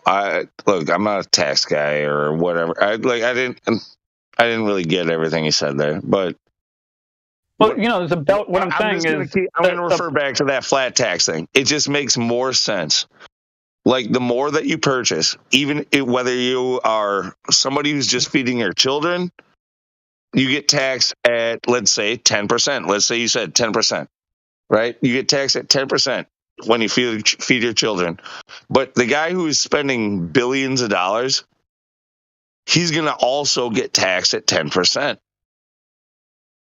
Okay, and that's a lot of money. You're going to look at that number like, I paid how much in taxes? And you're going to go, what the fuck? I'm going to write my senator about this. Okay? That's a lot of money in taxes when I spent $1 billion. And did you hear the part where I was saying how Elon Musk doesn't and Bezos basically don't ever pay taxes because they don't? No, why? These people should be paying the most. But they're not. They can't be hit with an income tax because they found a way to not just get income. They can do stocks and other ways to get that money. Yeah, no, you definitely need to be taxed on also on I don't want to sound like a fucking like government tax guy either though, but like you just living on what do they call it, investments, whatever, living on investments, living on dividends. Like that's how most of these people live. Like everything is, all of their money is wrapped up in investments, and so they can't be taxed on it. You know, like it just keeps earning all the fucking time, and they make all the best decisions. Like Bill Gates 2 years ago was pushing Impossible Meat is taking a crash, and he happened to get out before it took a fucking crash. Like, you know, like go fuck yourselves, assholes. Keep in mind with those two individuals and their companies you just mentioned, Elon Musk, Tesla, Jeff Bezos, Amazon, both of these companies accept subsidies. So even if you're not buying anything from Amazon, like me, I don't buy anything from Amazon. Up to this point in time, I think I've bought 2 items I can think of for Amazon in my entire life. And, you know, I've never bought a Tesla either. But even though I've never really bought much through Amazon, I've never bought a Tesla, I am still technically paying for things through Amazon that other people are buying and Teslas that other people are buying because these companies accept federal subsidies. I pay federal taxes. That means my federal taxes are going to help pay for the cars of rich people that buy Teslas. So it's steal from the poor, give to the rich. Sounds pretty good, huh? I don't know if they're still giving. Are they still giving the credit, like $5,000 credit to buy a Tesla because it's a green energy vehicle? From I think there's. I'm almost positive they probably are. Like that would be my. But I think that may depend on what state you live in. So that applies to where I live, Oregon, but maybe not every other state. But it's still coming from the government to pay for your expensive car. It's still the same. Yeah, and with tax dollars. Yeah, you're right. I'm not for that. I'm against that. And by the way, I bought a used plug-in hybrid, and you know, I put the paperwork in just for good measure or whatever to get the $2,500 rebate I was supposed to get, but it hasn't shown up in the mail, and I kind of don't even think it's ever going to happen because I don't know, just the bureaucracies are just so disgustingly inefficient. It's like whatever. Maybe I'll have more of a clear conscience if I don't accept that money or whatever. But like even I am supposed to get a $2,500 rebate from the state of Oregon for buying a used plug-in hybrid car. That's ridiculous. And you know, I'm against that policy. I think I and everyone else that buys any car like this or any other car should just buy the car, be allowed to buy the car, whatever money it costs to build the car, you know, is the money that should be used to build the car. So what I'm saying is the only way that we can actually know the true value of any gas-powered car or electric car is to eliminate all subsidies. That's the only way to make it a true free market economy. And then we will finally know for sure at that point in time what is more economical, electric cars or gas-powered cars or plug-in hybrids. But until we eliminate all subsidies, it's just going to be all speculation. Yeah, but I mean, the reason the laws got passed to give people like you, or you know, it not even in all states, but it's all based on the same science. What they're claiming for the changing weather, or what they're saying is the changing weather. So I mean, it was. I mean, I think it's a lie. I guess other people could debate how much of that is a lie, even in the flat Earth model. But I mean, they used that, and they talked about on the TV enough times that enough people believed it, and then they could pass a law, and then you know you were supposed to get a check in the mail, and so it's not just a question of you know letting one or the other win in the market because. You know, they saying that the Earth will be destroyed. That they're saving our lives. Yeah, that's bullshit lie. So what are we gonna do? Are we gonna get rid of all the people? Like, you'd have to fight back and say this science isn't true, or there's no way even what you're saying. They'd have to listen to people, and then they'd have to listen to people saying, wait, we don't live on a globe, and then they'd have to listen to people. So no one's listening.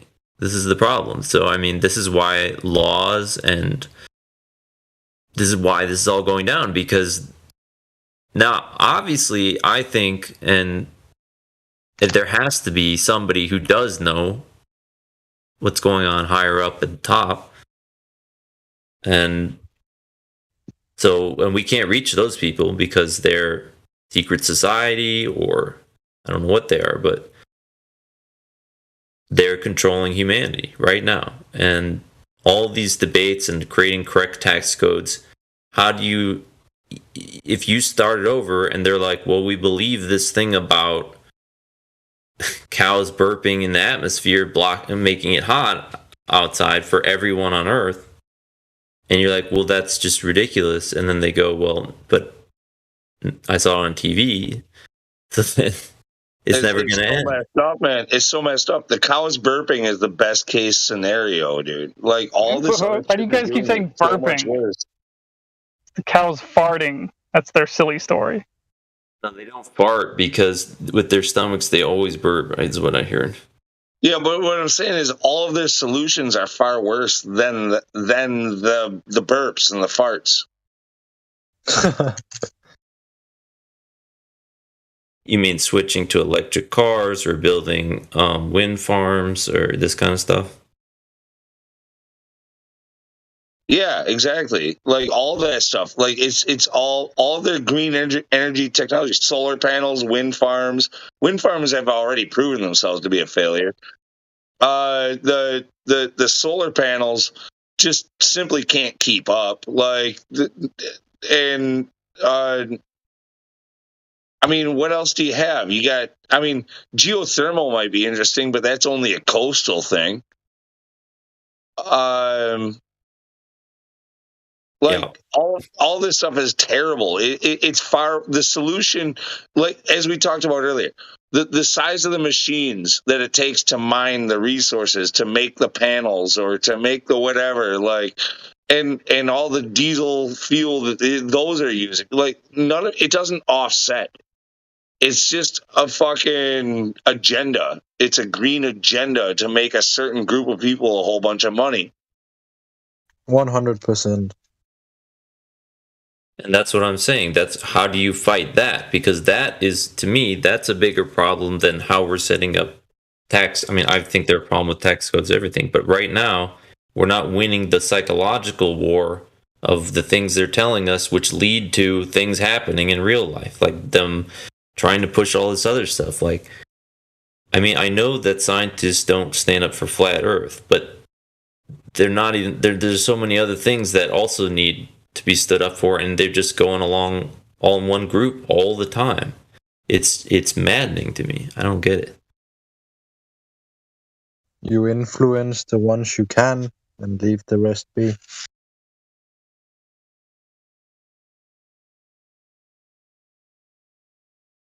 But one or two, I mean, I guess if they were outspoken enough, and you look at Elon Musk though, who's, and I guess Bezos, but Elon Musk for sure with his SpaceX, who's working hand in hand with NASA 24 hours a day. I mean, there's no question. I mean, he knows what's going on, obviously. I don't know, and I'm saying, do we have to? Like, we do what we can. We're waking up people little by little, and we're telling people things. Like, we know stuff, which is cool. But if you want to actually change these things, you have to defeat the ideas that they're coming out with and say, no, like, that doesn't make sense. And, you know, water always finds its level. The fact that when they hear that, they go crazy, or a lot of people just, they say, no, you can't say that. You can't. Like, how do you fight that? How do you fight that we're in the psychological war all the time? and they just want to keep, like, even if we defeat something, like we defeat the ozone thing, like they weren't convinced, so then they moved on to another one. So then it's just forever. Yeah, it's forever. That's why you avoid it. What, you avoid talking to them? You avoid talking with dumb people and No. I think the point, here's the conflict that's about to happen. So, like, you have a pacifistic type of an attitude there coming from Europe there, boy. You got to get rid of that and think a little bit more American. We got to stop this shit. Okay? Like, we got to fucking do so. We're American. I we was got to like fucking you. do something about this. I was like that. You were like that? What? Yeah, I was like this guy saying, "Oh, I'm American, not this pacifist pussy. We gotta change things." Yeah, I was like that. But then he got high. Well, when it comes down to it, though, like, if the world has a chance, like, you can give up, or you can rely on America to be the last ones that go, you know what, I'm not putting up with that. Oh, man. And I think you guys should fucking fight to protect your Second Amendment, because they're coming for that. You're the last country on Earth that has we're the ones that have to actually put our foot down. Yes, because the rest of you are relying on us. I agree that if we fall, it would be a huge change to the world, because all these other countries are like, well, you know, America's sort of quote unquote free, but if we're not, then they're like, oh, well, we're always going to live in oppression forever.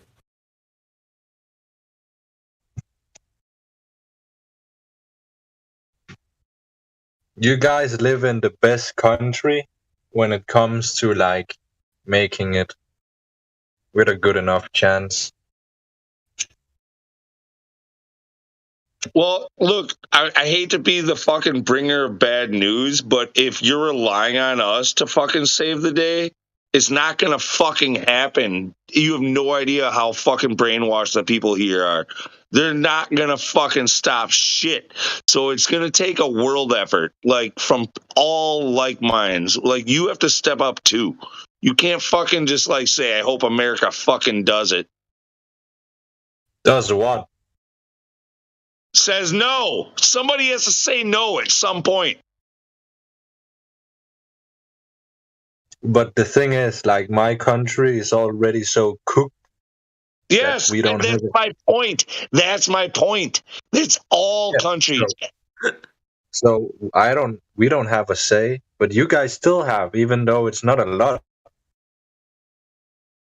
So that's what you have to fight. So you're not gonna save me.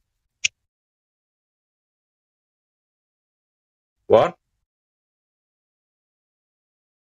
It's up to us now. I mean, you're not gonna defeat the Zionist machine Rothschild. You're not gonna do that, but you can protect. You're not gonna stop a fucking corporation that has no fucking borders from taking over the world by doing it one country at a time either. Okay? Everybody has to say no now. Yeah, and, like, it's not gonna happen, buddy. I think What just got a point there. The Europeans, I mean, Brexit looked like it was a real struggle for Britain to even say we want to keep our own flag. Like, that was a huge struggle for them. So I don't count on Europe doing anything either.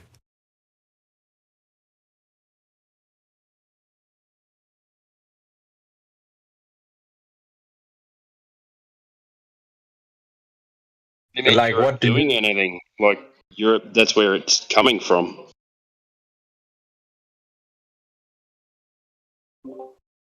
What's that?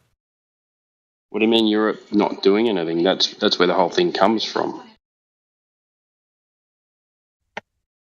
What comes from? Well, you're talking about ruling class, yeah? Oh no, we're talking about the rebellion against the ruling class. We're saying that Europe doesn't look like they're very rebellious right now. That's all we're saying. No, actually, no. That's unfortunately you must not be. Look, the regular media doesn't show it, but there's been lots of fucking outbreaks. Europe has had way more furious outbreaks than we have had over these last 3 years about all the restrictions going into place. But that's because they're instituting them there. We will follow along like we always do later on down the road. Okay. But they're fighting the real fight over there, actually. Well, there's no doubt in my mind that there's fighters in Europe. Maybe it's just a feeling I have, but the general public in Europe to me seems a little bit too lax on a lot of things. Hey, you got more gays in America than we have here in Europe, so it's like the will to change, like the will to say we can still change. Like, well, Europe's a lot older too. Like, I mean, you have to imagine that you'd be overturning 1,000 years or more of stuff. But here, dude, even better than Europe. Look at Australia. They got hit earliest, the hardest, and they did fight back. But the world supported the government. The world supported those unruly fucking Aussies. Yeah, like they're all just a bunch of drunks that don't know what they fucking, like just they should follow their government. It's for the health and safety of the entire population. Yeah, but that's because the majority of people are vaccinated. Let's not go down this road there, guys. Why not? We don't talk about some of this. Yeah. Look, they've really laxed on the restrictions on this, like big time. But we still shouldn't go into any alternative theories or medical advice or anything like that. We're broadcasting on YouTube, and we can they'll get upset if we talk about it. No, but like I said, like I mean, okay, that it's also the rules of the server. So no, we don't want to talk about it in general, but if we want to talk about the other things that have happened around it, that's totally fair game. Like it's a big, broad subject. But what is the reason that there's a rule against talking about the V in here? Well, look, the things that YouTube wants to strike are things like terrain theory, where like viruses aren't real and all that shit. They don't like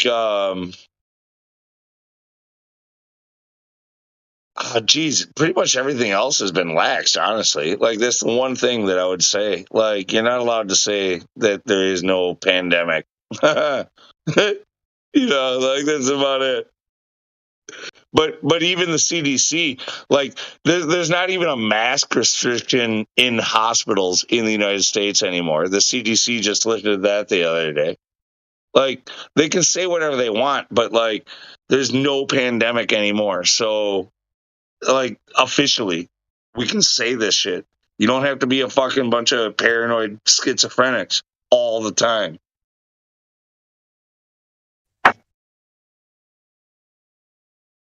Yeah, I still don't understand why we can't talk about it on the Discord, though. Well, maybe you didn't understand how it was for the last couple of years.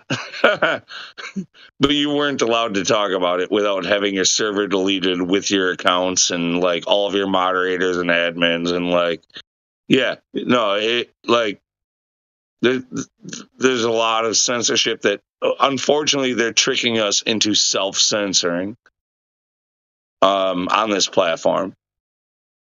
So, okay, I get it. Yeah. Yeah.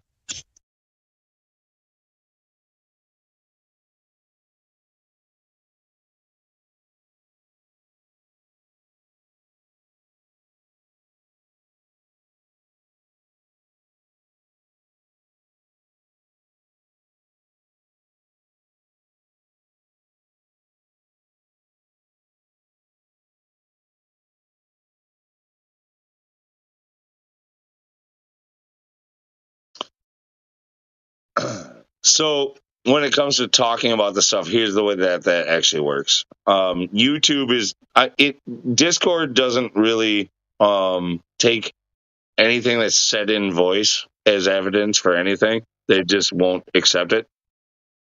But if you support it with like links or chats or whatever that goes against the mainstream, then they're like forced into censoring it basically. So yeah, that's kind of how that works.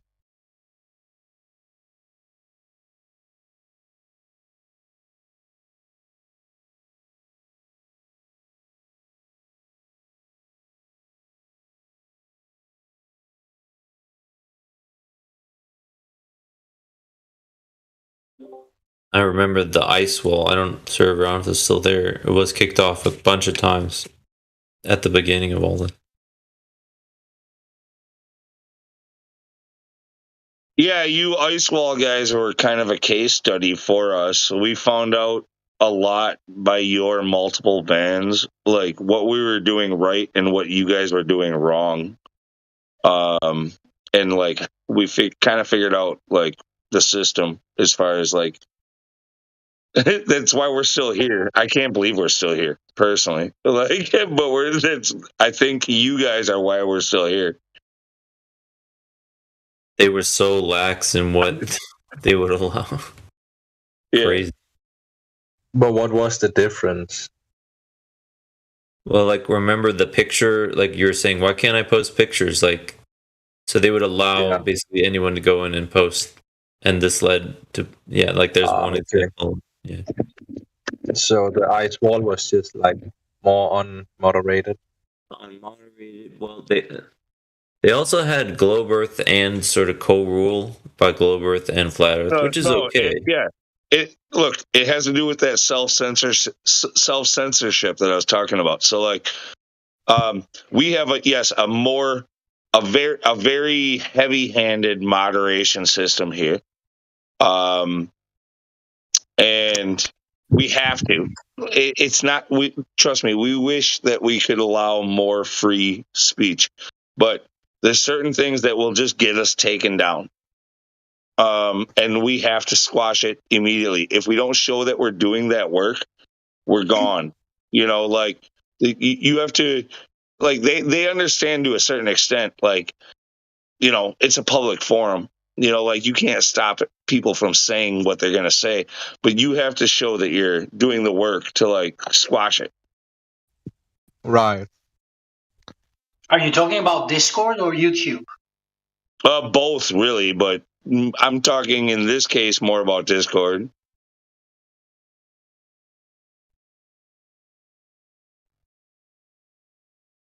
With YouTube, no, they really don't give a fuck. They're just like, you said what? You're done. Like, you're done, son. Yeah, fuck YouTube. That's why I asked. But I mean, with Discord, how do they know what is being said? You have to participate in the voice chat, right? Well, right. So what I'm talking about is when it comes to the censorship in this room, we have to be following those YouTube rules where they're very strict. But with the server, it's more about, like, you have a lot of freedom in voice. You really do. But what you put in text, it doesn't matter if you typed it or if it was just a link or whatever. Like, that link could get the entire server shut down. And now you're talking about Discord. Yeah. I see.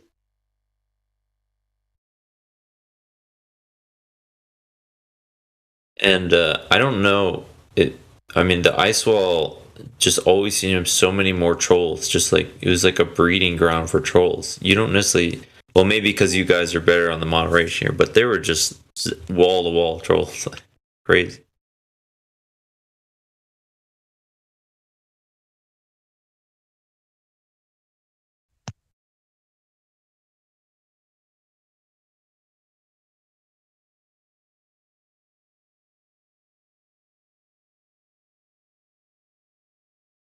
And you know what? There's a bit of a sway going on within the Flat Earth servers and stuff. Like, there's others that are like kind of got a lot more people going on right now, but it's not quality conversation that happens there. It's all of the rejects that totally deserve to be booted from here. They're dishonest people just trying to freaking derail conversation, or they're the psychopaths that like found Flat Earth somehow, and they don't make any sense when they speak. We don't really want them representing us. Like, there's a lot of fucking bullshit going on surrounding this.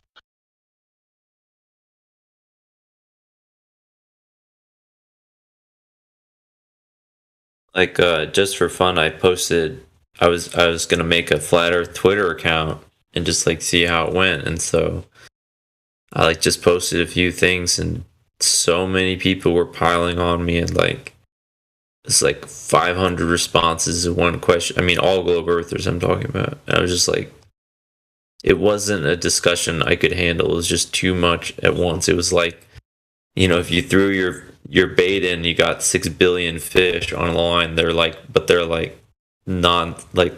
they won't stop biting and stuff. Like, I was like, you can't discuss then. It's just too much. And of course they're claiming victory if they feel you made a mistake. And it's like, you know, you're certainly not waking them up. And I think those guys are professional. Hey. This is where I was saying earlier. Don't engage with the anti-Flat Earthers. They're not normal people. They're just as crazy, if not more crazy, than Flat Earthers. Do you understand? Like, I don't think people get this. Like, all right, so we're just a little weird because we think the Earth might be, you know, that's why. Let's start there. Like, we're a little weird. We're a bunch of Flat Earthers. I get it. We're a little weird. These people who make their entire life fighting against these people who are a little bit weird, some niche group of society, like, they are a lot more weird. They're actually getting into, you know, psychological problem. I think those guys are psychopaths. I agree with you completely. Yeah. They're mentally ill. I mean, they've got mental health problems. They're mentally ill, and they're psychopathic, and on many an occasion, they're borderline criminal. On some cases, yes, that's been proven to be true, actually. Like, and some of them have a lot of followers, obviously, and whether on YouTube or on other things, and they make their life, like, or they make a whole website just dedicated, like, they're relentless. They're just absolutely relentless. Yeah, but that's the internet. I mean, nobody in real life behaves like that because it wouldn't be tolerated. I think they would love to find a flat earther in real life and just like start getting their face. So I mean, no, I see what you're saying, but yeah. I don't think so. I think they rarely go out of their basement or their cubicle or whatever it is. Well, in their dreams, wants to wits it. What, Orion? Sorry. What you just described, them going out of their basements and harassing flat earthers, it happened at least once to Witsit.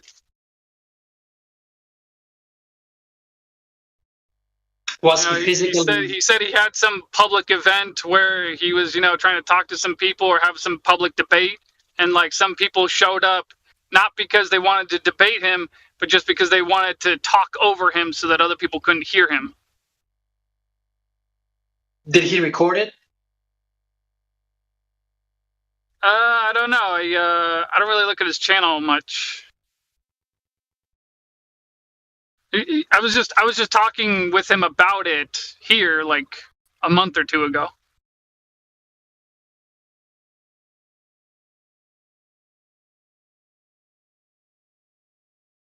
Well, since they've been on the internet so long, they sort of have a belief that they can now go out into the world with the same, like it's backwards. They sort of saw something on the internet, and now they believe that's who they are, and they can go out into the world and harass all the flat earthers they see.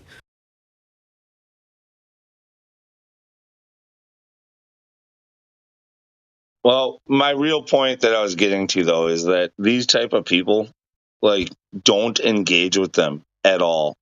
Like, seriously, shut them out. Ignore them. Don't go to their channels. Don't debate them. Don't go into the chat and freaking get into an argument that they suck you into.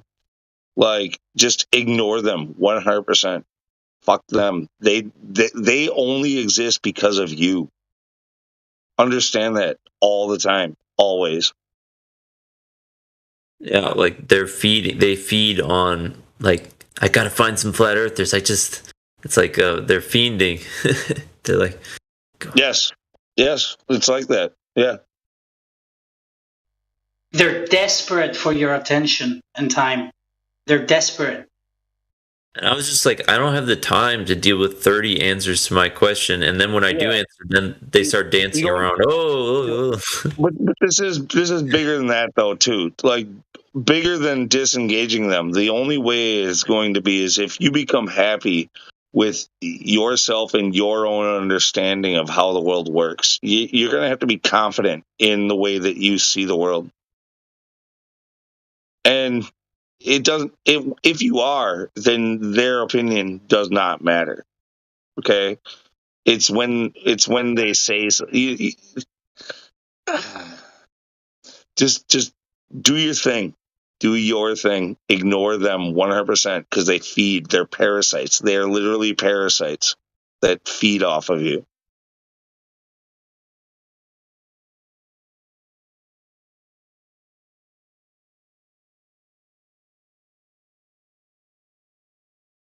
Well, the way I sort of think of it is like we were all basically born into the globe Earth story, but then there are some people who like are revealed flat Earth information, and for some reason, instead of becoming flat Earthers, probably some kind of denial, if I were to guess what's going on. Hey, if you think you can fight a PhD or something that might get us some like real showing, like let's do that. But don't waste your time with these fucking basement dwellers. You know what I mean? Like, fuck that. No, I don't anymore. Like, that's one of the reasons I came back on you. We all do. I even catch myself, even though I'm the one spouting this shit right now, I catch myself going like, oh, you said what? You know, and all of a sudden I'm in that fucking trap that I get bombed by like 5 different people. Like, Ludic, you don't think that we understand how particle physics works when it comes to you know, like, well, I guess as long as you don't get emotionally involved, it's fine to do that once in a while if you want to keep your tools sharp. You know what I mean? Yeah, like, yeah, it's true that. Yeah. But like, I just saw this post on Twitter, and somebody goes, honest question, just wonder if do you think the moon landing happened, right? So then there's like over 1,000 responses to this person's question, because it was obviously a trigger question. And so then I was reading through the comments, and it was just like I started realizing that one guy was answering like I don't know a good word, obsessive glober was answering each and every person's like who was questioning the moon landing and stuff, like saying, no, that's not actually what happened, this is why it makes sense. And like for every, like, I stopped reading at some point because there was too many, but he's like the paid shill in the room, but you're like not sure if he's really paid. Like you're just like, this dude is like such an enthusiast that he took it upon himself. He's just like, there. Yeah. I mean, Twitter is a platform that among its users there are celebrities of the pop culture. There's politicians use it, prime ministers use it, heads of state use it, members of cabinets of different nation states use it. What else? The business world uses it. So if I owned Twitter, and I was making money out of it, I guess it would be in my best interests to keep it like polished, if you know what I mean. Right? So to me, it's not surprising that Twitter is one of the platforms where you will find a lot of resistance, and you will get summarily, how's it called? You'll get like a drum roll kind of ban, immediate ban. Here's what's funny. I don't have a Twitter account. I've never gone on Twitter. Seriously, never gone on Twitter. But it's weird because like nobody gave a shit about Twitter. Like they talked shit about Twitter. They talked about how it was just like a suck hole for like the propaganda to be pushed down your throat. Like that's kind of what everybody knew it as. And then somehow like we had we had elections that were, controversial, and we had a lot of political bullshit and celebrities who got behind that, and all of a sudden they popularized Twitter because we all wanted the celebrity opinion about like what's going on. And that's all it's ever been, and that's all it is now. It's literally just, it's all the bullshit. Like, keep you guys talking about what is the bullshit.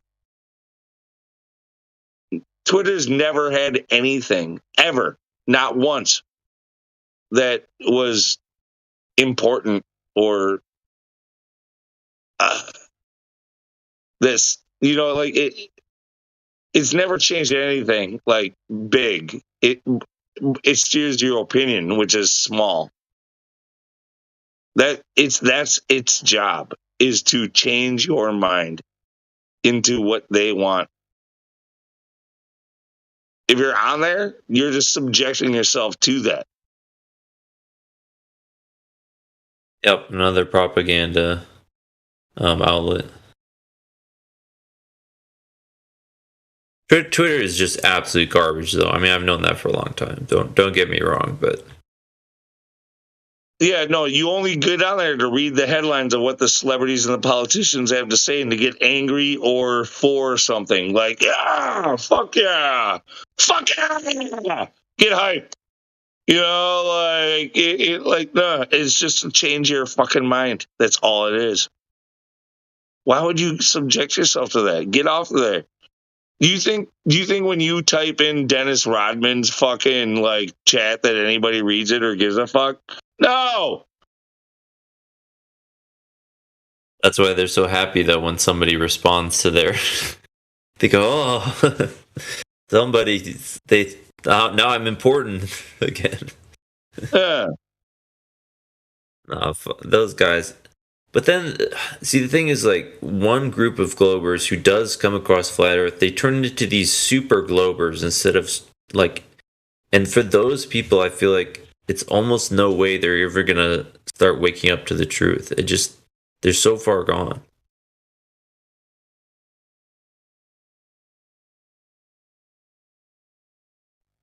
Yeah, but this is the internet. I mean, you don't know who the other one is. You don't know their story. You don't know their circumstances.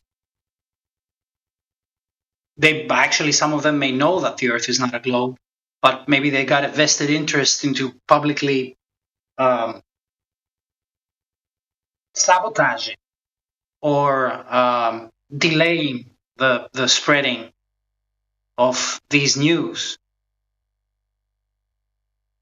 Well, I mean, I sort of wish they were real shills or FBI agents, but I think they're just completely brainwashed, like garbage. That's their life now, that they've taken such an affront that a flat earther might exist that they have to go out and bother them constantly.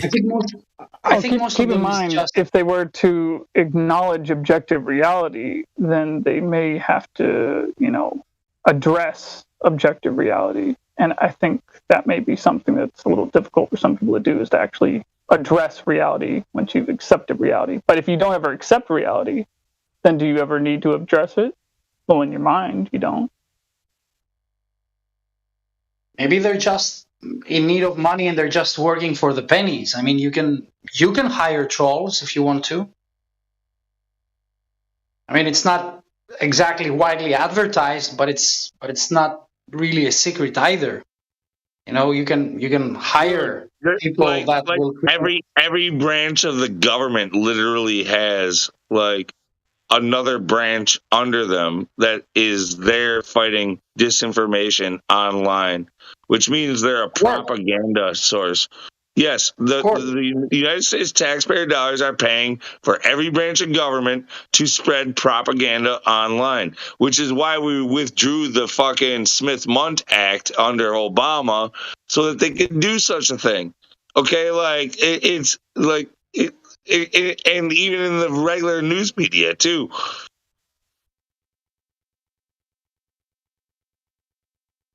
Yeah, it's called controlling the narrative.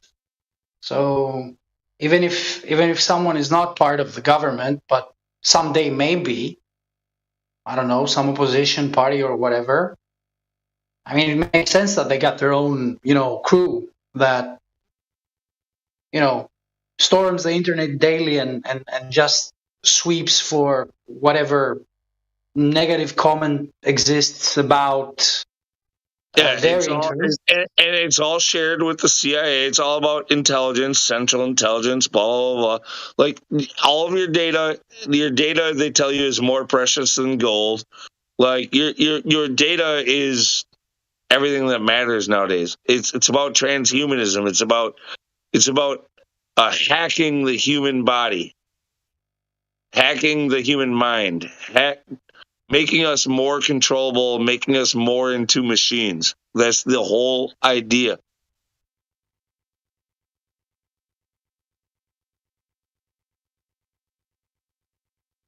I know I was into the transhumanism thing even before Flat Earth, or really right about the same time, but no, I mean, that's definitely happening. Well, that's what all of these last 3 years has been about. Why do you think that you can't get the new fucking booster unless you've had the first fucking two initial fucking the operating system implanted in you? You can't get the fucking upgrade until you have the operating system, motherfucker. You can't upgrade Windows unless you already have Windows. Well, I don't mean to brag, but I did stay unvaccinated during all this. Yeah, I'm not, dude. What do you mean brag, dude? What country are you from? Are you United States or no? Yeah, no, yeah, I'm here. It's not a bragging, right? Nobody ever forced you.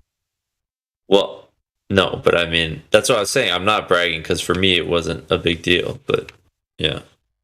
Yeah, I haven't done it either, but my brother did, and he's almost died, and he has a new fucking AIDS-like virus. A fucking he now has EGPA, which is an autoimmune disease, and he's gonna be.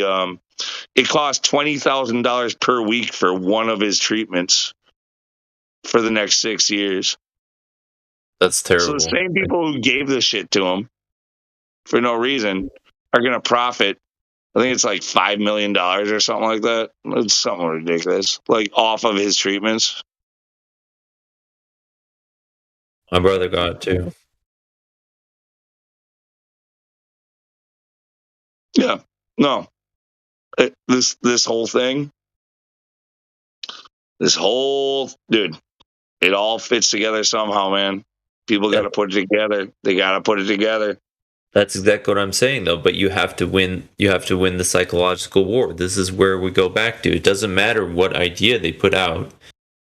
You know, if we all accept it, except for a handful, which really is a handful, then they're just going to keep pushing more and more stuff until they get to their agenda, because that's the final goal. It's like there's a destination. I mean, I think the destination has to do with transhumanism for sure. Like, they want us to be robots. And then what? I don't know. No, it's a new type of robot. It's a biological robot. They're hacking the human system and turning them into programmable machines. So when we think of machine transhumanism, most people think like, no, I'm not going to turn into a cyborg. That's not what it's about. They're literally turning regular humans, all humans, into their programmable machine. Well, so on what you're saying that we need to reach out to people, and help them see the truth, or whatever. But what would you suggest that you or anyone else does to solve that problem? Well, I see. Exercise daily, get a good night's sleep, be active during the day, get plenty of sunlight, get fresh air, drink clean water. Your survival. Those are good too, but I'm talking about methods on how to tell people the Earth is flat or wake them up to other things they've been lied to about. I don't know. It's a process. So Go ahead. there is people that woke up, as you put it, but learning that the Earth is shaped like a level plane rather than a ball had nothing to do with it. So they went into this awakened state that you described, but they arrived from a different path. Usually it is by realizing that some bullshit that they believed as truth turned out to be bullshit after all. But what I'm trying to say is, just because the flat Earth unraveled the whole thing for you doesn't necessarily mean that it's gonna unravel the whole thing for everyone else. Though it likely will. That it did for me. Say again? But I didn't imply that it did for me. In fact, finding out that the Earth was flat and not a ball, that's actually the most recent lie I've come to realize was a lie. Yeah? Yeah. Actually, that's my point. My point is that was 6 years ago. So, I doubt anyway, that. I was just asking a different question. Again, the last 3 years came after you understood flat Earth. Well, I was well aware of the New World Order, long before that. No, but you knew. Oh, maybe you didn't. Like when the whole Rona started, did you buy it at first or what? I did for about the first 3 weeks, and then by the end of the first month. You're such a loser, dude. Oh my god! For like a couple weeks. I think if you bought it for a second, you're a loser. You're a fucking loser. I think you did for more than 2 months. Like more than 2 months, yeah. More than 3 months, yeah. You're probably an idiot. No, I wasn't even. Keep in mind, Lou. I wasn't even necessarily taking it seriously or not seriously. I was just okay. Do I have any information to the contrary? No. It took me 2 weeks to get it. Lou, it took me a month to get information to the contrary, Lou. Let me give you a contrast. Before Corona ever was supposedly in the United States, while it was still only in China, I was telling my family that it was coming here and it was going to be a big deal. And that, I didn't know what exactly they were going to do with it, but I told them that. And these were relatives that one is a nurse and one is a doctor, and both with a frontline Corona people before it ever got here. Why do you keep saying that, Lou? Huh? Come on, you know that YouTube's gonna fuck with us if you keep saying those words. Got to speak in code. No, I didn't say anything that is offensive to it. You have to talk about alternative theories and shit like that. I didn't say anything. Hold on. Before you were talking, Lou, before Dances was talking, I was trying to ask what a question, and what hasn't answered my question. Anymore. You guys were talking.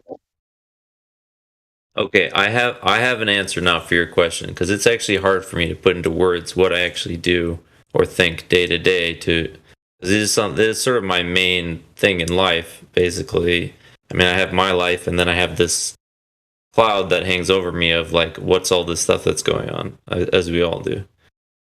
But so my belief is actually not waking people up as the main a defense, because I feel waking people up actually just happens as you progress against you know, it's not the forces of evil or darkness or something like this. I mean, I'm not sure exactly. Obviously, there are evil people involved, but like, do they actually think that they're doing evil? I don't know. But so you have to defeat them. And I'm not talking about fighting. I'm talking about you have to defeat their psychological attacks and sort of as you know, like, because there's always I mean, not to get back into what Lunatic was saying, but that was a big psychological attack on all of us that they did at one time. And they measured the responses of different people and how, you see what I mean? Like, it's like a study on humans. So you really have to stop the people doing the study for any of us to be free again. Well, I want to, give you a specific example involving my family of how I think what you're saying, what you said at the very beginning was wrong. People don't wake up by themselves. So I have 5 older brothers. One of them, Peter, is an Iraq war veteran. He was a medic out in Iraq. It was his job to pick up body parts off the highway after a suicide bomber went off. Pretty nasty job. But anyway, so this one point in time, like shortly after high school, for me, I found out about, the Bilderberg group, the Illuminati, the New World Order, that sort of stuff. And I walked up to my dad and I asked him, hey, do you know what the Illuminati is? Do you know about this stuff? And, like all this, no bid contracts with the Iraq war and all this crazy stuff. Like, do you know about this? And my dad said, oh, yeah, of course I know about that. And then I asked him, well, why didn't you ever tell me? And he's like, well, you never asked.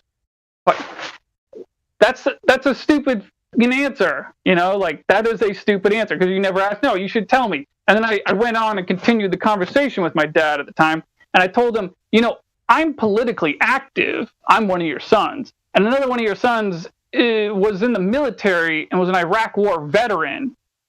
Don't you think you should tell him that war was just a bunch of nonsense to make money and pull a bunch of other nonsense? And you know what he said to me? You know what my dad said to me? To listen carefully to this, I'm like, because this is the part that's critical to what you said. He said to me, oh, I think Peter knows about that. I'm pretty sure Peter already knows all about Halliburton and all that. I'm like, no, Dad, I'm pretty sure he doesn't. I've talked to him about this. I'm pretty sure he doesn't. Later on, I talked to him again about it. Like, no, he's clueless, dude. He's clueless. And at another point in time, I was arguing with that brother of mine in front of my dad, and I called him a pawn as an insult. And he was kind of like stepping back from like, a pawn? Why are you calling me? I'm not a pawn. And my own dad actually corrected him and said, oh, well, I mean, he's calling you that as an insult because you're an Iraq war veteran. And since that war was, only for some handful of rich people's benefit, yeah, you are a pawn. My own father called my own brother, basically said, no, he's right. I mean, it's a justified insult. I'm not, like, he wasn't calling him a pawn. He's just saying, like, that's a logical insult, is what my dad was saying. But that same father of mine, he never bothered to tell any of his sons about the New World Order or the Illuminati or the Bilderberg Group or any of this stuff. You're not a parent. You gotta understand. Your kids really don't give a fuck what you think unless they're asking. Okay, you gotta understand that. Like, they have to be ready. Maybe in some families, but not the family I grew up in. No, like all 5 of my older brothers and myself, no, we looked up to our father and took him very seriously. No, he's never bothered to mention any of this stuff to us. I know it'd be nice if your dad sat you down and was like, look, I'm going to tell you some shit that's going to rock your world. But no dad is going to do that. You have to ask. That's your job. You have to ask. Yeah, but still, though, like, I mean, as I was saying to him at the time, like, letting your own son go off to war to risk his life, and perfectly damn well that, half of the purpose of this war is to make money through Halliburton and other subsidiaries, of it. Like, that. My father knew that. But he didn't ever bother to convey that message to my brother. I don't know why he never didn't. He might have known certain things, but you might have pointed out more things, and he was like, "Oh yeah, I knew that." No, I can assure you, he knew all of this. Lou, everything I just said about Halliburton, Dick Cheney, and the war in Iraq and all that. No, he knew all of this. Just some people just know the truth, and they just don't say it. That's the problem. Everybody who was alive during 9/11 that was old enough to think about it, if you were over, I don't know, 12 years old, when 9/11 happened, you knew it was all bullshit. Everybody knows that. Everybody fucking knows that. I don't know what point you're trying to make. At the time, I did believe it for a while. That's not true. I was in the Army when it happened. I was actually at Fort Campbell, Kentucky. No, you didn't know it immediately. I was, but eventually we all thought we were going to war. No, I didn't know. I didn't know about all this until immediately. You didn't know it immediately, but eventually you knew that there was people talking. 13 years later. You knew about all the conspiracy theories. You knew about all this conspiracy theories right away. 13 years later. No, dude. Well, okay, maybe you knew about it 13 years. The conspiracy theories started on day one. Yeah, but I didn't know that. For me, it was about the same time. I watched the news, and it was never on the news.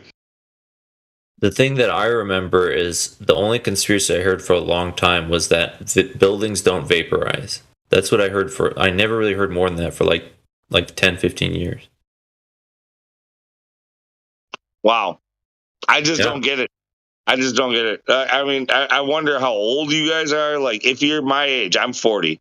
I was 19. I was 19 when I think 19 when the Trade Center went down. 19 as well. I remember being in school and they cut school down. They made us actually start watching the news, and then we saw the second plane hit the tower or whatever. They made us sit down and watch the news at school until our parents got us. Me too.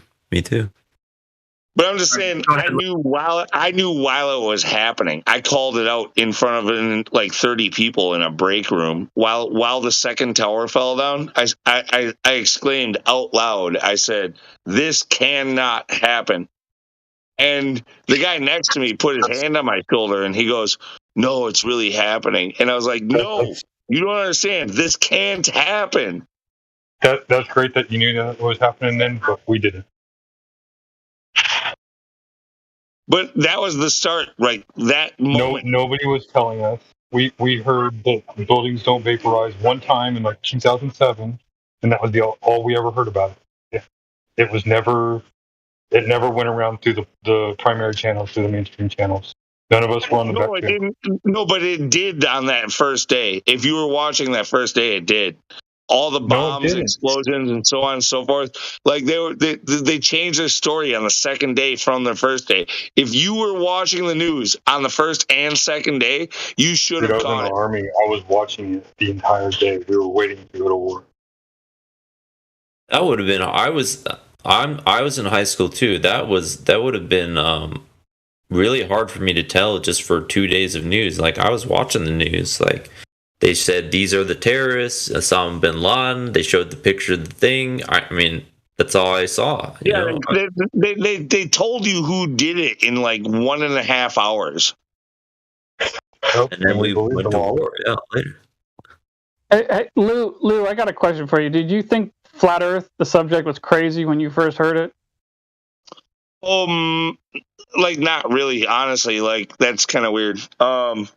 So I was already looking into some really weird shit like Mandela effect, and Flat Earth kept getting suggested to me, and I was like, no, I'm not looking into that. I'm not looking into that. So at first, sort of yes, the answer would be yes, but at the same time, in my mind, I was like, it's one of those things I don't think I want to look at. Because I don't know if I want to go down that. It just right away.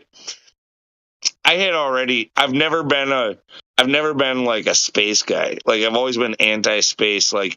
even in high school, when they started teaching, like when they went over second law of thermodynamics, I literally questioned out loud. I stopped the class, raised my hand, and questioned my teacher about it. I said the thing, like, how would rockets ever propel, if there's nothing to push against? And he, like, didn't have an answer. Didn't fucking have one.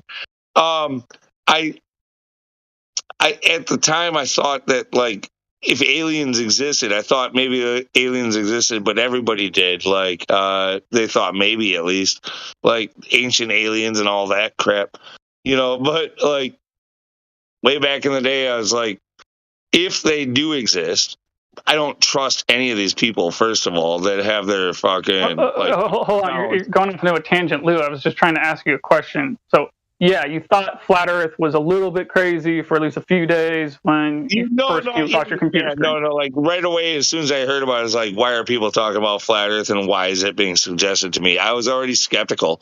I was like the algorithms and shit. I was like, why is this being suggested to me? All right, so Lou, the point I was trying to make with this is, while you were, taking your time with that and that subject, that place and that time, it may have taken me like 2 or 3 weeks to realize that the cocoa nonsense was nonsense. But, while you may have come to the realization of that right off the bat, it took me about 5 minutes from the point in time of not knowing that the Earth was flat and not knowing that flat Earthers exist to essentially being a flat Earther myself. Everyone's different. The point I'm trying to make is everyone's different. Yeah, no, that's absolutely. But it was asked, like, did you think it right away? The answer is no, but yes. like I avoided it for at least a few weeks, maybe a month or two. And then eventually I was like, I'm going to click this. And I did. And I watched, I think the first one was ODD's, one of his like 21 proofs or something like that. And I was just like, yeah. Yeah, that makes sense too. Fuck. Shut the fuck up. God damn it, the Earth's flat. But I'm not convinced 100%. I gotta dig deeper. That was kind of the way I left that. Yeah, for me, I just simply asked myself mentally, what evidence do I have to the contrary of what this guy is saying to me? I very quickly realized none at all. And that's that. I pretty much just walked away from him, like slowly staring. I think I followed ODDs with Dubé's, and with Dubé's especially. It happened with ODD too, but there was certain ones where I was like, no, that's a bad proof. Like, but that's just me being a logical thinker. It's like, a moderator in the server. You're just like, no, that hold on, where are you coming up with that from? Like, like, it's there's certain things where it's like, not everybody's right all the time, but they did have some pretty good points. Damn, Lou, though, I was gonna say, you guessed all this stuff like so fast. I mean, dude, I've been the flat Earth one. Listen, I've been a truther since before 9/11. Understand? But you're like the ultimate. Like, you're ready to receive the information even before the true information. You see what I mean? Your receiver. Wait, hold on a second. If you say you're a truther before 9/11, then, like, why would you be talking smack about other people for not realizing it was bullshit to begin with? Like, obviously, they're not going to be anywhere close to the state of mind you would be at that point. Weird to me. This is why I'm talking smack. The whole point. It's weird to me that it's not instinctual for people. I don't get it, because for me it is.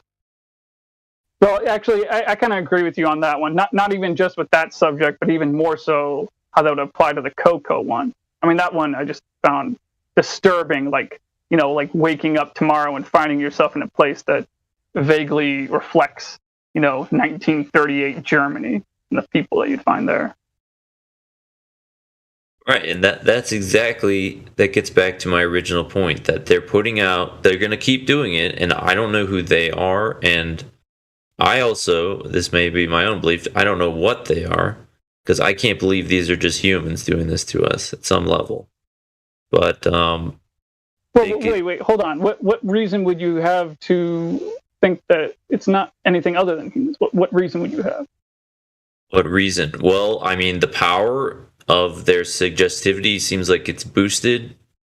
I mean, you can debate some of the other evidence, I believe, is that technology. I think we've had this, and they're basically rolling it out for us. Like, they're controlling the release of technology. So wait, can I cut you off there? Like, the two things you said were they're good at influencing people and they have a lot of technology. You know, these seem like things that people can do and hide. Yes, they seem like what exactly. They seem like what people can do. And people brought this up earlier. They said, well, the CIA, why would they release something which helps us to understand that they're lying if they're also in on it? But what are you talking about? Oh, were you here earlier? So we were talking about, I said when the internet was invented, it helped for people to figure out more of like the truth, to figure out flat Earth, or to find out more about 9/11, or whatever you want to pick. And so I told that guy who was on here, the Danish guy, and he said, yeah, but you know, the CIA would be in on. Why would they be revealing what their own conspiracies are doing? You see. I don't quite understand. Are you talking about the internet itself being released to the public as a technology? Yeah. I'm a little confused on what you're trying to say. Why would they give us the tools to unearth if there's a conspiracy, and you have to think about this at some point, why would they release a tool to us which basically made it very easy for some of us to figure this out? I get where he's going. Hold on. You're making an assumption there. Right here. No, I get where he's going. Look, I agree with him. No, it was a control leak. It's somehow a controlled leak. I don't understand it or why. But he's not even talking about that, Lou. He's talking about the internet itself, Lou. All of it. That is too. All of it. Well, yeah. So as far as the internet itself, and in regards to that kind of technology, I don't think that's something they could have kept under wraps. Like, you know, I don't think that's a choice. You know, like imagine trying to make light bulbs illegal and trying to destroy all blueprints to make a light bulb. The internet wasn't something that was just bound to happen. It was created by DARPA, a fucking like R&D. Research and development branch of the government, right? Like, yeah, I'm not denying that. I'm not in contention with that. I'm in the contention with the idea of them having the potential to stop it from being released. That seems silly to me. All this stuff was given to us. It wasn't developed. It was just given to us. Like, for anything that happened on the internet didn't really happen. Get it? It's all fucked. If you haven't started down this road, it would be a lot to because I've been following that for 10 years at least. What road? What are you talking about? You guys are talking about speculation that doesn't even seem like good speculation to me. What road are you talking about? Well, so in the story that we understand, right, humans, like a smart human or a company, developed a patent and so on and so forth, and it all just works together. And even though we've quote unquote never been here before, like it seems like at certain times technology comes out at the right moment to, you know what I mean? So you can believe that, you know, that it just happens through. Hold on. No. You're misunderstanding. You're not understanding what I'm saying. I'm not believing that. I am not in contention when you guys say that it was developed by DARPA, released by DARPA, released maybe on purpose, maybe with a motive, whatever. What I'm saying is, if you think that we could, you know, have more efficient gas-powered cars, more efficient light bulb, more efficient ovens in our kitchens, if you think we can have all of these things while keeping the technology of the internet suppressed by the government, if you think both of these things can happen simultaneously, you're fooling yourself. Do you think that they mandated that you get LED lights or compact fluorescence instead of incandescence for a reason, or do you think it was just for our own good and energy? No. Again, I agree with you on that, Lou. I agree with you on that. I'm not even in contention with that. But I'm not even talking about that. I'm talking about simply the release of the technology to the public, or what you guys are speculating about, them having the ability to withhold the technology but deciding not to. And I'm simply saying, sure, I guess they could have done that for 2, maybe 3 decades if they tried really hard.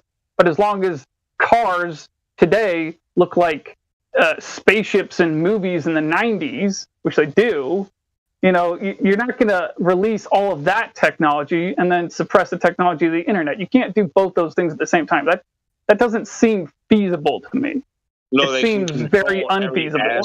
They can control every aspect of what you deem to be real through the internet and media. Yep, all of it. Yeah, but too many of the components in my cell phone and my car are the same. Like, whatever. Whatever. It doesn't matter. What are we even talking about? Whatever. Look. Let me, because I think you got off track from my point, though, is that we don't know what history even really is, right? So my point is, are there people, because we talk about the conspiracy all the time, who are in a high enough place that already knew about this technology having it been invented a long time ago, and they're releasing it now in a controlled way, depending on how we react as humans? Right, we're releasing what now? Technology, like cell phones. I don't know where you're going with this. What does this have to do with the shape of the Earth? All right, so when it comes to that, I don't really agree. Let's talk about that sexy flat Earth. See, your thing, to get back on his side now, to flop. Your side requires a lot of top-down authority, like a lot of people involved. Like, how do we control these group of people? Now, if you want to talk that way, where are the whistleblowers? Sure, there might be a few, but you need a lot of them, because like, if you're controlling people that way, there's a lot of people involved. Well, that's what you said. The question originally was, what's my evidence they may not be human or in the way we understand humans are today?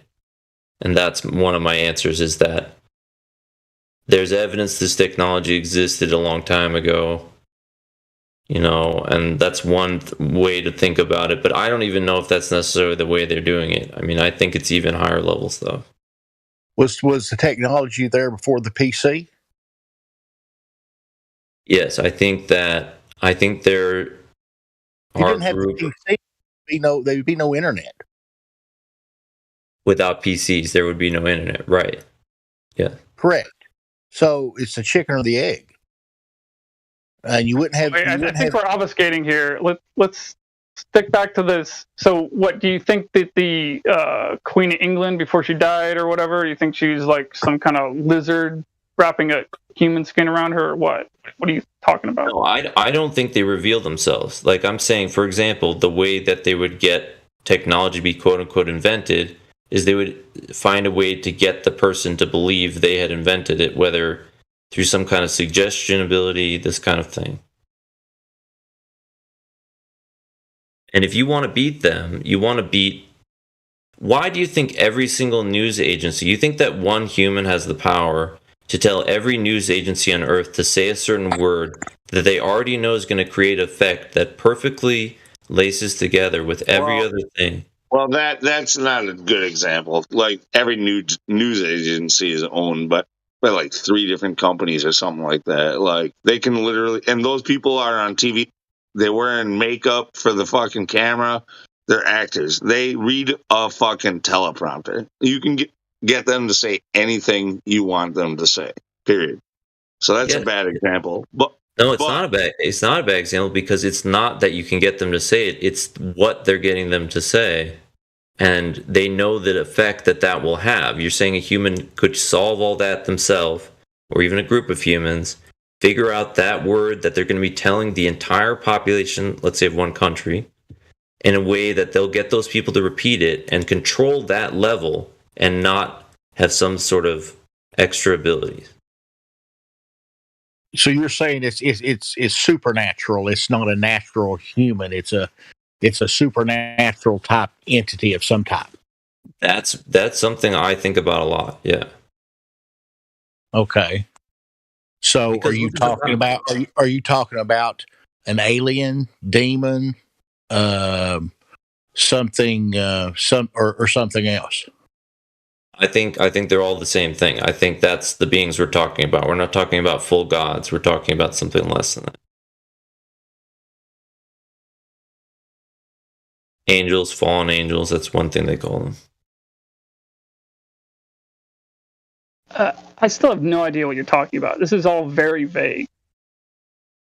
That's what I'm trying to say. That if you haven't heard about any of this, it would be new to you, and it would be very different, because you have to get rid of even the story of what you think is happening in your life right now. Like, how did computers get here? You'd have to get rid of that story. I mean, everything is a story. If you get to that point in your research, so then, but some people don't want to live in absolute nothingness because it's kind of hard to do that. I didn't understand that either. I don't know what you're talking about, man. Well, where do you think computers come from? A guy invented them, a factory made them, right? What if that's not true? Yeah, I don't know, man. This sounds like a better conversation for like another room. Like, I don't know, man. This is wild speculation. Definitely. What do you think, Jimbo? My father is a computer software writer, and he was in computers when they first started. So computers were very simple back then, and then they developed quite quickly, not through aliens and demons giving technology. They created chips and then made the chips better, and then the chips got smarter and faster. And I remember going to his work one time when I was young, and the whole room was a computer, air conditioned. It was a computer, and now we've got that computer in our hands. So the computers back then weren't that smart. So the technology didn't have to come from somewhere mysterious. We invented it. Yeah, it's kind of a funny thought. Like, my father, when I was really young, like really, really young, he worked at Seiko, which is a digital watch company. And I just remember being such a small child looking at those digital watches and like all the parts and components, and like, oh, this is so cool, it's so futuristic. But like, I just pictured in my mind what one looks like and all the components now. And I'm like thinking about my cell phone and these other things that we got. Like, wow, what a primitive piece of junk. Yeah. So I understand when you just look at this technology that we've got now, you go, yeah, where did this stuff come from? But it's been a long time, and it just wasn't given. Like, I remember him writing programs in a computer, that were just numbers, and he had to make little things go places. It wasn't that spectacular. Well, the kind of getting back to the flat Earth, such a quantum leap. There's such a quantum leap in communication, and quantum leap in medicine. But they still, we still have the same propulsion systems we've had for airplanes for the last 70 years, 60 years. And the so-called rocket technology is basically engine. It's combustion engine. It's the same as cars. It just solidifies the fact that we ain't going to space. To me, if we can't, the quantum leap and everything else, like communication, the internet, medicine, has just leaps and bounds the last 30 years. And we still can't get a rocket off the ground half the time. So this whole thing about going to the moon in 1969 is just ludicrous. Yeah, I agree. Well, the cars, you look at the cars, they're just combustion engines still. And they just made them look better on the outside and added some computers to make them more fuel efficient and fire properly, and added some power steering, and they made them look futuristic. And but in principle, it's the same fucking motor.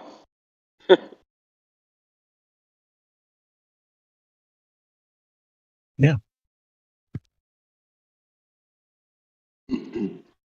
Just the computer technology has improved everything from automobiles to combustion engines. Used to, if you had spark, some air, and some fuel, you could get a car to run. Now, if you don't have the right voltage going to a module, it won't run. So the computer technology for cars, or just for anything, just look, we were talking about washers and dryers. Hell, the damn thing, you got voice activated refrigerators and voice activated washers. You've got, voice activated, everything. And we're still riding around in internal combustion engines. Yeah. And the other thing, about the internet as well, I remember when the internet first came out, it was nothing. It was just used. It was going to be used so technology people could kind of talk to each other. And you had to dial up on the phone, and then, there were no search engines or anything like that. For us to say that this was given to us is kind of what they knew technology was going to be like in 50 years. It seems kind of unplausible. I don't know if anyone else agrees or disagrees, but I don't see that. I just think that they could never see what it was going to end up being, and maybe it got away from them. There's just money in it. You take a guy like Bill Gates. He was just a computer nerd that dropped out of Harvard, and he came up with a way to put windows on the computer screen so you can multifunction.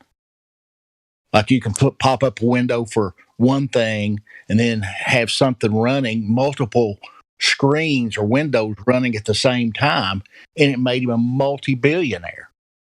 And that technology, I think he stole that too from IBM. Yeah, well, he kind of stole it from IBM.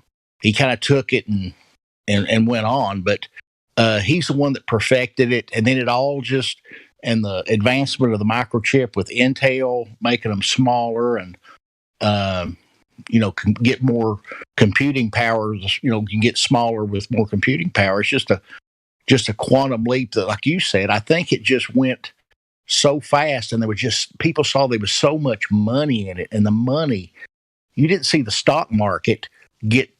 When I was a young kid, if the stock market was 3,000, they were clapping their hands. I'm almost 60 years old. Now, there's money. You didn't see the rise of the stock market, and from 35 years ago, 40 years ago to today, is all based on computer. What the quantum leap we've got in communication. The money just poured into it, and you got the best and the brightest working on that stuff, and that's why it just kind of got away from them. And then we went into AI. We're going into all these things. Biomedics. Just everything. There's so much money pouring into it all over the world. It's just not a United States thing. You got the smartest people on every continent pouring money into the computers, into the internet, into AI. That you think the internet's dangerous. You wait till AI gets started.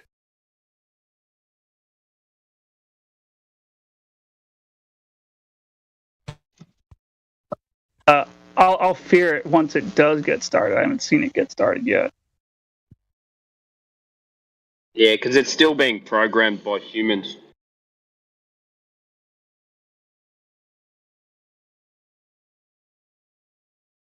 I mean, think about it. If it was physically possible to build a self-replicating robot or a robot that like exists, you know, like I mean, wouldn't someone have already built it?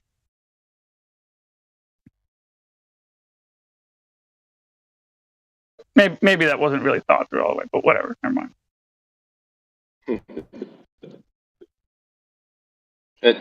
I think you were right what you were saying before, Orion, about I don't think they could have any control on how that internet was going to develop because it was already there. If they shut down what they had, someone would have built something better, and then it would have been available for everyone anyway.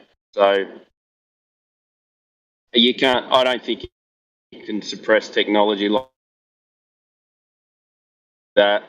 Sun just keeps on making it better and better and better. Private companies, you know, it's got nothing to do with the government.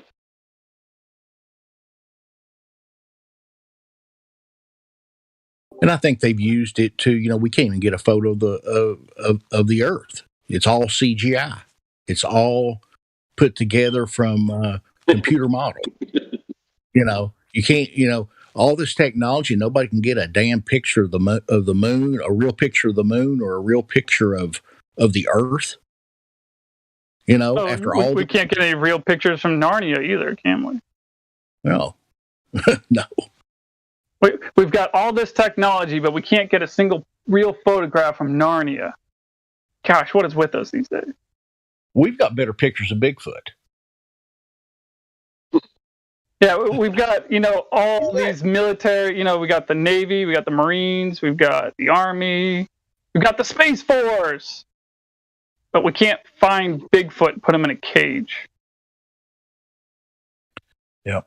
I don't think that thing really exists. I don't know what the hell's out there. Seems you know, I just realized there's actually more evidence for Bigfoot. Stranger and stranger, yeah. Well, it's not that there's more evidence. It's that there's a lot of evidence that falls into the same category of evidence, which is a low standard of evidence, low form of evidence. What I'm saying is the globe has been falsified. Bigfoot has not been falsified. Yeah, that is a good point.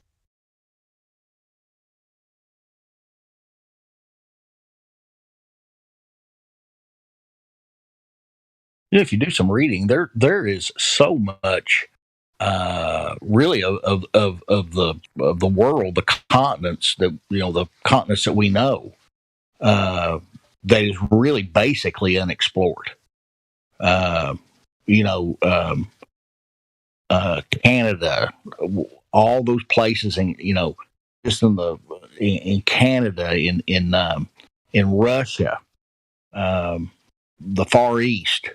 There is so many places that really, we can map it and we can kind of have the general area of what it is, but there's so many places things can hide right under your nose. You've ever heard, where do you hide right under your nose? You don't really look, they don't really look for it. They've moved on. There's a few people like the Bigfoot thing and everything, but it'd be very difficult to find if you really want to know. I think it'd be difficult to find, even if you actually went on a real search for one. It would be if it's there, it would be hard to find. If there really is one, it'd be hard to find.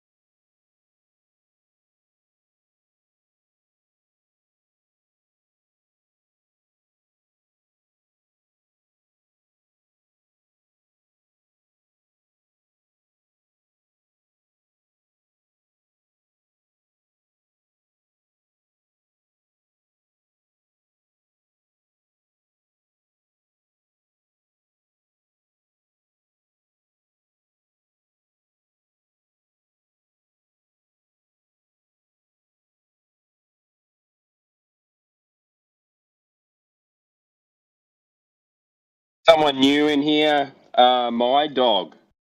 Have you guys spoken to them? I don't think they got any roles.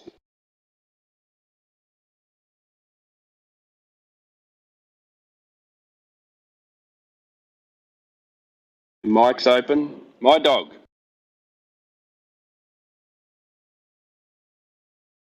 You there?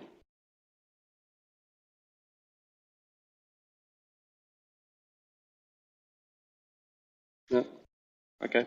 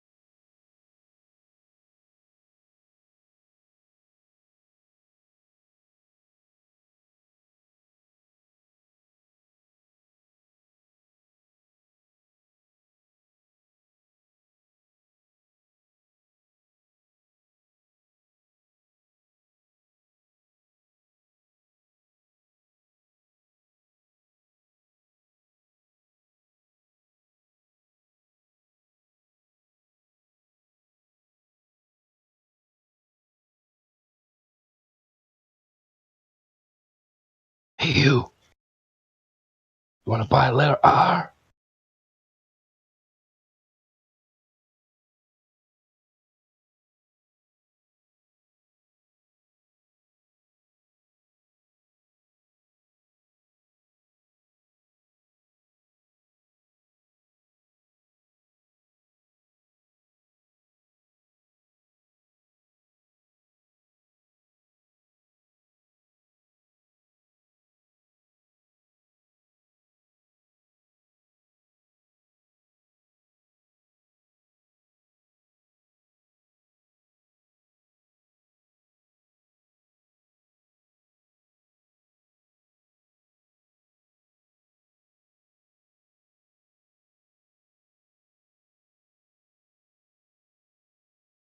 Selling it cheap.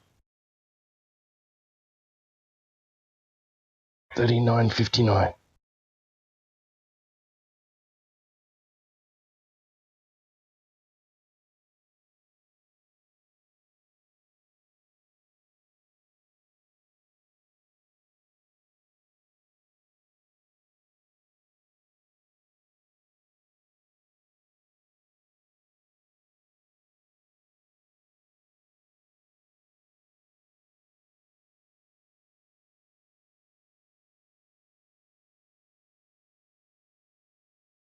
Throw in a G2 for free. It's a good deal.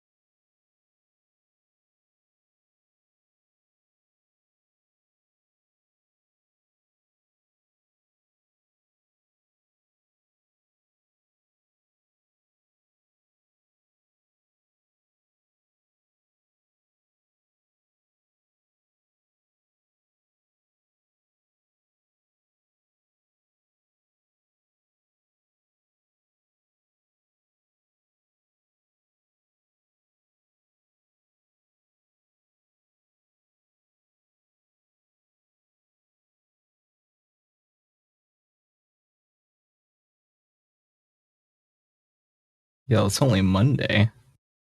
Why is it so quiet in here?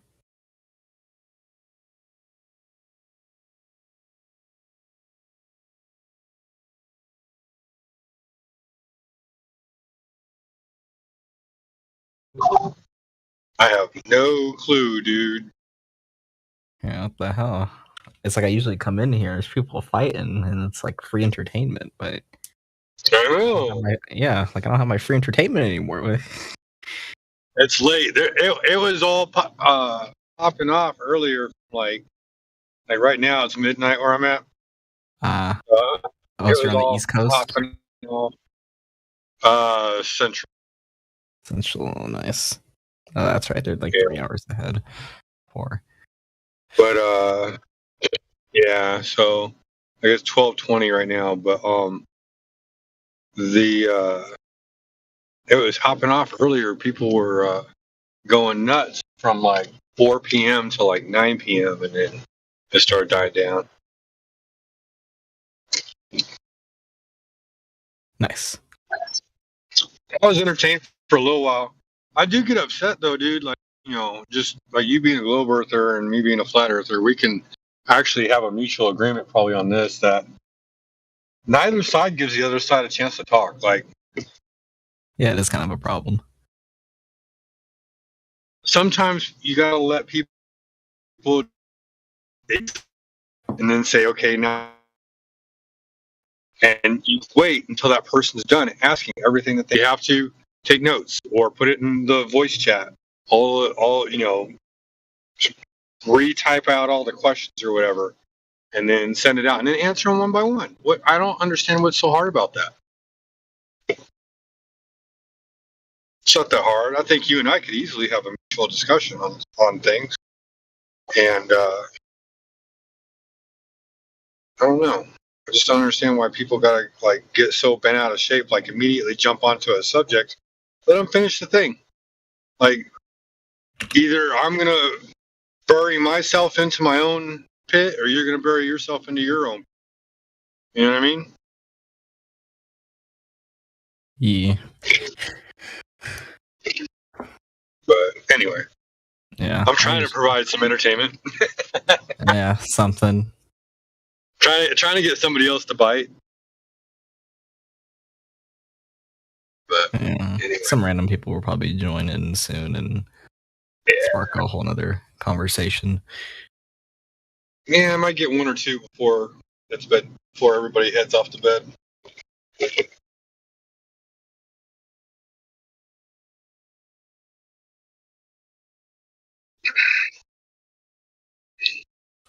How long you been on the server?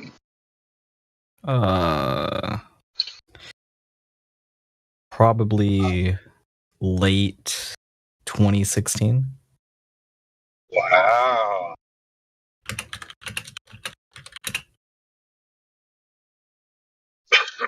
Have you ever gone out and made your own observation, even just as a globe earther, or did you just kind of like? I have. I mean, they're very basic, and I didn't take like any like measurements or precise measurements, but like sure.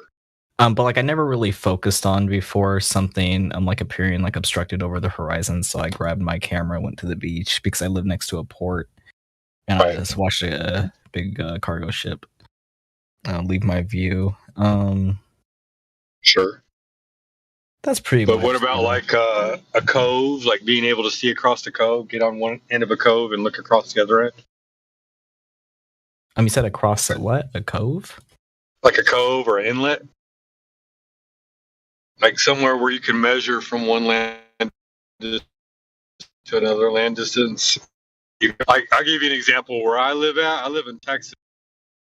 I live in northern Texas. It's kind of hard. There's like Lake Texoma and a few other man-made lakes that, break the 4-mile barrier and everything. But if I wanted to see something truly interesting, I could go down to Galveston in the Gulf of Mexico and look across and find a object that's recognizable across, 6, 7, 8 miles or whatever. Yeah, no, I haven't done that yet, but that would be something for me to do. Yeah, no, never done anything like that. Just very, very basic observations. That's about it.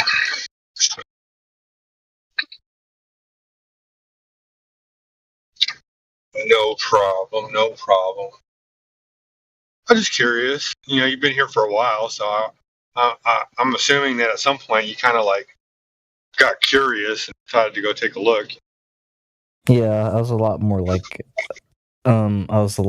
involved in like 2016, 17, 18. Now I usually just kind of lurk behind and listen and maybe talk every once in a while if something sounds interesting.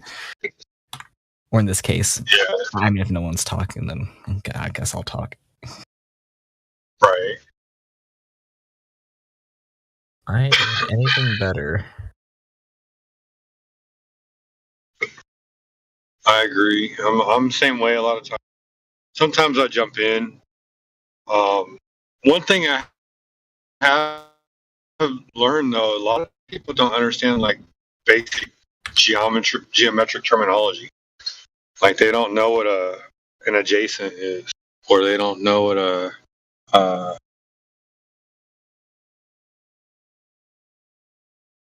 like the sine angle or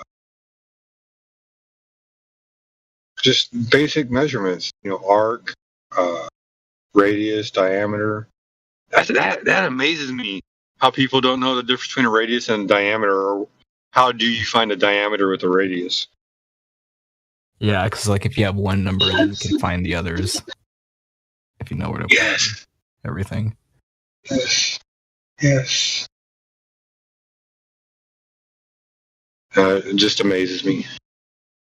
Like I feel like we need to have like a chat room or like basic. Ooh, that might be able to be something I can maybe make up, like discussing basic geometric terms. You know. Yeah. I mean, I guess. Well, I mean, they wouldn't focus on like the Earth or anything, but I guess you could go into like a math, like a Discord channel or something, and you find people into that. Well, I mean, like, what is a radius? It's 1/2 the diameter. What is a diameter? It's the longest distance between one point of the circumference to the other. Right.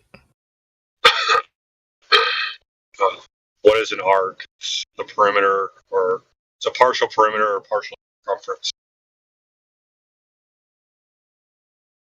based off the angle of two radii, whatever you want to call it.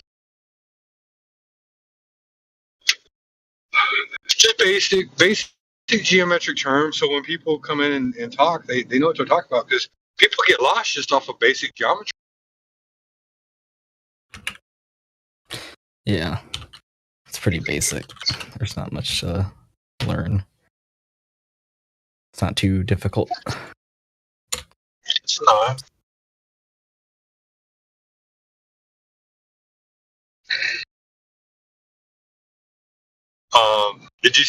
Have you ever seen that video with the phenomenon about the solar eclipses? Are you talking about the Linian, whatever? No. That's the lunar eclipses. Oh, then which one are you talking about? I think they've been mixing up the terms on that too. I thought I heard someone the other day describing a lunar eclipse as a solar eclipse. A solar eclipse is a lunar eclipse. Solar eclipse is when the moon goes in front of the sun. Yeah. And then lunar eclipse is when the moon turns red. Right?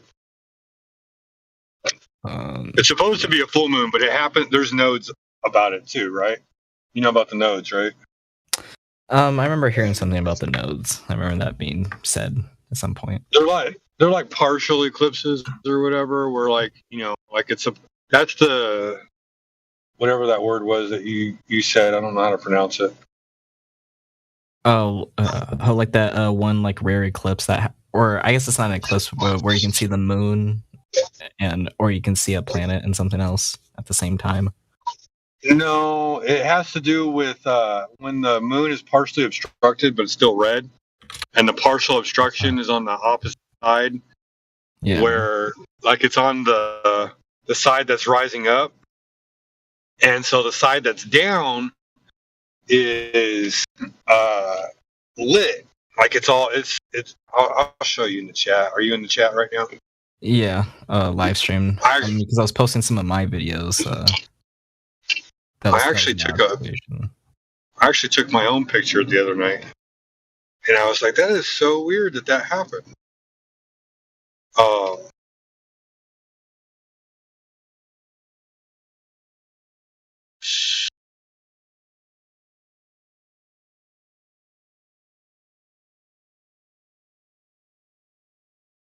It really was weird, by the way. So this is the other night. I left the times on my screenshots so that way you could see what time I was observing this phenomenon. Oh wait, so where'd you post it? Oh, there. Yeah, I'll post it right now. So you see how the moon is partially obstructed on the top side? Yeah, on the top right. Yeah. Yeah.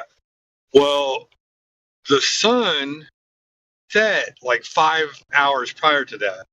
So there's still another 7 hours before the sun rises again. Right? Which means the sun is closer to the top side than the bottom side. Does that make sense?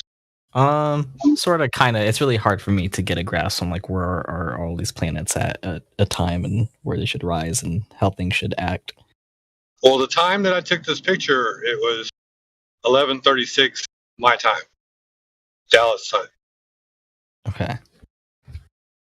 And then in the sky, the angle's probably, I'm gonna take a stab in the dark. It's probably like 10, 12 degree angle, maybe 15 at the most. From vertical, right? Or from horizon. But anyway, so the moon is up. The sun went down 5 hours ago. It's still got another 7 hours before it's going to rise, which means it's not even, the sun isn't even halfway around all the way. That's that whole selennium or whatever. Yeah, something like that. Where the phenomenon is said that the sunlight is bending around the Earth. Like that's right, like their it's being excuse. Like, it's being bent. Yeah, it's being refracted. Right, like all the way around, like more than 180 degrees around. Yeah, like I think that's why they say the sun. The sun's not like in its true position. It's actually like a little bit lower when it sets, and that's why it gets a little darker before it actually goes away completely. Something like that. Maybe so. I don't know, but basically, bendy light. But anyway, now to be fair, light does bend, though, right? Do we at least agree on that it does bend? There are ways to bend light, but not. Yeah, that's all. Yeah, natural I'm not leading it to something else. Yeah, I'm just saying, but light can bend. Like that's not far fetched. Yeah, like I'll show you a video that will support your argument, but it's not occurring in its natural right, condition. That's what you're saying. Yeah, no, I hear you. Like when we're talking about oxygen and glass. Like we're talking about oxygen and carbon dioxide, nitrogen, and water vapor, not sugar water or anything like that. Like sugar water, okay, it bends sugar water, great. Show me where there's sugar water on this earth. I think I saw a guy who used a magnet to bend light. That was kind of cool. That happens, but he had he had like on a weird setup. He had some weird instrument that was going on, and he was moving the magnet around and like fluorescent lighting, not fluorescent lighting, but like what was it, argon? Using argon or something like that. Yeah, that's pretty cool. You know what I'm talking about. Mm-hmm. And it was like a reddish yellow light. 7 years, but yeah, I remember seeing that. But I mean, show me where that's occurring naturally in the earth air that we breathe. You know what I mean? Like you're gonna tell me that that's actually happening naturally? No. You had to like actually create a specific like enclosed environment just for that to happen. Show me where it happens naturally. That's all we're asking. That's all I'm asking. Same with gas pressure and how it happens naturally without a container. That's cool. I got a nice workbench here, man. Check it out. Anyway, how you guys doing tonight? You guys good? Yeah. So far, so good, man. Okay. The other server, man, the Earth Awakenings is packed, dude. Everybody's over there, man. Is it really? I was just over there like 3 minutes ago, and there was nobody over there. Fucking packed, man. There's probably 20 something people over there. There's like new perspectives over there. Matthew. There's Octane. A bunch of people over there.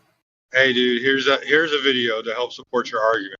I don't even have a problem like showing videos to help support other people's arguments and everything, but I want to see like natural occurring activity, like not like some weird manipulated experiment. Yeah, for sure. Yeah, like you want to see experience. So one thing I will say about these videos where they show like light bending, like in like I don't know glass or like these other substances, is showing that it bends in what would be the word? Like just the fact that the light bends when it goes through a different space, basically. I feel like that should be enough evidence to show that, you know, it can bend. Well, what's the medium that changes it? Well, because so it's like not the like water. Because he'll put the laser on top of the water from the above view of the container, the partial container, because he doesn't have a lid on it, right?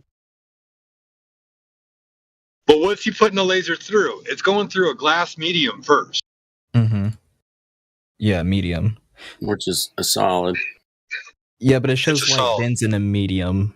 But maybe your guys' claim can be that maybe the glass is special in some way. But see, no, I'm not going to argue that. View, that it just shows it bends in medium. It bends in a medium. It looks like it's just bending on, bouncing off some mirrors. That's what it looks like it's doing.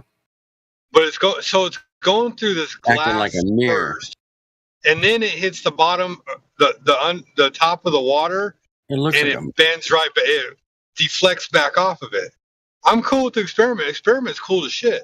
Oh yeah. It's but when he goes above the container where there's no glass, the water doesn't bend back and forth. It just goes straight through. I see that. I'm looking at it now. It kind of just reflects like a piece of glass, man. But it's pretty cool too, because like I think in that experiment, there's another similar experiment.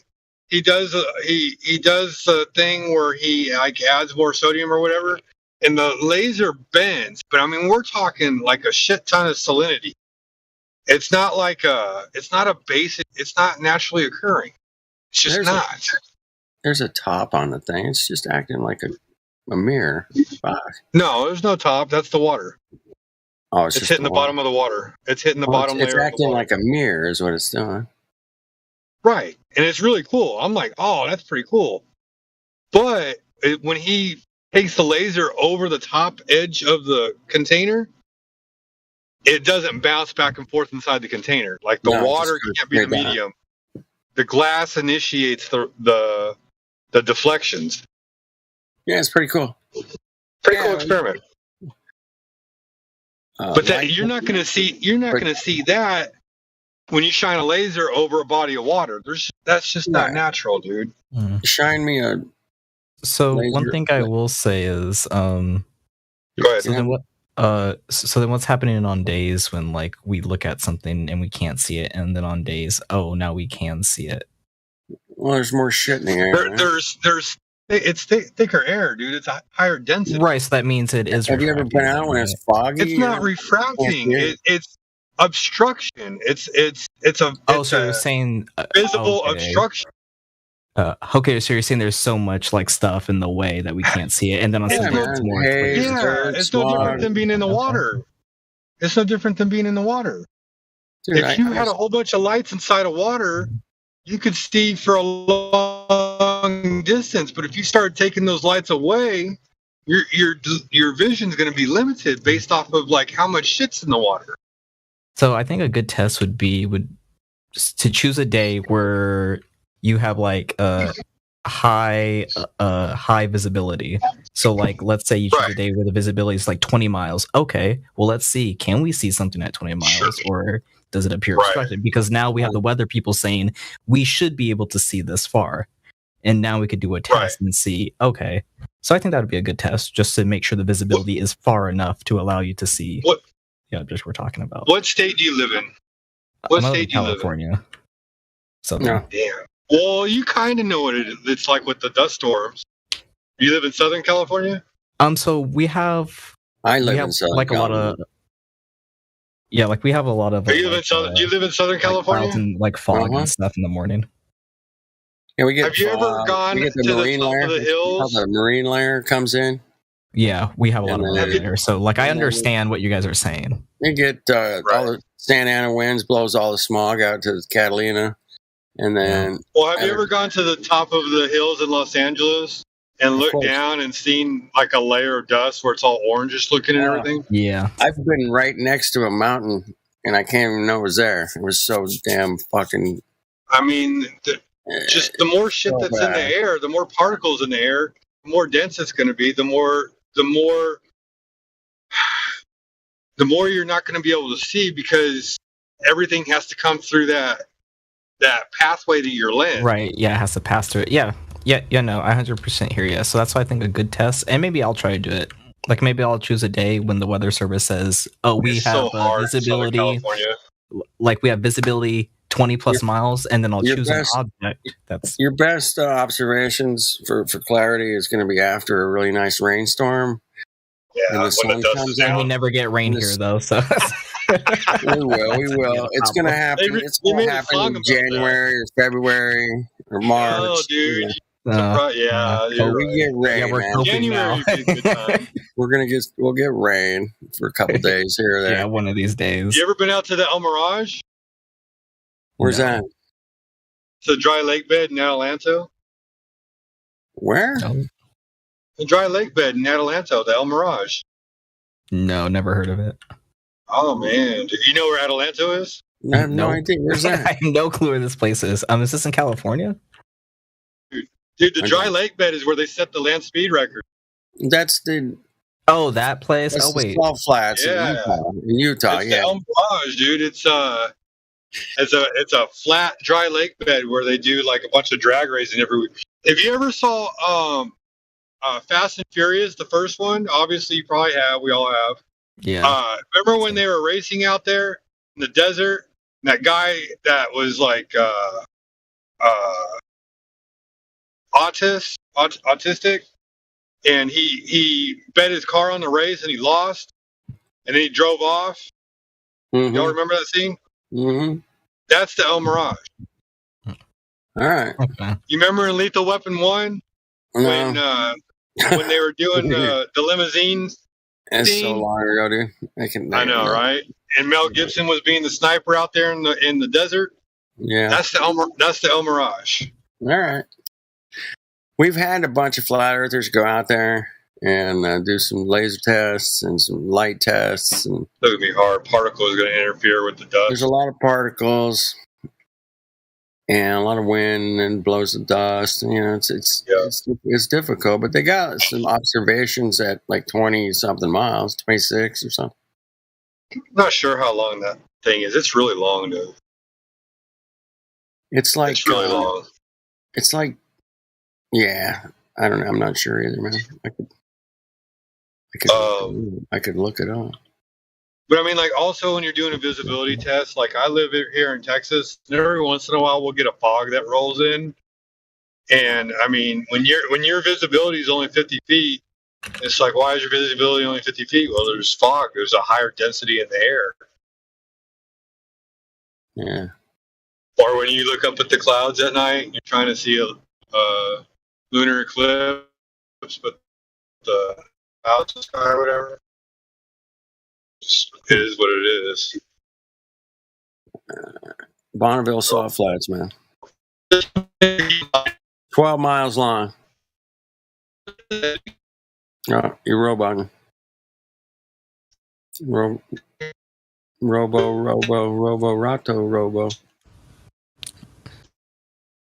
We do a little roboing. 12 miles long. There's a picture. All right, can you hear me better now? Am I still roboing? No, you're good. All right, so like you get the same perspective on globe Earth with air density when you look at the sun from above versus the sun at sunset. It's just more shit to look through. Yeah. Yeah, no, like I hear you. Yeah, like I understand your guys' point, and that's why I think it'd be a good test to go and test specifically when there's high visibility, so that we can confirm, okay, the weather service is confirming we should be able to see this distance. So like I said, maybe I'll do it. Like if I get bored enough, I'll go to the beach and sit around and wait for a ship. And I hear you, dude. I'm all excited, man. Like I have all these places I want to go visit now for vacation. Nice. That's right. Hey, you know what you can do that if you ever get Here's bored? a picture. Here's a picture of the Bonneville Salt Flats, man. Go on a hot air balloon ride, dude. Go take a hot air balloon ride one day. Yeah, it only lasts a couple hours. Speaking of hot air, pretty cool. About 4 or 5 years ago, I was trying to book There's all these companies out there that say that they do these high altitude balloon rides. Yeah. To the edge of space, man. Cool. The edge is that's really far up. 100,000 feet, man. You're enclosed, I'm assuming, right? We're enclosed. It's a cabin, like a little spaceship kind of looking thing. And I looked, and I'm looking, and I'm like, where is any of these people gone up and maybe put some video on YouTube or something? Not one of these companies has ever taken a passenger up 100,000 feet in a fucking balloon, man. It's never happened, but they're taking money, they're taking reservations, they're supposedly doing test flights, which I never really saw one. It's too dead giveaway, man. You get up to 100,000 feet, it looks just like where she's standing there at the Salt Flats, man. Yeah. You know, come on. Where's the curvature? Excuse me. Where's the curvature? That's all we're asking. Anyway, I tried to sign up for one of these rides, man.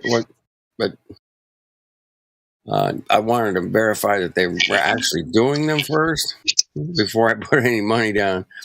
And it was just a big, digital slideshow and some CGI, and it looked good on video, but it wasn't real. So if you guys can get me anybody's got one of those balloons going up to 100,000 feet, man, let me know, man. I'm putting the money down. I'm going. I'm bringing a parachute in case the thing fails. Yeah, that's probably smart. Yeah.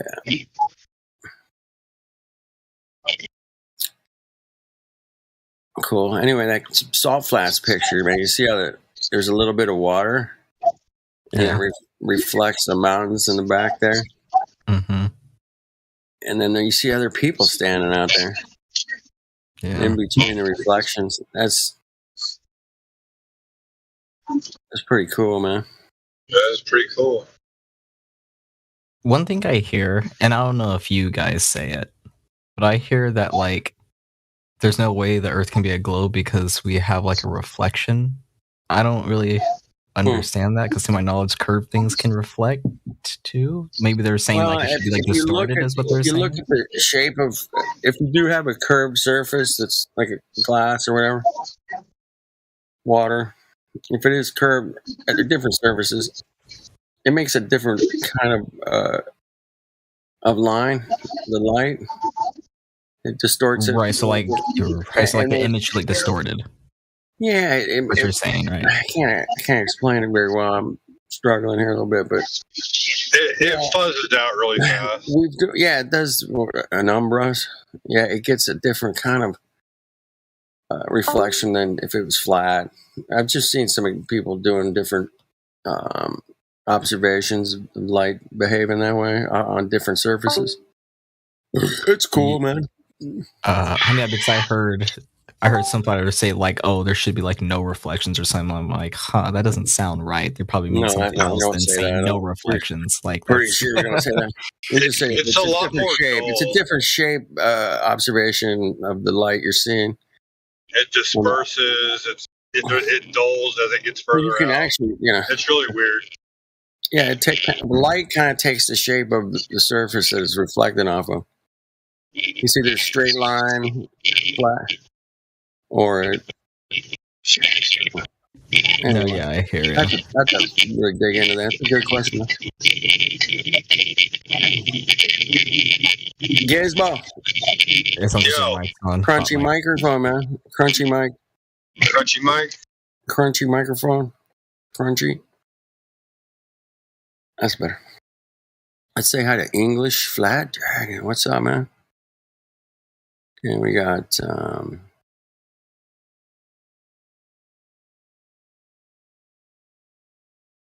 Karuma. Hello? Hello? You there? All right. Who? What? Me? Someone Not else? you, no. Just I just say hi to whoever else is in here. Of course, Waz is in here. Professor Waz, my bad. And anyway, I know everybody else. Good day. I'm gonna start posting my own pictures. Why not? Yeah, why not, man? I made $200 shooting sporting clays. Really? I was top in my class. Easy peasy. Climbing So those rings. This is a shotgun. Yes, say pull kind of thing. Disc. Yep. Say pull the disc. That's always fun, man. We used to go do that where I live here, man, and we were young, and yeah, we'd do it at night, which they had this lit place where they did it. It's kind of cool. Yeah, night shooting's fun. A lot harder at night. It is because you can't even see like your sight Mm-hmm. sometimes, and it's kind of you kind of have to guess. Congratulations, man. Yeah, I always like that. Hear somebody's successfully accomplishing something like that, competition or whatever. Very good. It's hard, man. It's a lot of work. It is a pretty tough sport. Starbucks, run there. Don't drink that shit. English, come on. You know better than drink that. No. There's got to be like Joe's Coffee Shop or fucking TikTok, anything but Starbucks. Yeah, man. they probably have his like caramel frappe, macchiato, whatever.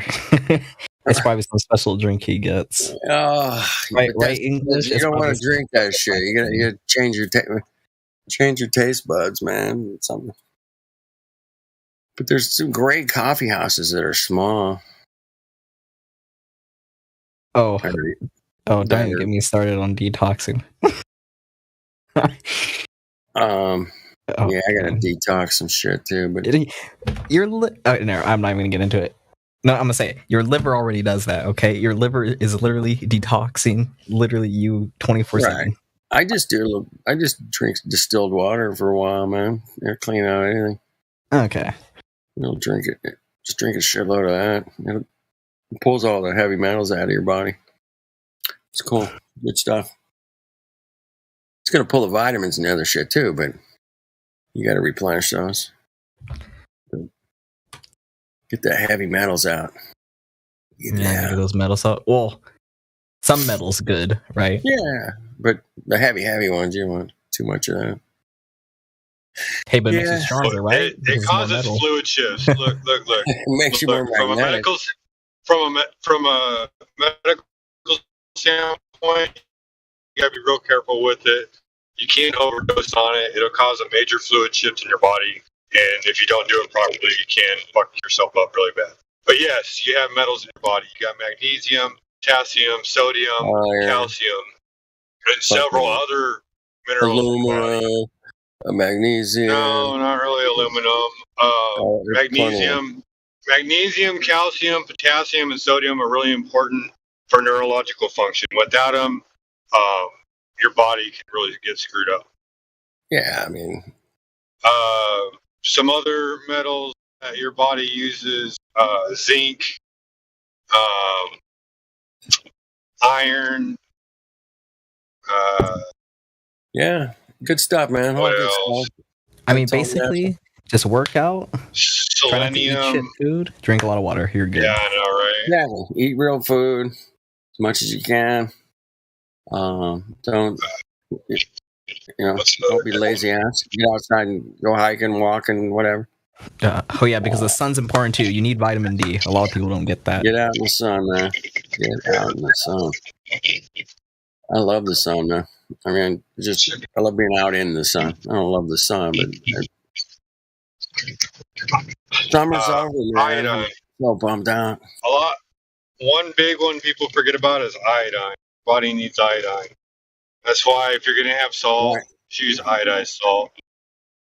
Like if you're not gonna eat much salt, get iodized salt, sprinkle that on your food every once in a while.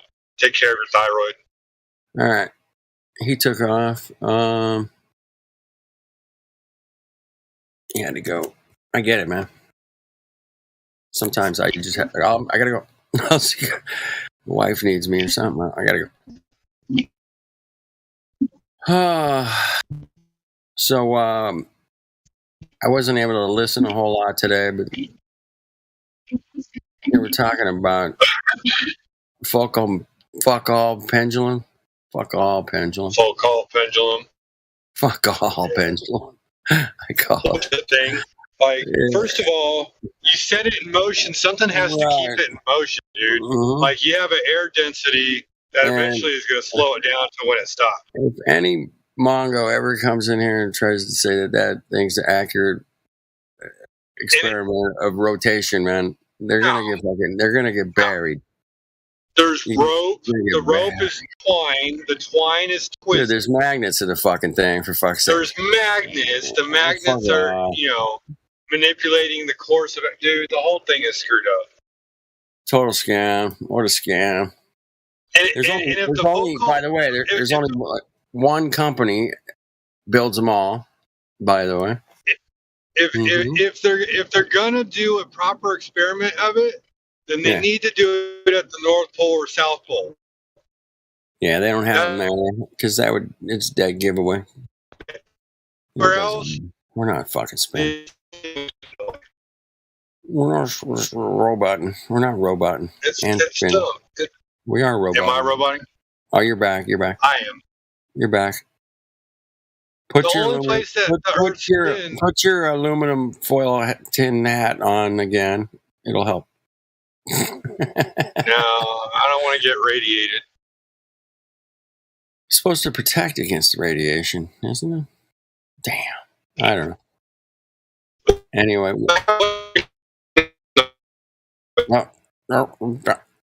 Mr. Robot. What happens when you put aluminum in the microwave? Yeah, it fucking lights up like a Christmas tree. Yeah. So when they shoot microwaves at me, I don't need my head lighting up like a Christmas. Well, it ain't gonna protect me from the fucking microwave. At least you'll be able to visually see it. You know what I'm saying?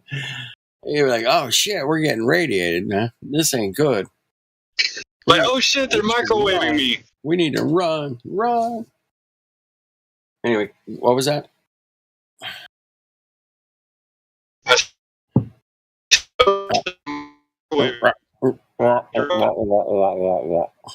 You're breaking up. You're breaking up, man. Houston.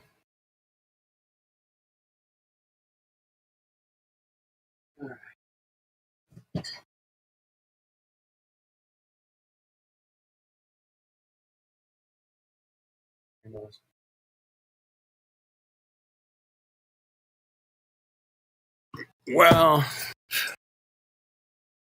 you roboted out. That's all right. It happens. And anybody else got anything fun going on, like flying or kiteboarding or salt flats, ocean, sun? Did anybody go see the rocket launch the other day? I saw the cloud. I didn't get to see the rocket. It was just a little cloud that went up a little bit. a cloud of smoke. What rocket was that? It was called a Delta Heavy. I was about 250 miles from the fucking rocket launch, but I saw this cloud in the sky. It was straight, and it was going kind of at an angle towards the southwest. And then I found out later it was a rocket launch, and that was the smoke trail from the rocket. But it didn't go very high, the smoke trail, man. It only went about, from my vantage point, maybe 20,000 feet, man. I've seen clouds higher than that. It's like, but yeah, it was fascinating. Anyway, you can go check it. It's the last time they're going to launch a Delta Heavy rocket from this Air Force base called Vandenberg, which is now known as Vandenberg Space Force Base. They renamed it. What was the payload? It was a secret payload. Top secret payload. Secret, yeah. Yep. Secret payload. What the heck? Secret satellite, spy satellite or something. I don't know. Yeah.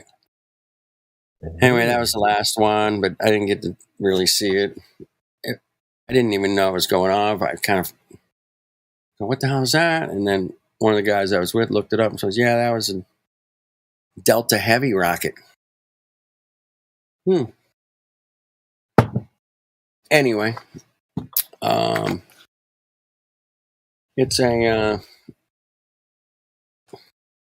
but it didn't look like, you would think the smoke trail would go really, really high and all the way out to wherever it's going, but it cut off and there's no more smoke.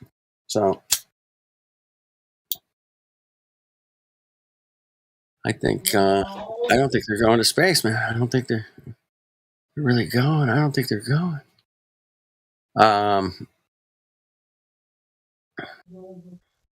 Anyway, that was cool. So what's going on upside down? Well, I've done a great deal at the moment. All my blood's rushing to my head, but I'm okay. I'm okay. I'll be okay. I promise. All right, let's see what's going on with the NASA news or something, man. It's Monday, huh? NASA news time. I think so, man. I haven't done it in a while. So, news this week. I want to kind of filter it down. Well, of course, there's the front page headlines. Well, we've got, the DART mission. Mm-hmm. Hits asteroid in first ever planetary defense technology demonstration. It was amazing. It was incredible. Absolutely amazing. Oh, look at this hairy fucking testicle. Oh, get out of here. Ugh. Oh, here we go. First story. We'll give it a go here. It was successful. Everybody cheered. It was just, what a moment. Yeah, was it cheering? I don't see any video here. NASA's got the worst website I've ever seen in my life, man. It's like 1992 or something. So bad. All right, they successfully hit it with the spacecraft DART. $300 million effort here, man. This is big. Oh, you got to see this picture. You guys have to see this picture. It's so, oh my, it's so good. So good. The picture, man, it's got some quality photography going out there with NASA. I'll tell you, man. Oh, is it new? Oh, it's not giving it to me. Damn. All right, cancel that. I'll just give you guys the article. The picture's in the article. All right. We hit an asteroid. Look at them all cheering and everything. Oh, yeah. Woo. We did it. We did it. We're so hot. We are so good. Totally. Anyway, that's fucking hilarious. All right. It's all about the DART tonight, man. DART mission. Hey, NASA's going to roll out Artemis rocket, and they're just going to roll it out. I thought they had a fucking hurricane coming, man. Yeah, they're not going to be rolling anything out, man. Yeah. We got a hurricane. Delayed the Artemis, didn't it? It sure did. There we go. I thought the same thing earlier. I was like, oh, yeah, hurricane's going to put that back another week or two. Yeah. So it's Artemis rolling it back to the hangar for the hurricane. And we've got the DART has hit the asteroid. That's the only two stories going, man. Oh, wait. Nah, I don't think that's a good story, man. Nah. They're going to save us. Oh. They're going to save us from a deadly asteroid one day. Yes, they are gods, man. These are gods we're dealing with.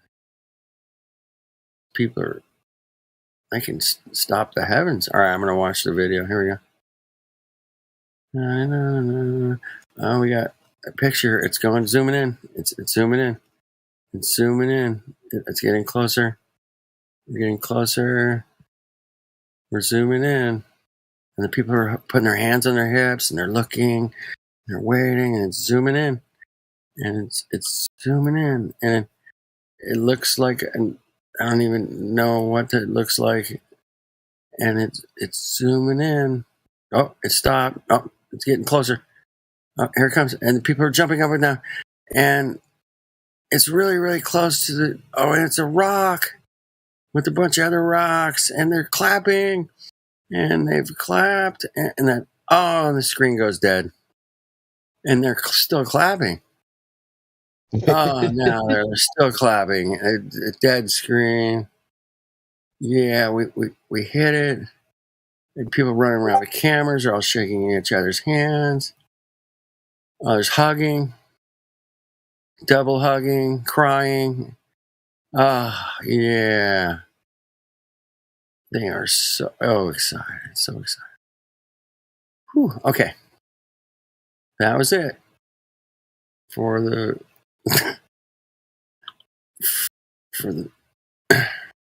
the DART. The DART.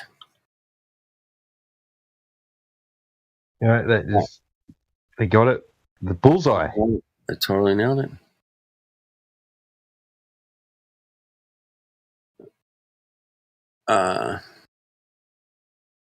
So there was a small satellite companion tests a camera prior to impact. I'm going to see what this is all about. It was a double asteroid. Double asteroid. Whoa, man. Double asteroid. Dude, this is way too long to read, man. Way too long. Not going to happen. There was a CubeSat along with for the ride to take some pictures. He sent the CubeSat, man. Right. So that's not a cartoon I'm looking at there. It was a pretty good one. Cartoon. Well, there's this space junk worries out there. It's going to prompt some new action by NASA and Congress here in America to deal with all the space junk out there. You got a lot of space debris out there, you know. Well, they're going to have some excuse. So. And Congress is wants to clean it up, and it's the big satellite constellations. Well, they got to justify why all this money's getting pumped into them, right? You know, Oh yeah, we got to clean up all the shit we left out there. Mm-hmm. So there's a lot of crap floating around up there, man. We got to clean it up. Come on, people. That's right. They fall sometimes too on people's properties, attached to balloons, but just ignore the balloon part. Right, of course. NASA releases revised Moon and Mars objectives. NASA released a version of the Moon and Mars objectives on Tuesday. This was back September 20th. Forming a blueprint for shaping exploration throughout the solar system. These guideposts in the agency's Moon and Mars exploration approach will help shape NASA's investments, as well as those of the agency's industry and the international partners toward the moon and beyond. Whoa! So they're going to revise everything. You got 63 final objectives they're going to try to deal with here, man. So you got a lot. They're working a whole lot of shit, man. Well, it's about time, isn't it? Really? Yeah. We're working it, man. So they want to get on the moon no later than 2025. Okay. Yes. Right. No later than 2025. It's only 3 years. No later. And then we're going to follow the Mars campaign after that. So it's going to be a while for the Mars deal, but 2025 for the moon, everybody. Don't let anybody tell you any time sooner. So we got 3 years to deal with it.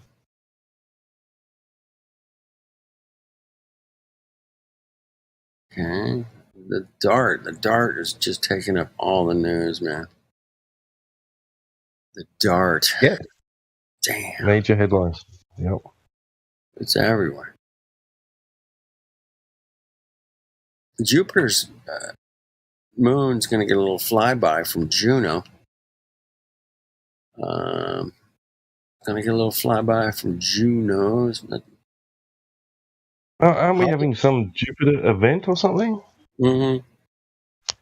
It's as close to Earth as it's going to be for like a really long time.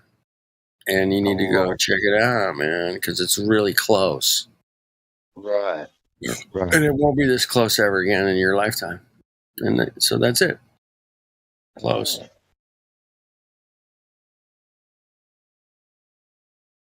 We're going to celebrate, NASA's going to celebrate an international Observe the Moon night with NASA.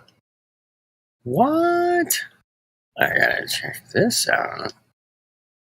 Public is invited to participate in a celebration of the International Observe the Moon night on Saturday, October 1st. This annual worldwide public engagement event takes place when the moon is close to first quarter. The first quarter. A great phase for observing the moon. Last year, 500,000 people participated from 122 countries and 7 continents. This celebration provides an opportunity to learn about the moon's surface and exploration, observe the celestial bodies, and honor the personal and cultural connections to the moon. How do we do it? Viewing guide. Let's check out the. I didn't know they had official nights now, like you've got World Peace Day and all, we got Pancake Day. Now you got nights. We got Moon Night, bitches. Moon Night. The moon, Earth's constant companion. It's so close, it warms my heart. The first skywatching targeted point out of us as children. Yes, it's our first skywatching. The moon. Did you? Okay. It's objective. Blah, blah. Where? Okay. How do we do this? All right. We're just going to eyeball the moon. That's one way of doing it. Lunar sightings. You can use binoculars. Yes. And if, you could step your game up and get yourself a telescope and check out the moon. And that's it. That's all you get to do. Those are the 3 ways you can see the moon. I say get a P900, man. You zoom right in on that bad boy. I'm glad that they've done this because I would never have thought to do that ever. Like, no, we would have never thought to look through like optical devices or just use our eyeball or whatever. Yeah. That's one of the nicest viewing guides I've ever seen, man. Really goes into detail, man. I'll drop it in the chat for you guys because you guys got to be educated too, man. I get it. But there's the guide. There's the national. How to look at the moon.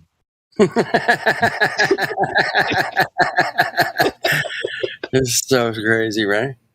We're wrong. Dude, we're 5th graders, man. Yeah. Just try. Don't look at it like that. I'm trying to deal with everybody here, man. I don't want to look at the moon. I'm trying to get some serious shit I'm dealing with. Yeah. Well, we got the James Webb Telescope. That's still in the news. And we got the Moon Night, Jupiter.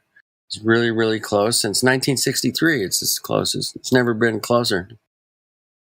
And all the moons into Jupiter. Yeah. James Webb Telescope, DART, Jupiter.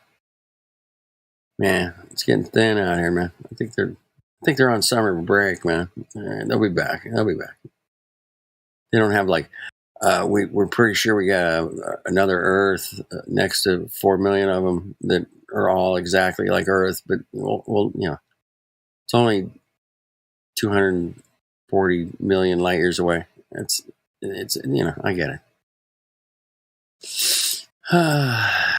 That's not that far, is it? Nah, it's not a couple miles. Oh, the shuttle Endeavor's anniversary. That was Endeavor. 6 days ago. I don't know. So that's the only remaining one, isn't it? Space Station. Hold on. We got Space Station highlights week. Here we go. There's something fun. Space Station Science Highlights week of September 19th. Crew members on the International Space Station.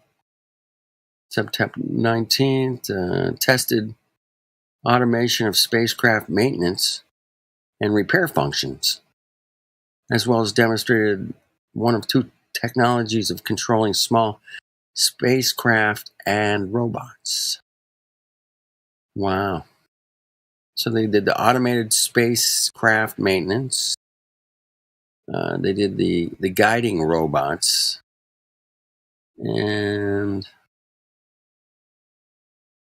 there's a lot of big words in here. There's a lot of big words. Cool. Behavioral core measures, collections, and measurements to qualify the abilities. Observation between. Oh man, there's a lot of cuckery going on here, man. Yeah, they're fucking busy up there, man. I can't read it all, man. They got all kinds of shit going on. I'll post it for you guys. There's a lot of science up there. You got a lot of science going on, man. You guys can, at your leisure, check it out, or don't. I would. See, they're looking through the little window port. They're looking through the little windows. That's cool. Oh, Boeing's got something going here. What do you got here? No, it's not Boeing. That was 2017. 5 things to know about. We got a hurricane coming, and energy bills in Italy. As a CNN article. Hurricane, Ukraine, and energy bills in Italy. I don't know what that has to do with fucking space, other than they took a picture of the hurricane. They took a picture of the hurricane from space. That's what it has to do with space. You know what all three of those have in common? No, go ahead. Climate change. They're all fake as fuck off? No, I'm kidding. A hurricane's real, man. I'm pretty sure. I know, it's all climate change, though. The weather, all the extreme weather that's happening, it's all because of global warming. The climate swindle, yeah, they're swindling. Yep. We call it the No, what was really going on in Italy, there's massive riots going on in Italy because of all the BS that's going on. The government lockdown crap and everything, not being able to get the energy that they need in order to power their homes. And there's somebody else that's running for office there, like huge election coming up. You guys. And they're screwing it all up. They're saying that they're trying to return to Benito Mussolini era.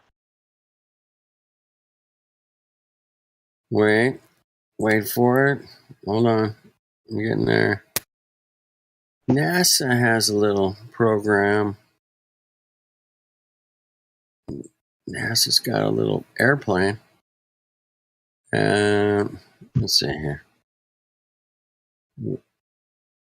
Our snow and water supplies are dwindling, so NASA's got a little program to kind of keep an eye on that, called the Airborne Snow Observatory, ASO. So I'm sure that costs a couple bucks. Well, they got a bitchin' little camera on the bottom of this plane, man. It looks tacky, bro. You want to see my NASA photo?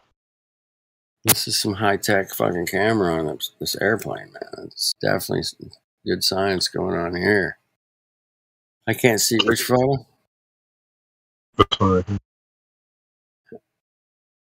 Yeah. That was at Disneyland. Is that Disneyland? I think so. Yeah. Bigfoot and Elvis riding the Loch Ness Monster. It's real. It's got a NASA logo on it. It's got to be real, man. Got to be real. God damn, it's NASA.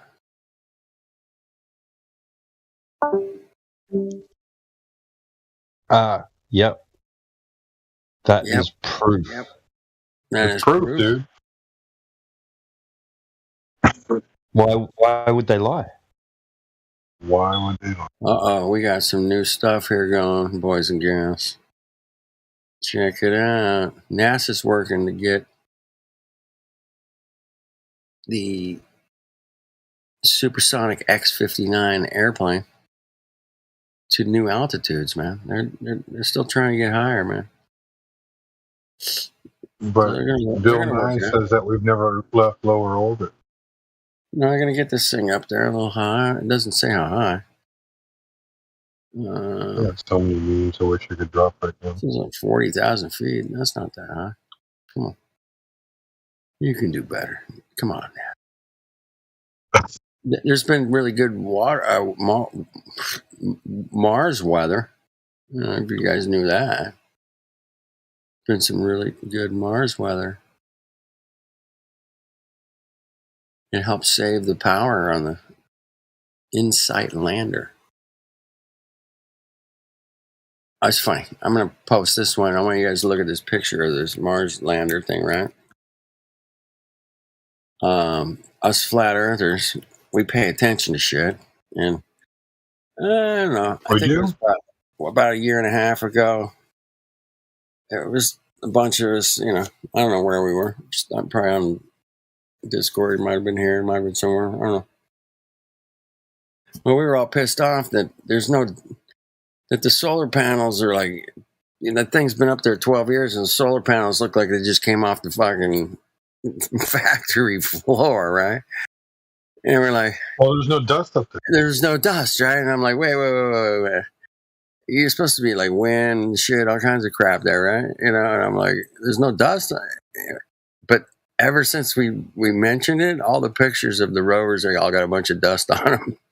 So they're paying attention. They're paying attention to us, man. They're paying attention.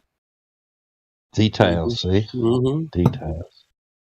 And we all spotted that, and we're calling it out. And next thing you know, man, and something will happen.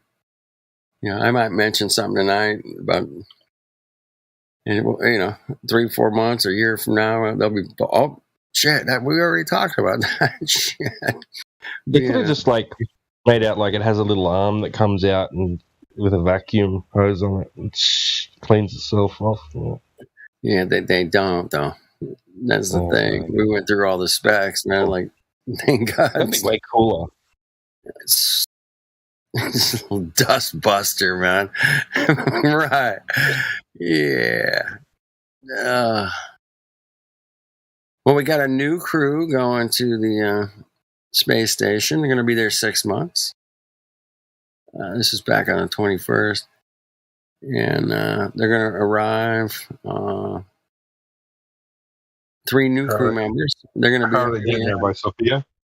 No, they got there by the Soyuz MS-22 spacecraft rocket. Yeah. They're not going to board Sophia. It's Russians. They're sending Russians up there now. They just sent Russians up there. What? They just sent Russians up there. Are they going to change them out again? I thought they were kicking all the Russians off the space station. I know. What the hell happened? Yeah, come on up. You guys are cool. Yeah, I know. We totally hate you, but you're cool. Yeah, go. What a bunch of shit shows, man. I think it's funny how they got all mad and butthurt about it, but there was no way to get up there and get the Americans down. So what happened? The Russians we'll bring them back. Don't worry. Yeah, we'll do you a solid. You know what I'm saying? Don't worry. You guys aren't going to die. We take care of you. Don't you worry. We take care of you. Can you see them up there, shifty-eyed, looking at each other, Oh no, this is, dude. This is the best story I've got all night right here, man. You guys will really appreciate it. I do cite all my stories. NASA's they're a little worried that somebody's going to get pregnant in space. Okay. What? Yeah, they're concerned that the astronauts will get pregnant in space, man. Damn. Well, doesn't contraception work in space? Anyway, I used to get 10 of these a week, man, where they were just so ridiculous. We could giggle. That's about as close as I can get tonight. It's just a bunch of shit about the Artemis or the DART. It's pretty weak out there, or Jupiter's moons or something. It's pretty weak out here, man. Nothing too outrageous. The DART's pretty outrageous, man. It's pretty outrageous. Right, so now that they've put that out, so can we now expect first baby born in space? That's probably towards the end of this decade, I'm thinking. What do you think? Yeah, maybe, probably, yeah. Are you sure it's not just a couple? Maybe early 2030s, maybe. I don't know. It's not that hard to guess what they're going to do, but they'll probably be premature. It might be 27 or something. Oh, just a couple years down the road. Who knows? Now that they put the story out, it might only be a couple years. I don't know. Yeah. NASA's looking for a proposal for lunar landers to deliver astronauts to the moon's surface. They're seeking some proposals. So if you guys have some proposals out there for some lunar landers to deliver, did y'all hear what happened in Colorado about a month and a half ago? About a month and a half ago, a month ago? What happened? An entire region of Colorado was locked out of the smart thermostats. Marked out of their home. They were locked out. Yeah. The electric company set their thermostats to 78 and locked everybody out. Right. My You sign up for a certain program. Okay, my wife's mother did this shit. I didn't know she was doing it. I would have said, don't do it. But they give you like this like really good discount if they say you got to let us control your thermostat. Okay. And she signed up for it. She got the discount. And yeah, man, it was 110 here. And they said they like shut her fucking shit off, you know. It's like, oh man, that sucks. So yeah, that's pretty crazy. Wow, how many people have smart homes? It's part of it. They signed up for it. All those 22,000 people signed up. It wasn't like you just shut them off. It's not doesn't work like that. They were all No, they did. What are those called? The Google. What's that thermostat called? The Nest. It's a Nest. Oh, I would never have a Nest. It's like a Google Nest or whatever. But it's a thermostat. It's a thermostat you can control with your iPhone, right? Right. While you're away from home, you can set your AC you back on when you go back. Right. When you're on your way back home, you're like, oh, I need to set I want my home to be cool when I get back home. Since nobody was there all day, I turn off my AC. But when I get home, I want it to be cool. So you turn it on like 15 minutes before you get home, so that way like everything cools off. Right. Well, the electric company said, the power grid's going to be stressed. So we're just locking all of you out. Yeah. That's what they literally did. So for 24 hours, nobody could control their thermostat. That's really horrible. But the Nest, what do they think? They're incubating people or something? The Nest, right? It's meant for like with your home. You're creating the environment for your home.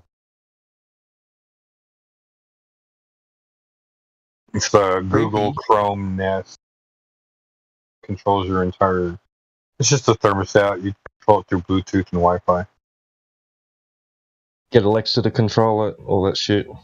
Oh, wait, no, that's Apple. It wouldn't be compatible. It have to be Google? Siri. That's Alexa. Wait. Oh no, Alexa's freaking Cortana. Amazon. Get Cortana to control it.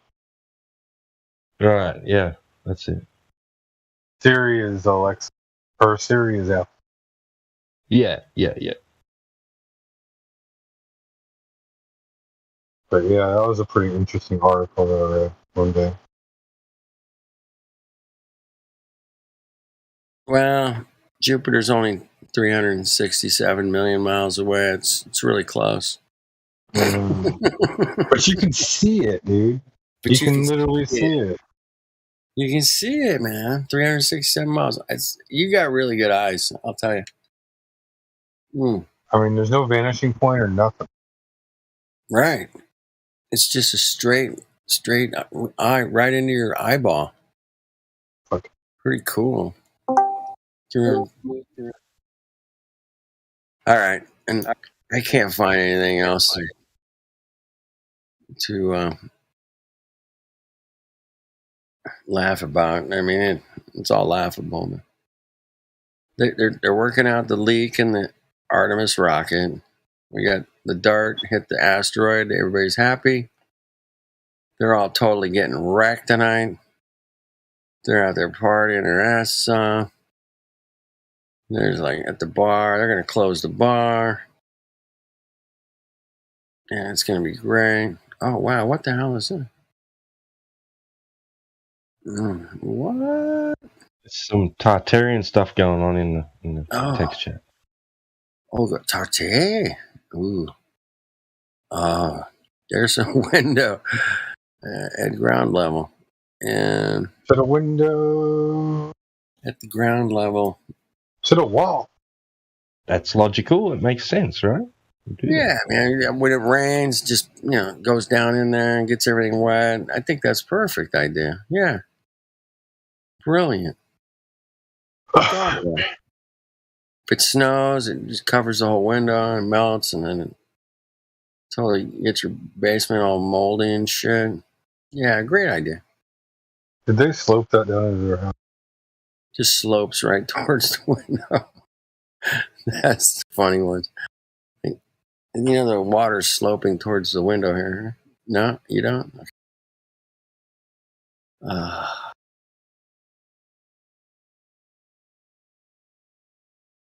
right, you guys. Last one, man. This is just recently. The ISS took this wonderful picture of our globe, man. At night, kind of with the light and everything. Say, what?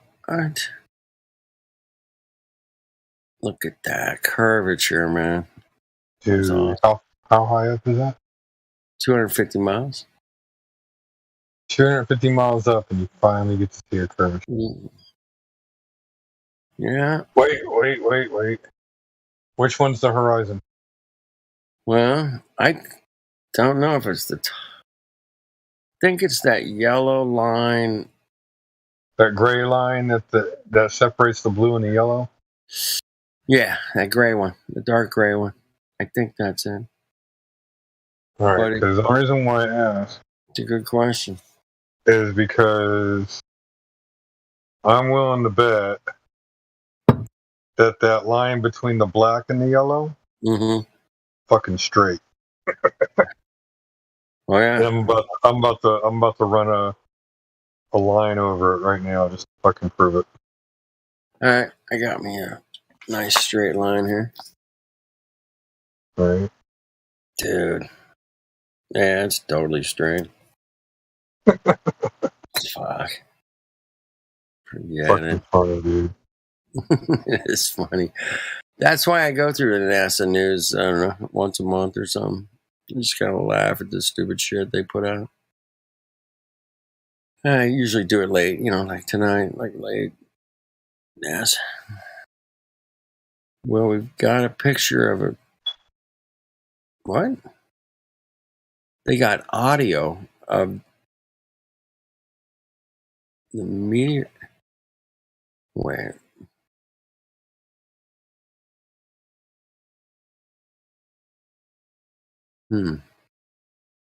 No, there's a curve on it. Never mind. See, I admit shit. I don't fucking sit here and try to fucking... It's relatively flat. It's slightly curves. I mean, it's slight. It curves more on the left than it does on the right, which that makes no sense. It's weird because it would be even. Right, it would be totally. No, it would be a mountain that's causing the. You're looking at mountains. It's.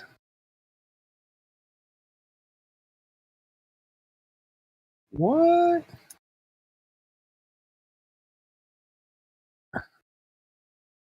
Oh, fucking A. NASA has a watch, dude. Fuck off. Here we go. A timepiece that Elon Musk would most certainly try to acquire. It's probably going to be the next thing he buys is NASA. You guys gotta fucking see this motherfucker. All right, this is the best story so far. I just kept going. I didn't stop. Yeah, you gotta look at that timepiece, man.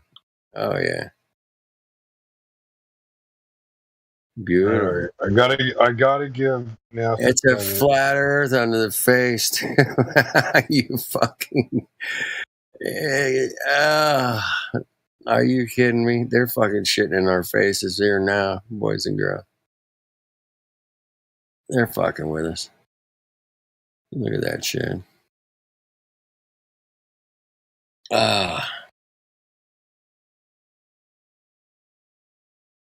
That's pretty funny. How much is this fucking piece of shit? They're numbered. Are they numbered? It corresponds with the gravity of the planet. What? All right. I think I might have found a little jammy jam here, man.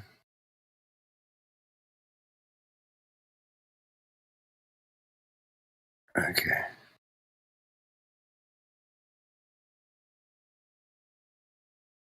Wow. I wonder what part of Earth. I don't know. I'm looking. And why is it like doesn't look like Earth, or is it the moon, or are we looking at Mars? It doesn't look like Earth at all. What the hell? All right.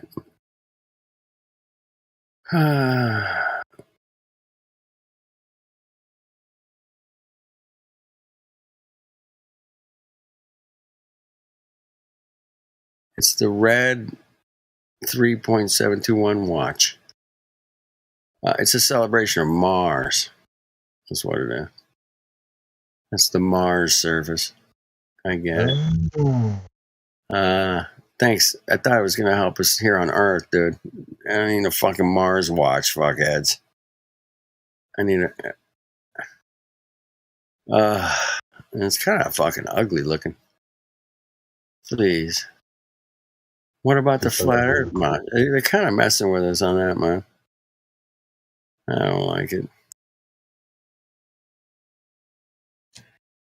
I don't like it. Hey, you want to see something pretty cool there, Doc? Always. Yeah. You don't have to this ask. video. If anybody says, "Oh, your eyes don't play tricks on you," show them this video. Your eyes don't fit your what?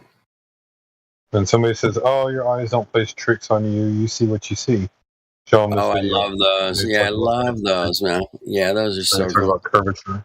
Yeah, I love that. Yeah, I've seen those in real person. I'm like, that's so fucking wicked. Yeah, when it tricks you like that, pretty cool, man. All right, we got a headstone here. It's been dropped. Mr. John Taylor, who died May 26, 1990, age 75. Also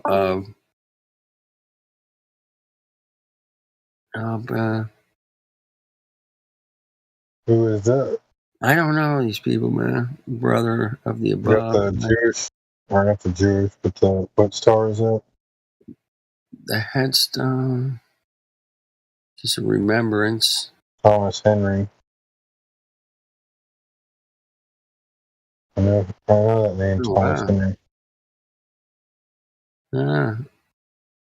Interesting. I don't know what's up. English can explain it. I can't read what it says. Does it say something about flat Earth or something? I'm guessing, maybe. I'll just guess. I mean, I'm digging the Freemason obelisk. There you go. You got the obelisk. You gotta have. Everybody should have one of those. Come on. All right, here it is, man. 15 of NASA's coolest inventions that regular people use every day. You guys ready for the list? All right. The computer mouse. All right. Oh, God. All right. Infrared thermometers. You realize I haven't really used a computer in like probably the last 5 or 6 years. Yeah, when they came up with the mouse, I don't know. I thought I'm pretty sure Xerox came up with the mouse, man. It wasn't NASA. I'm like 100% sure of that. 100%.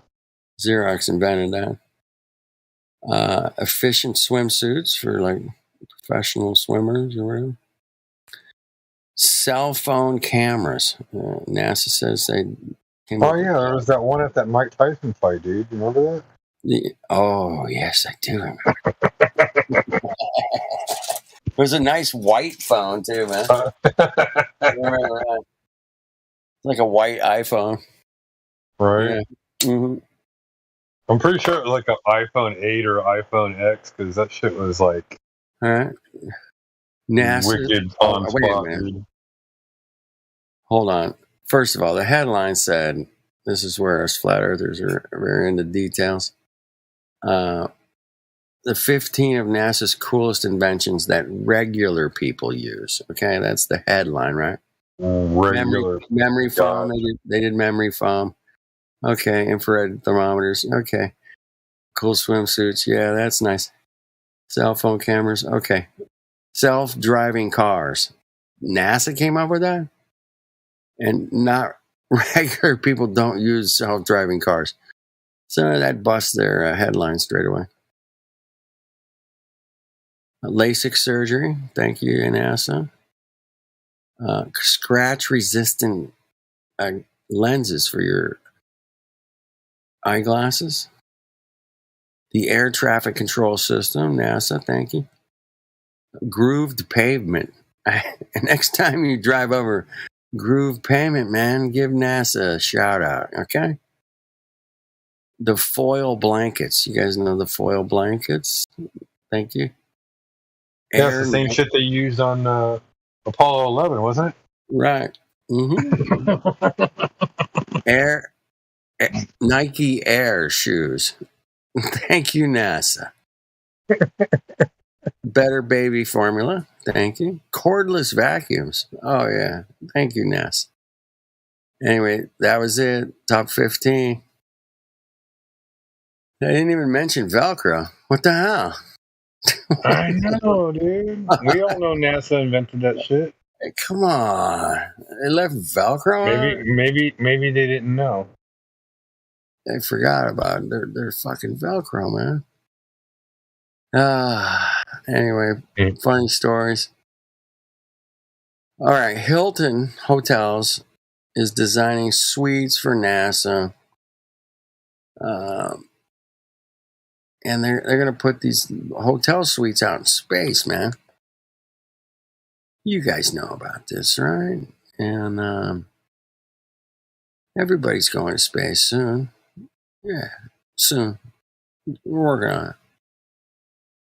Yeah, Hilton. We're going to go up to the Hilton on the moon or near the moon or something, maybe. I don't know. I've been talking about that since the 50s, but cool, man. It's coming soon. Hey, Jock. I got a video for you in the chat. All right, let's check it out. The guy pouring gasoline on the fire? No. Pouring water on the fire. He just poured the whole thing in. Fucking Mongo. It's not going to help, dude. It's a lost cause. Okay, water, do your thing. Have you seen these guys try to put out these? I've seen like 4 firemen trying to put out an electric car fire with like mega hoses, right? And they're just pouring water on this thing. And it just keeps going and going. They probably used 1 million gallons to try to put this fucking car out, and they couldn't even do it, man. It just kept burning and burning. Even with, I'm like, oh my goodness, that's crazy.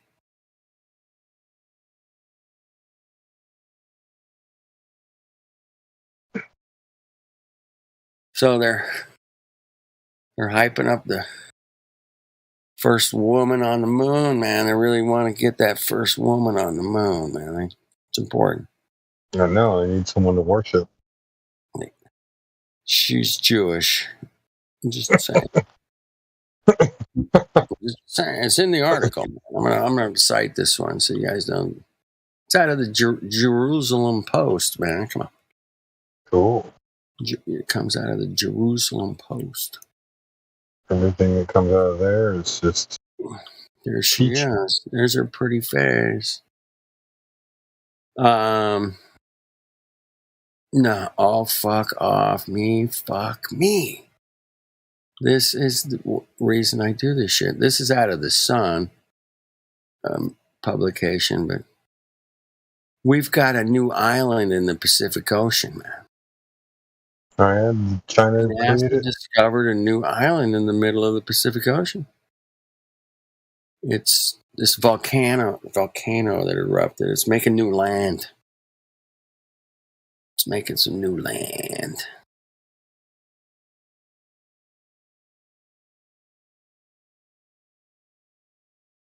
It's 6 acres now. It's getting pretty big.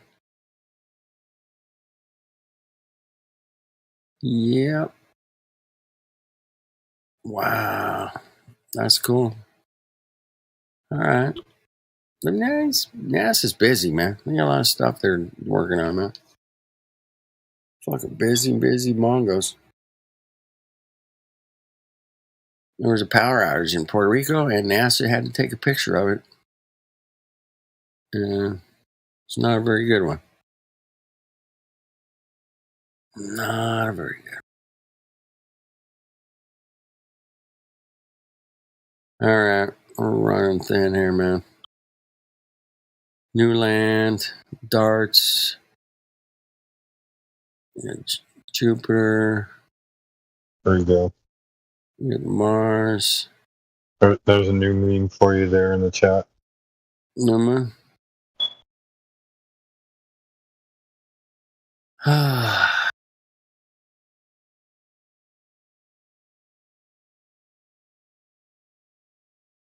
Well, if you like a lot of cinnamon, you need a lot, man. If you like a lot, you need a lot. I put cinnamon in my coffee every day. Look closer. I gotta look closer. Oh shit.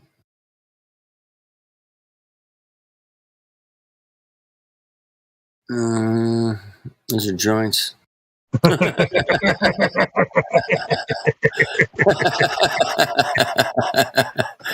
They look just like cinnamon sticks. There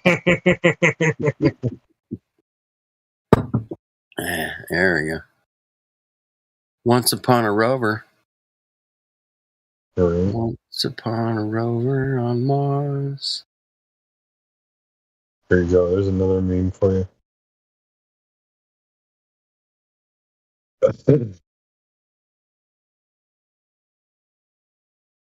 Wake up, naked guy with a shotgun. Damn crickets are keeping me awake, so I'm gonna go find some. Kill every last one of them. I can see how the shotgun could help, but why are you naked? They only crimp during awkward silences. Grab my ass real quick.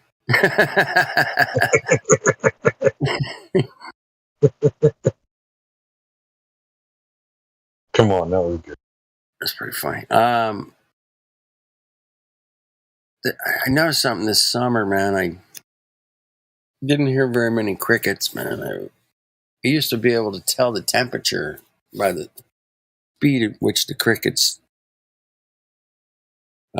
chirp or scratch their legs, whatever they do. And, if they're going real fast, it's fucking hot. They're kind of medium. They go faster when it's hotter. Right. And this year, man, I was like laying in bed all summer, get the window open. I'm like, no crickets. I wasn't swearing. No crickets. And I'm not seeing any around my yard. I used to see them. Did you notice that George Jetson was born this year? Mm-hmm.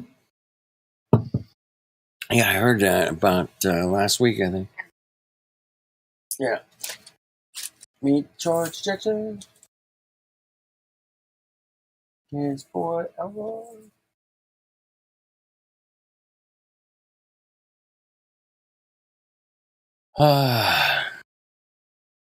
Yeah.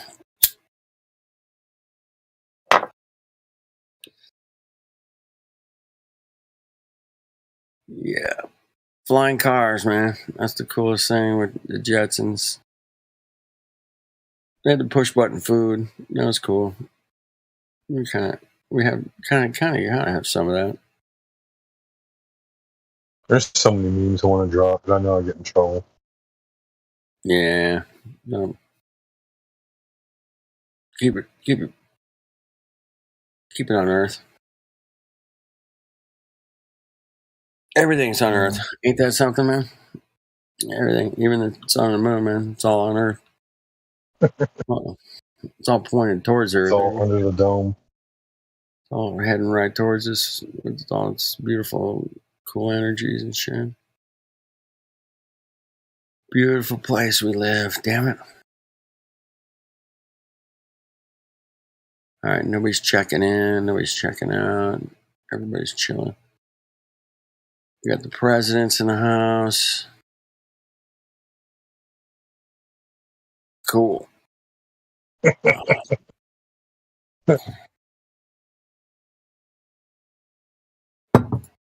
Got a doctor.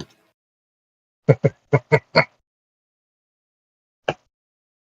right. Well, I don't think I've asked you, man. I don't think I've asked you, like, where were you? What were you doing? So we said, hey, man, Earth's flat, bro. Check it out. Where was I? Big. Yeah, where were you?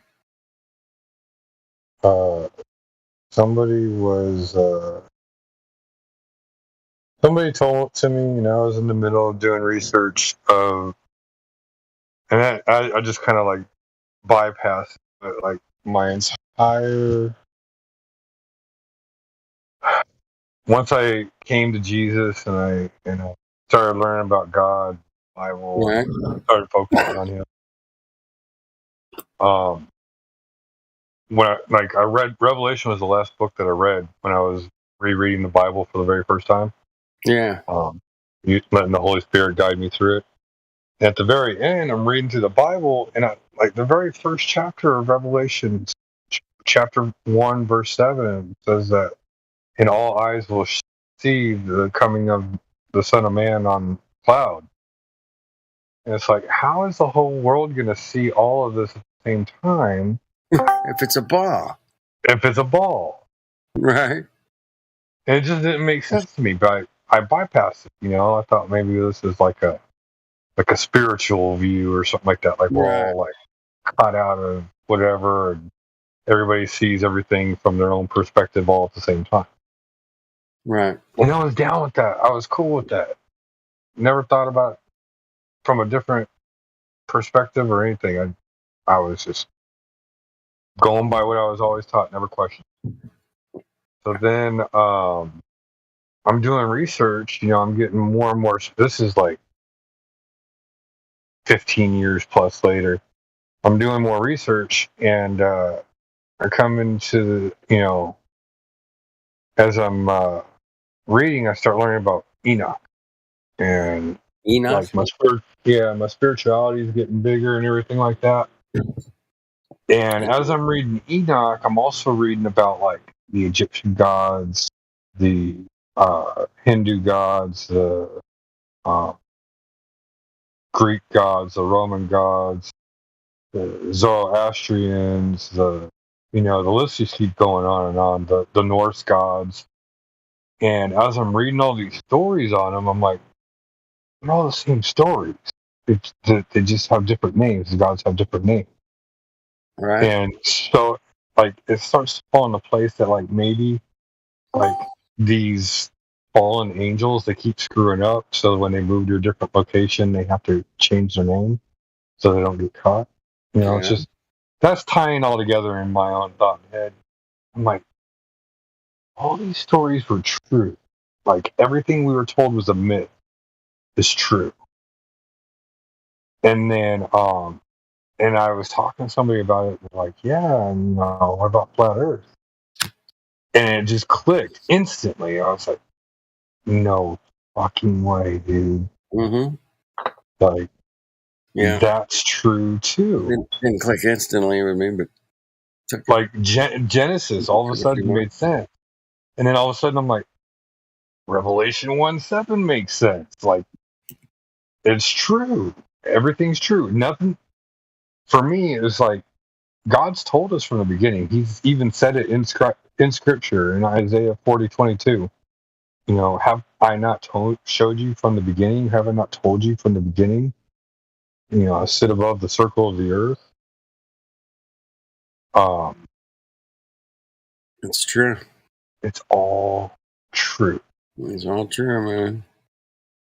Oh, yeah.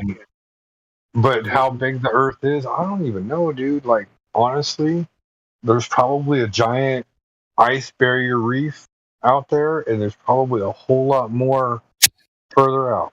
And for all we know, we just don't know. No. Like, oh, let me see the edge. I'm like, well, what if the edge goes on forever? You know what I mean? Like, what if there is no edge? And you just, the further out you go, like if you could literally had something that could travel all the way to the edge, what if it took you 5 years to get out there? That traveling at like 1,000 miles per hour, like, or 1,500 miles per hour or 2,000 miles per hour. Like, that's a significant amount of speed. Imagine just going on forever the further away from north you get. Yeah, we don't know. But we can't prove that. No, not now. Maybe later. We might get there. Who knows? But that's pretty much how I need some of you young Mongos out there to put together an expedition, man. And these videos are amazing that people are going out and making these observations for us when we can't afford to get all the way out there to their locations. Yeah. They're wonderful. They're terrific. And I thank them so much for going into such great detail to work out all of the variables involved. Yeah. Great detail. Thank you. So appreciate it. Appreciate it. All right. We got a couple of no rollers in here. Fourth dimension beats. Fourth dimension beats. Fourth dimension. Fourth dimension. Not quite the 5D yet, huh? Gen 1, no rolls. All right. You guys go up to VC check-in, man. I'll check in. And then I got to go to bed. But we'll go. You guys go up there. Go up to VC check-in. I'll go up there, too. Yeah, let's go up there. Gen 1, go up to VC check-in. I can check you in up there. I can't do it on the main floor here, man. I have limited privileges around here. Limited privileges. All right, fourth dimension's up there. I think I talked to him before. All right, I'm going to go up there. All right. You bet.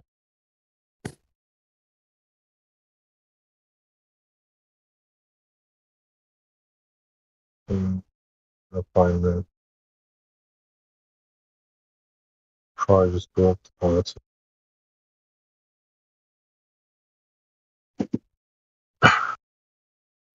Isbo! Yo! What's happening, mate? Oh, not much. Got some newbies in here. I need to go up there and sign somebody in. I guess. I don't know. Awesome. There's 2 VCs, right? There's VC check-in 1 and VC check-in text, and Well, it looks like everybody's gone. I don't know where the other dude went. Maybe they're in voice text. I need to pull them into a room.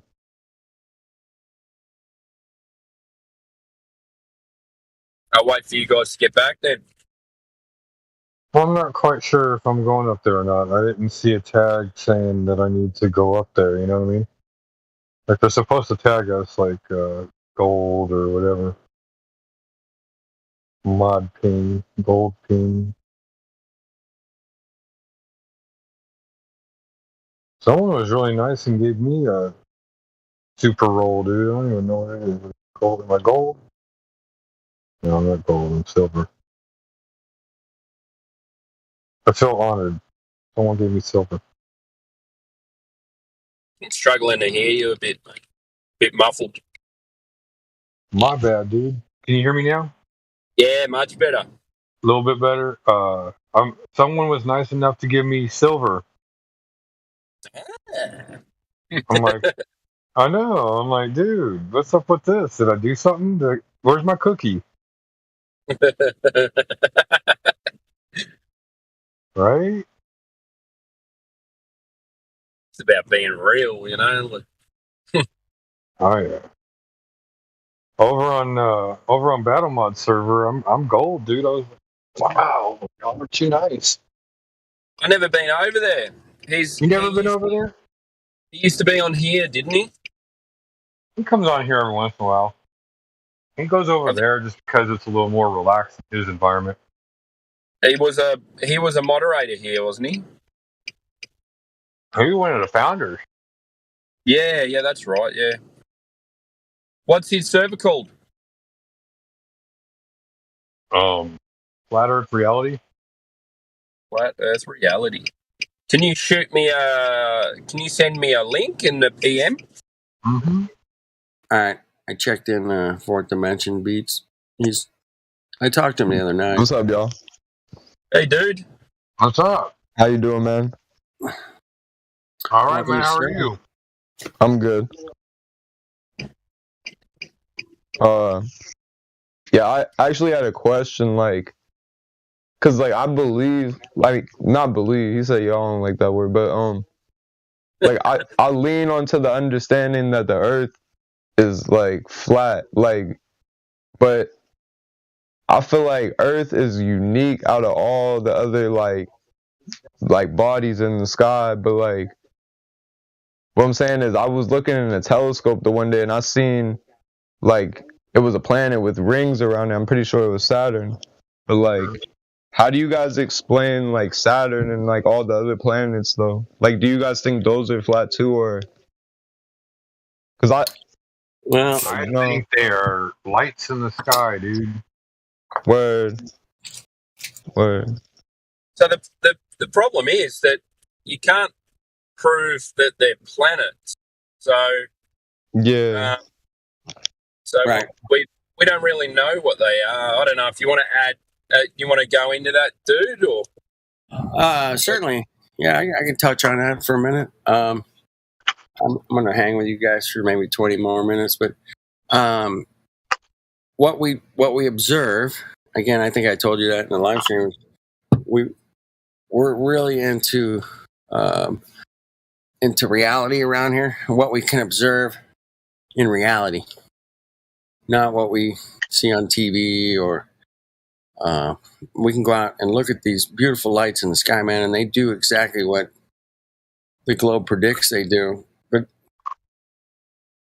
the trick is are they really spherical, beautiful, huge, giant rocks in the sky? You know, that we cannot prove. We can't prove that at all, man. There's just no way because we can't go there. That's objective reality. We can observe, but we can't. You're right. And wish we could go, and then we could check it out. Even the moon, man, we can't go there and check it out. You know. See, I don't even believe they went. I believe that's a conspiracy, like the moon landing and shit. Like it's not even real. Cause like they even said, no, they don't have. Like NASA admitted they don't got the technology to go today. Right. Because they got destroyed. But like, why would you guys destroy it? And you guys have more technology now than you did back then. So why? Right. Like, why wouldn't you be able to go now? Technology always expands. We've all witnessed it in our lifetimes. It doesn't degress. It doesn't go backwards. And that's just kind of a dead giveaway there. They say they're building a new rocket to go to the moon, but that we'll see. Let's wait and see. Do you guys think that nukes are real and shit?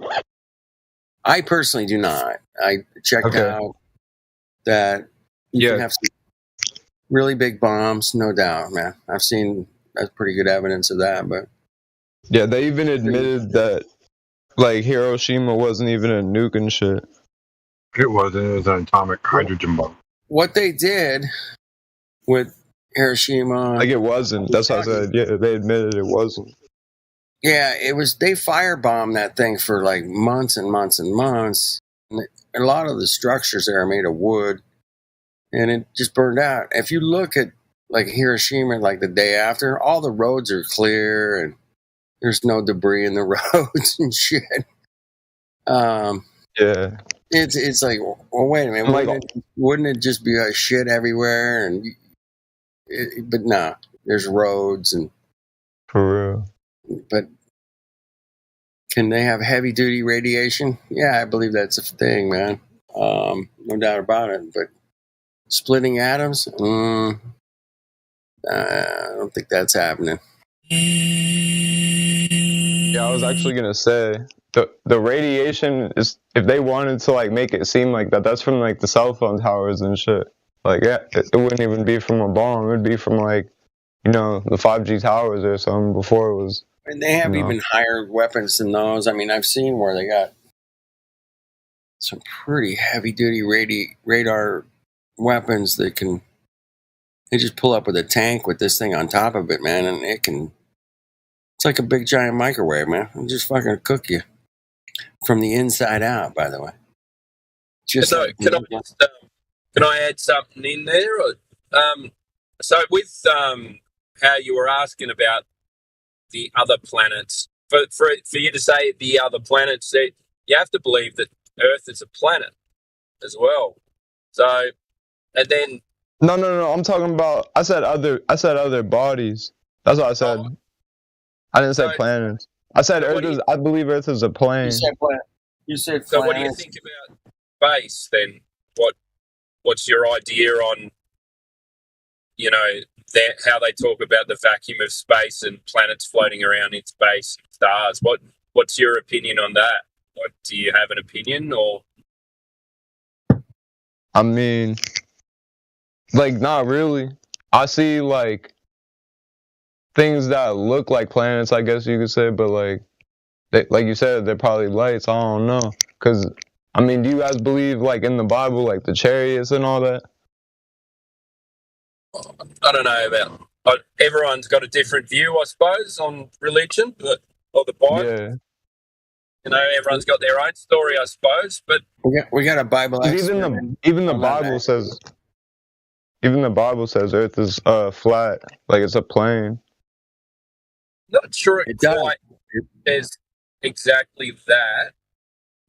I know it talks about the corners and then it talks about a tent. I'm here. I'm letting him finish. All right, just making sure you're there. But by the way, I'm not a Christian or anything. I don't really claim a religion, but like, I don't know. I see truth in a lot of different texts from the past. I was like a Christian, like forced to be a Christian, like most of my childhood and shit. But yeah, I don't really lean on a religion now, but like I definitely believe that there's an ultimate creator and all that, And the Bible does have like truth, so does like Hindu texts. Like it's a bunch of shit that has truth. Do you want to say something, Gizmo? I'm going to say something. The antecedent for existence is a creator. I'll say that. That's a new one. You like that, Tim? You like that one? I just know that there's a lot of scripture out there that, like, if you believe what the Bible is telling you to be true, you can't believe what the Bible is telling you to be true and be a globe believer. Right. There's like 250 flat Earth mentions. I'll call them those, but yeah, in the Bible, something like that. I'm not sure if there's that many. I know there's a lot. I know it's somewhere in the like 80s or something like that, they sure. Directly, explicitly describing those things. And then there's some things that are like indirect. I mean, one of them would be Revelations chapter 1, verse 7. Yeah. But I don't want to go too much into the whole biblical side because that is belief. Yeah, I wasn't really trying to. I was just objective reality around here. Right. My observation. I was just letting y'all know my stamp. Confirm my belief. Appreciate it, Fourth Dimension. Yeah, my observations and the observations that I've seen from other people, they confirm my belief. They like make my belief stronger. So as far as like belief goes, like belief, you're welcome to bring belief here, but we want it to be backed up by evidence. Empirical evidence. I'm sorry. Let's look at the ground. I look at the ground. I'm looking. What am I looking at? Are you in the live stream voice text, Fourth Dimension? Yeah. Yeah. So I'm gonna show you a picture real quick. All right. Like where at, man? Okay, right above where it says live stream with the red dot, it says live stream voice text. You just click on that, and it brings up in the side window here. Yeah. Like the chat? Yeah. Yeah, it's like the chat. Oh, yeah. Voice text. People are putting pictures in there and everything. That's so I where got this picture that's from Getty Images, and I was just curious as to what you think about it. All right.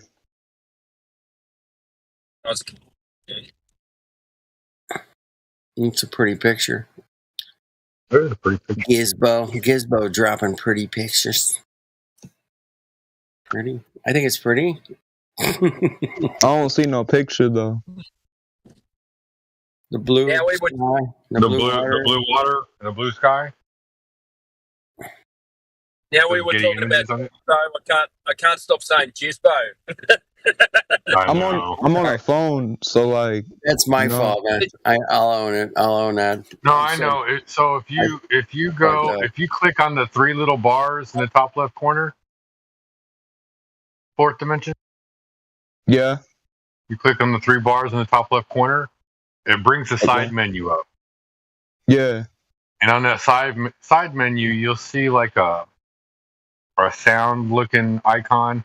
And it says live stream. It has a big red circle on it. Yeah, I'm in here. And right above that, it says live stream voice text. Yeah, click on that. Oh, word. I see. You can watch. You can look at voice text and pictures that people drop, videos, while we're all talking together in a group chat. We do it every day, all day, man. It's like that's how we. That's how we. If you want evidence, you're going to see people dropping mounds of evidence. Yeah, I got a couple. You guys know what a Halo Sun is? I could like send you the picture. Sundog, yeah. Yeah, I got a picture of one of those. I seen. I don't know if you have permissions to drop. Yeah, pictures, but. Yeah, it's cool, man. Y'all know I'm cool. You can earn it. You'll earn your privileges around here through your time you spend in here, and if you show knowledge and you show a real interest in courtesy, courtesy, You're not going to be talking all stuff that might get our taken down. Yeah, is there like any keywords that like I should like stay away from? Politics, and medicine, and Coco 19, man, stay away. Okay, yeah, I kind of figured that, but like, okay. Yeah, we I can talk about like all the stuff that gets you banned off of Twitter. No, you can talk about it, but you got to code it up, man. So everybody else, you can't let the fucking y'all talk about like smoking, like the common nicknames. You got to like come up with something. Like you got to be clever in your description. But yeah, we smoke a lot of mook around here, and we can talk about that all you want, man. If you're a grower or a harvester or a smoker or whatever, man. Yeah, I'm just a smoker for real. There's people that are into natural medicine too, so you'll hear all kinds of cool recipes. Yeah, we got a lot of shamanism too. We got a lot of people around here that know about special mushrooms that are good for your good for your poop or whatever. Like all kinds. It's not just the poison mushrooms, dude. Like 70% of the mushrooms out there are like extremely. Exactly. So there's a wide variety in here. We might talk about combustion engines and cars, or you're gonna learn a lot. There's a lot of people in here that know physics and engineering. For the most part, man, I'd say like 90% of the time we're talking about what we live on, what NASA's up to, and why they, many people come in here and ask, why would they tell us a lie about where we live? And there's many answers to that question. And but we do live here, so we can check it out where we live, man. And that's what we do here. Is we're here 24/7, checking out where we live. And it doesn't even come close to computing to what they taught us in school, man. It's not even close. It's absolutely 180 degrees opposite of what we learned in school. Here, I'm gonna put this picture in here. Yeah, I see. The seventh, this picture, the sun rays and everything. The 7th floor of my hospital that I work at here in Dallas, Texas. Beautiful picture, man. I saw that the other night. That was sweet. I like the picture. 4D. Do you know what size the globe's supposed to be? Oh, here we go. You're on it. Thank you, Timbo. Well, we're going to teach you some good stuff too, dude. It's going to shock you. Do you know what size the globe's supposed to be? The radius or circumference, diameter? You there, mate? Fourth dimension. Do you know the radius of Earth or the circumference? So, no, I don't. I do not. Because I don't believe any number that they say. Really. Well, they tell us. Good to know the number, though. We have to know these numbers because this is what they tell us. I always tell people looking into this subject, you have to learn everything there is to learn about the globe and the stars and the moon. And you have to know all these little numbers because that's what they tell us. And once you learn those, then we can start dissecting them one by one. And debunking them. It's the only way to go, man. Because if they give you a measurement, then you should be able to measure it. If they give you a measurement, we can go measure it. Exactly. And that's what we do here, man. We go and measure. They tell us that the radius is 3,959 miles. They tell us the circumference is 24,901 miles. They tell us that we are 238,000 miles from the moon. They tell us that we're 93 million miles away from the sun. The closest star is 26 trillion miles away. The closest star. Closest to us. is 26. The neighbor solar. The neighbor is 26 trillion miles away.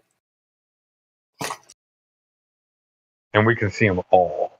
And we can see all those things with our naked eye. We don't even have to we don't have to have a telescope or anything. We can see with our naked eye. 26 trillion miles. I don't care how big it is. You ain't seeing it. 26 trillion miles, man. Make sure you're watching the voice text. We drop memes all the time. They would say that the light from 26 trillion miles would take 4.5 years to get to your eyeball. 4.5 years. Traveling at light speed, of course, which is 186,500 miles a second.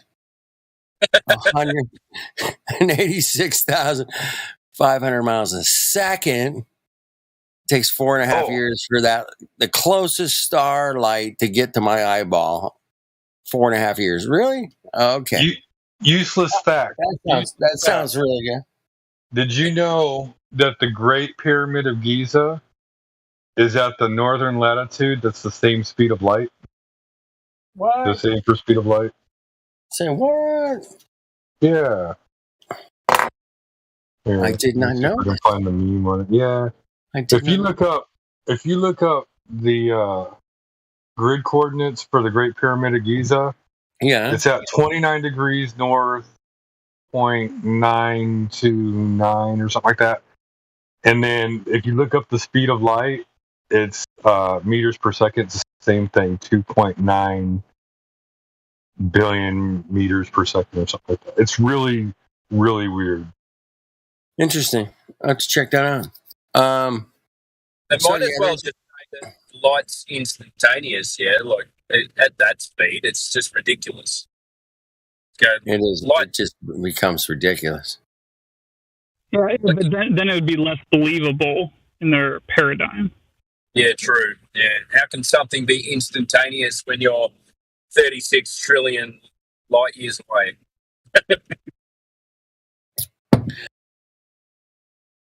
I guess the irony in that is that it may be instantaneous. We don't really know for sure. At least I don't.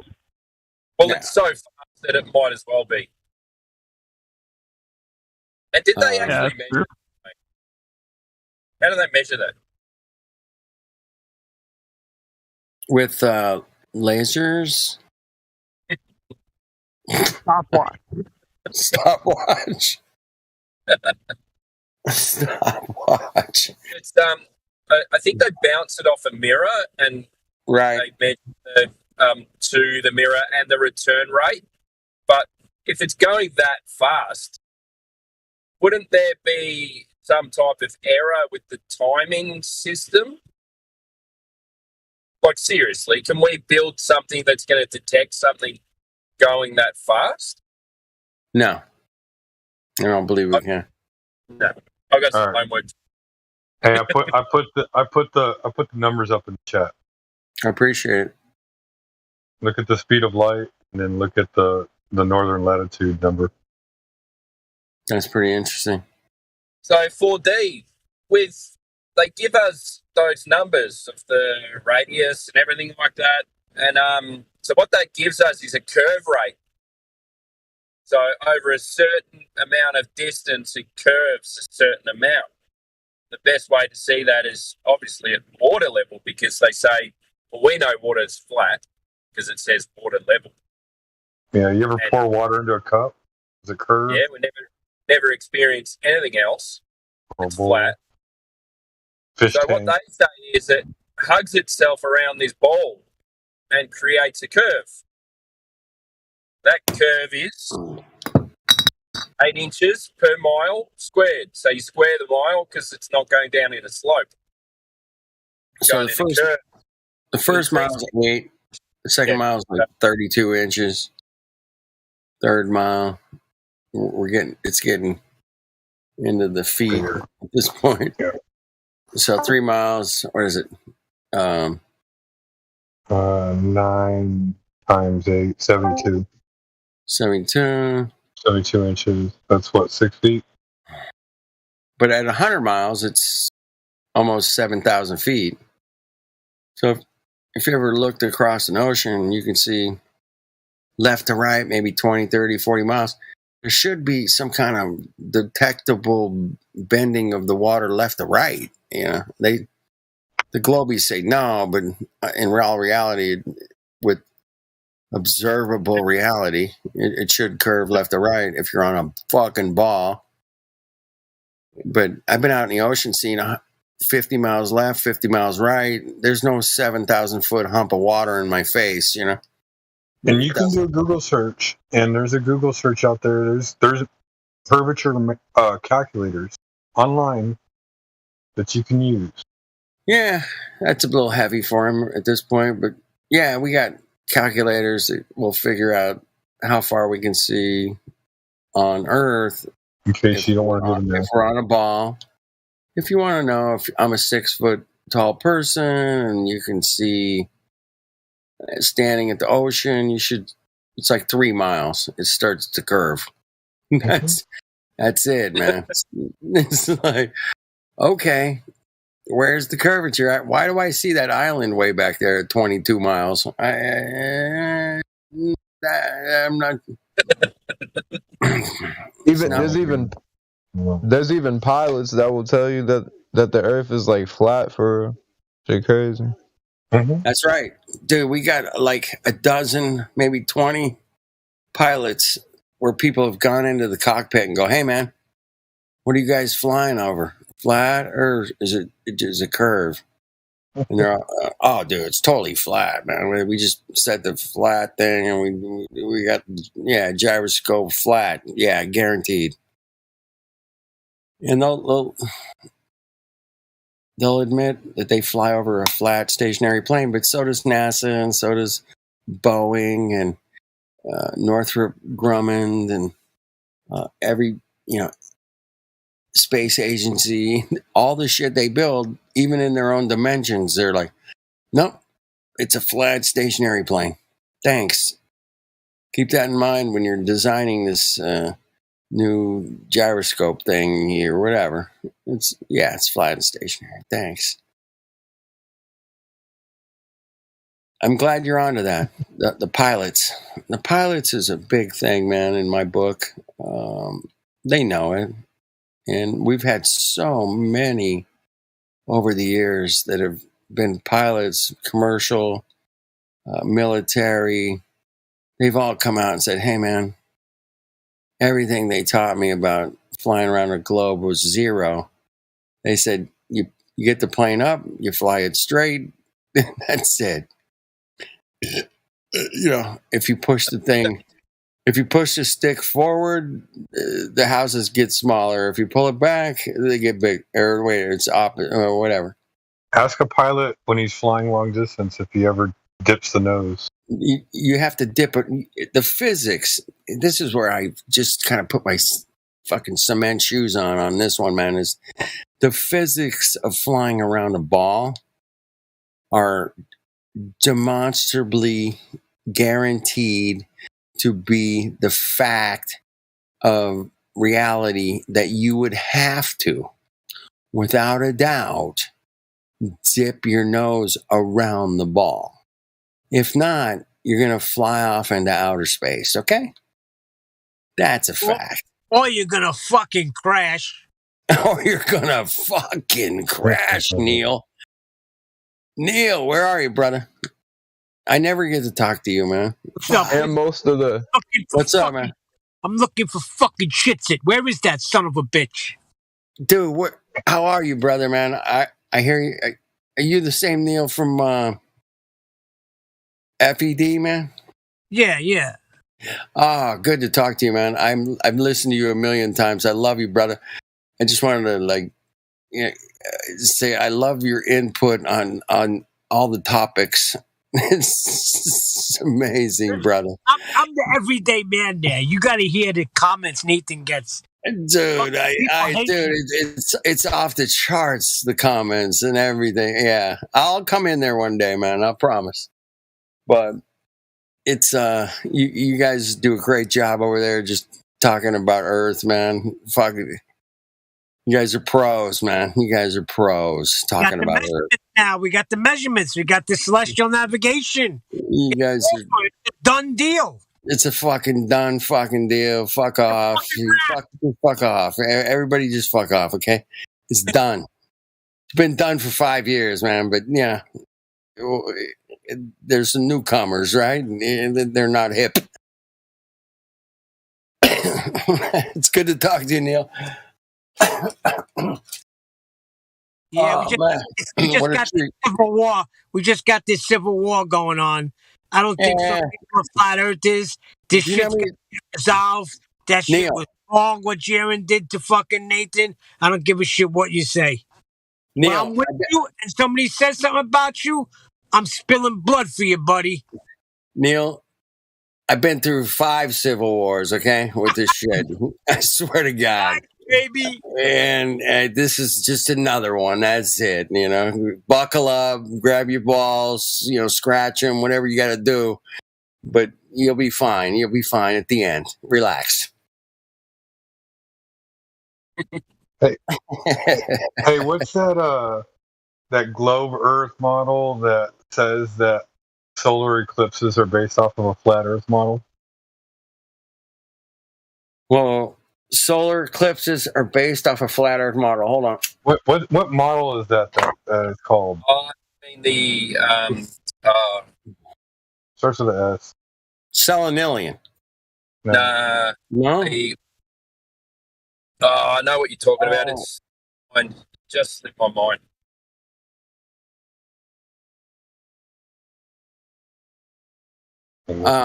Damn it.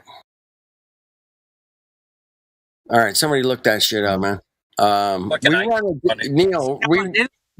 you call Selenilian? That's called the impossible. Neil, wait. Neil, you're in New Jersey, right? Brooklyn. Oh, perfect, man. Get it right, dude. Get it right. Oh, fuck, man. I knew it was on the East Coast over there somewhere. Fuck, it's all the same to me, man. I'm out here in Southern California. Hey, there's a Selenilian eclipse coming up. There's a Selenilian eclipse coming up on the East Coast in November, dude. You got to get out there and check it. Yeah, I'll film it. But they say that's the impossible eclipse. It's coming up in November, man. That's not that far off, man. But let's all put some. I need some people on the East Coast, man, to go out and film it or whatever. Yeah, exactly. Sorry, Gizbo, it's the Saros cycle. Yes, the Saros cycle. The 18-year cycle, I call it. Sorry to interrupt. Every 18 years. Good. That was it. The Stericycle, isn't it? That whole cycle, that whole thing, when they sit there and say, "Oh, it's a globe Earth cycle, globe Earth model," no, that's a flat Earth. Everything resets every 18 years, man. It goes through a cycle. That's what I've heard. You know, I haven't checked it out for 18 years, obviously, but I've heard this. Hey, 4D. Can we call you 4D? 4D is perfect. Fourth dimension. Can we call you 4D? All right, I gotta go to bed. Yeah, bro, you're good. You can call me Ty or 4D B. All right, I'll try to remember Ty. If not, we'll be calling you 4D mostly. But Good speaking with you, flat Earth dude. If you're going to bed, mate, catch you. Yeah, cheers, cheers, my brothers and sisters. Keep it real. Keep kicking some balls. Don't give up. Yeah, fucking civil wars and all. Yeah, fuck off. You know, we've been through that. You know. Do you know what the? We'll get there. Say, mate. Good night, man. Cheers, everybody. Have a good one, man. Hey, 4D. Do you know what the degree of tilt the Earth is? Nah, bro. I'm not good with like the dimensions and shit. Cause like I don't know. Like I just don't believe what they say. Like you still gotta learn it though. You gotta know what the lie is so you can argue. Yeah. So you could use it against them. Facts. Absolutely. And most people who believe in the globe, they don't even know their own facts, dude. They don't. Not at all. I mean, you can have a straight up conversation with them about basic geometry, and you ask them like, "How do you find the radius? Like, what's the diameter of the Earth?" And they're clueless, dude. They're like deer in a headlight. What's the diameter? Yeah, I'm how like, fast? You gotta be fucking kidding me, dude. How fast are you spinning? You know, like basic questions you should know. What degree of tilt is the Earth at? 23.4 degrees tilt, or the inverse of it at 90 degrees is 66.6 degrees. you could probably even ask them how long it takes for one rotation. They probably still get that wrong. Mm-hmm.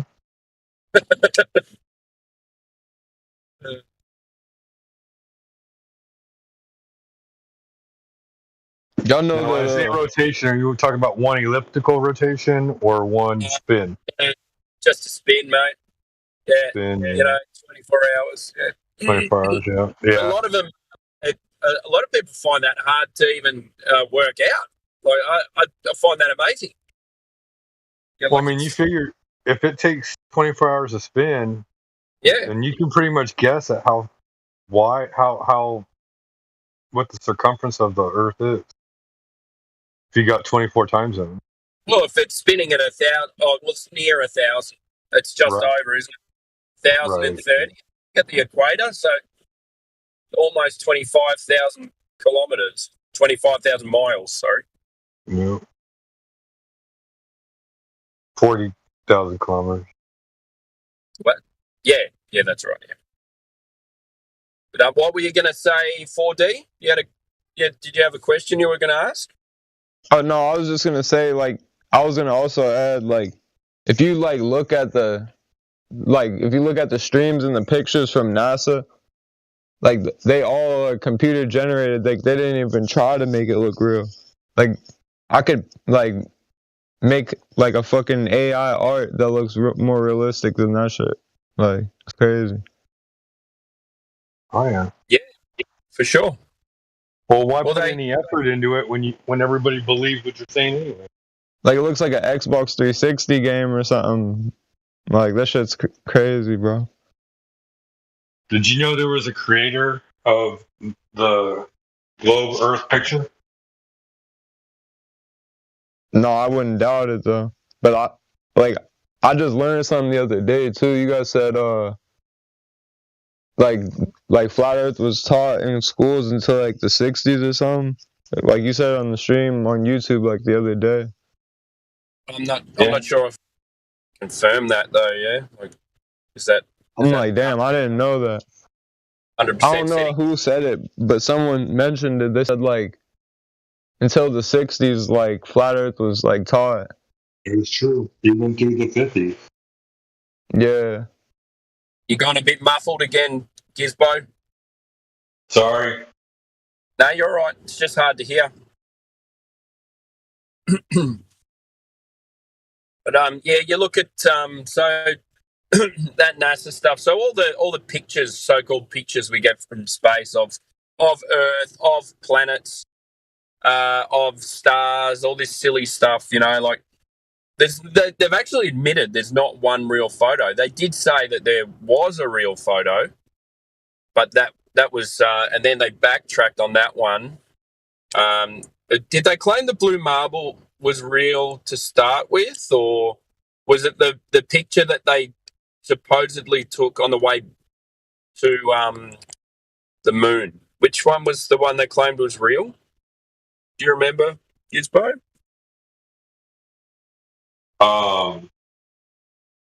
Which one they claimed was real? Yeah, they claimed one, and then they backtracked on it. They probably backtracked on the black and white one. Was it the one in? Remember that documentary? A funny thing happened on the way to the moon. Was that what they claimed was real, and then that video came out and they backtracked on it? I think so, and it was like horribly like it was. Oh my god, it was like the worst oval you could ever think of.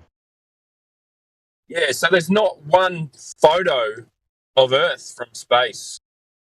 There's nothing. Like they changed. The guy who created the blue marble image even says, like, it has to be photoshopped and it's taken from like a whole bunch of images and pieced together. It's photoshopped because it has to be. It has to be. They changed like the style of it every 4 years, every 3 years. It's like a completely different, image. Countries that look different. They're different colors. Yeah. For different sizes.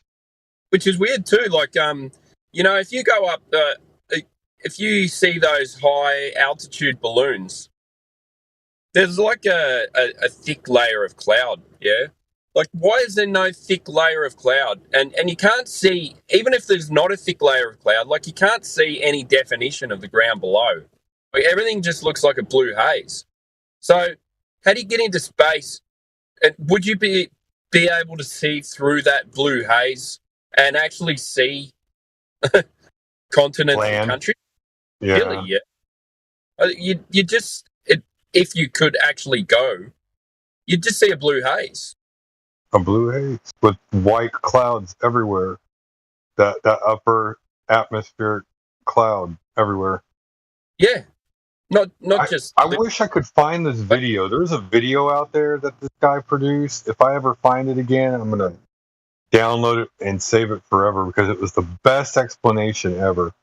This guy took like different elements and encapsulated them inside of glass, and then ran UV light through them, and they all lit up different colors. Oh, yeah.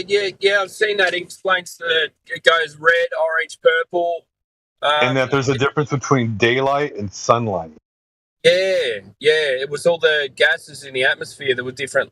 He was talking about the different layers of the sky, yeah? Yeah. So when you put an electric current through it, yeah? Yeah. Changes colour depending on what gas is in there. That was a great video. Ever since I saw that video, I've never looked at the sunset and the purple sky and all that. You know, I've never looked at it the same. No. And then there's all those high altitude videos and pictures and everything. I've never looked at them the same either. I'm like, it explains why you can't see through that thick. What's just bright blue, isn't it? Everything's lit up. All the elements are all lit up. There's a density in ether. Did y'all ever hear the theory that the moon didn't light up until they went there the first time? Like they didn't go there. Obviously, it was a conspiracy, but like supposedly the moon wasn't lit up until they went there, till after they went there. I don't know, man. There's ancient. It kind of sounds a bit silly because there's cave paintings and things like that. We've got thousands and thousands of years old cave paintings in Australia with the moon and everything in it. I don't know. There's old cartoons where, like, when you see the moon looking like cheese or half a thing of cheese or whatever, you got the Man in the Moon cartoons where you got the face. The moon looks like a face and it's smiling at you. Like, they're all lit up. It has like a lighting behind it. So it leads me to believe that, like, in the 30s and stuff like that, they knew the moon was lit up.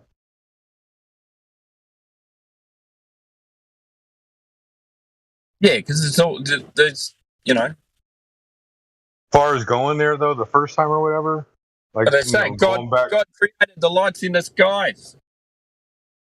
Going back to belief, if you want to just travel back there with me for a second, I believe before the flood, we knew way more than what we know now. I think the flood, everything was destroyed. All of those cave paintings and everything like that were like the people who survived the floods underground. Because if you look at Ragnarok, the Norse mythology, all of the fallen angels or the gods, deities, they were all drowned and killed in the flood, and the prophecy was that the humans were able to survive that flood. And so when they survived, they're probably bored and probably drew whatever they could in order to teach their young ones and keep them occupied while they're waiting for the waters to subside. And they lost all their technology, and they all had to start all over again with foraging and living and things like that. That's my personal belief. Take it for what it is. But it all made sense when I started doing all my own research. Disclaimer: this is not for hedge. But it's certainly interesting. Yeah, I'm not sure. I've done the history dive and been down all those rabbit holes. It's pretty cool, though. So the Hindus have a great pre-Earth concept, and then honestly, like the beginning times, like the whole Adam and Eve type thing. The best story that I've been able to read on it is the Zoroastrians. They have a great understanding of history from the beginning. Native Americans too, they got some good ones. All the Egyptian stuff, that's all like right before the flood. The Norse stuff, that's all right before the flood, leading up to the flood. I didn't really dive up much onto the Eastern Asian mythologies. It's hard to find because people don't translate that stuff over. If you can read the original language, and you know how to like search on that stuff, it's so easy to find all that stuff because they don't hide any of that. Everything's just hidden in the English language because it's too easy for everybody to search. Yeah, well, what about the Khmers in Burma, Myanmar? The which ones? Khmer. So those big temples in around like Angkor Wat, stuff like that. Talking about the one where the like the Solomon's keys and everything like that. This is in. I'm not sure. I'm not sure about that. There's like a temple that has like 12 doors. Nobody's been able to open the 12th door. I'll send over a picture. Pretty sorry, I'm just trying to navigate these small streets. Small streets in a big 4-wheel drive. Not good. Yeah. Another thing is the Egyptians, like the pyramids, like we still can't even we don't have the technology to build the same pyramids like that. So back to what you said, like before the flood, like technology was way better, well, way more advanced.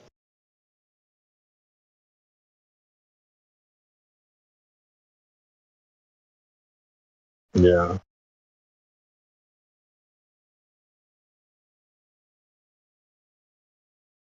Yeah. No, I mean,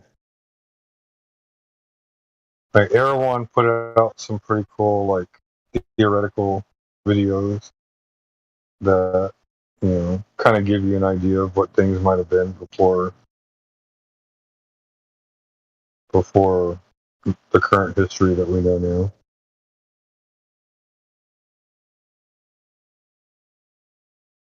I put a link in the chat for the mysterious sealed door that is unable to be opened. It's said to have like treasures upon treasures upon treasures, but only somebody of Hindu origin is allowed to open the door. They won't let anybody else anywhere near it because they say that they're supposed to be the ones that open it. And but whatever. I think it should be like the whole King Arthur thing. Like whoever can pick up the sword, whoever's worthy can take it. But then that creates strife. Like, why wasn't I worthy? Because you weren't worthy, dude. Have you seen that Gizmo? It's in Cambodia.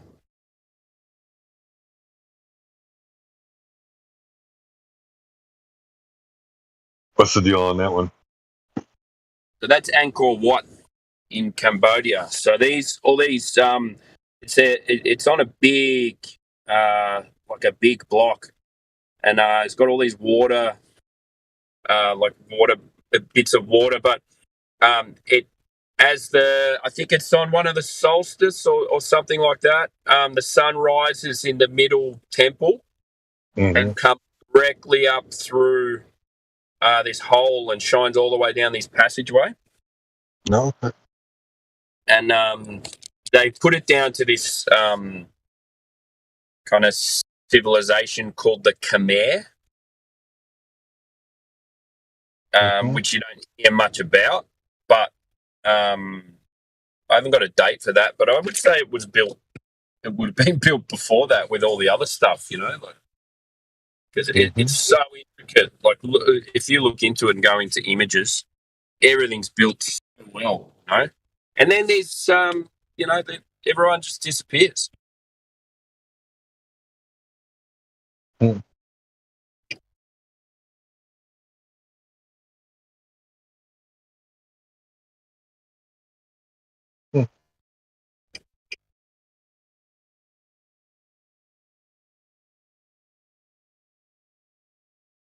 Oh, what's that?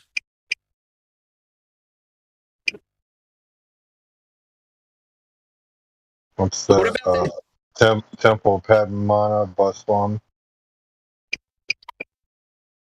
Have you seen that temple that's carved out of stone in India? Like they yeah, I know what you're talking about. It's carved out of petrified wood, man. It's not carved out of stone. It looks like it's stone. What, the one, like they dug into the ground and... I don't think it's India. Where is it at? Pretty sure it's India. Is it India? Hindu temple carved out of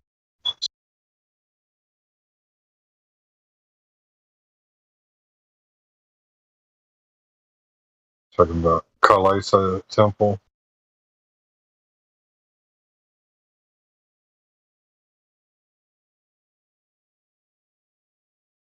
Not sure. We'll check a... You talking about that? Yeah, I think there's more of them though than that.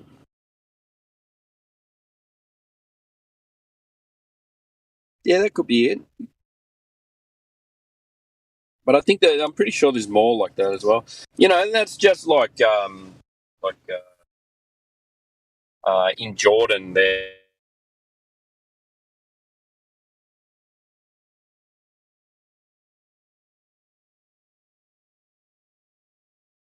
Cut out.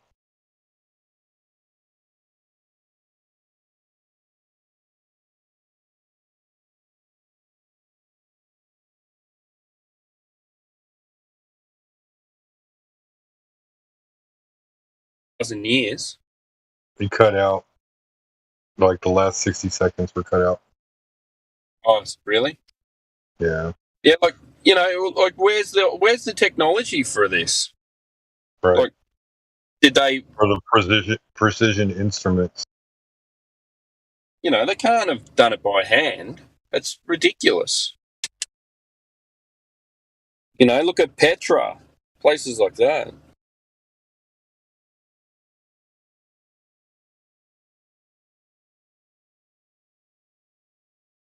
Crazy. Anyway, I'm home now. I've got to go. Have a good night, man. Might jump in later. Oh, yeah. I was gonna say, I'm probably gonna take off too, man, because it's 4 a.m. where I'm at, so yeah, I'll definitely be back on tomorrow, man. Yep, you're always welcome. Just so Thank you know, if you're ever here on Ladies' Night, the ladies do have control. So if you're ever here, enjoy the entertainment. If you're new, they'll call on you, and it's very, very respectful to respond back.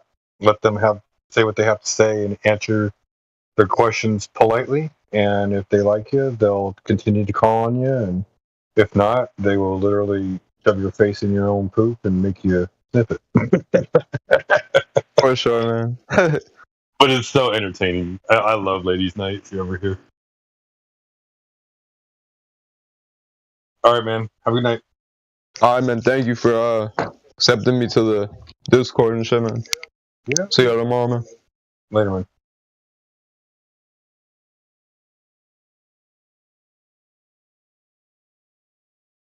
And with that, I wish y'all a good night.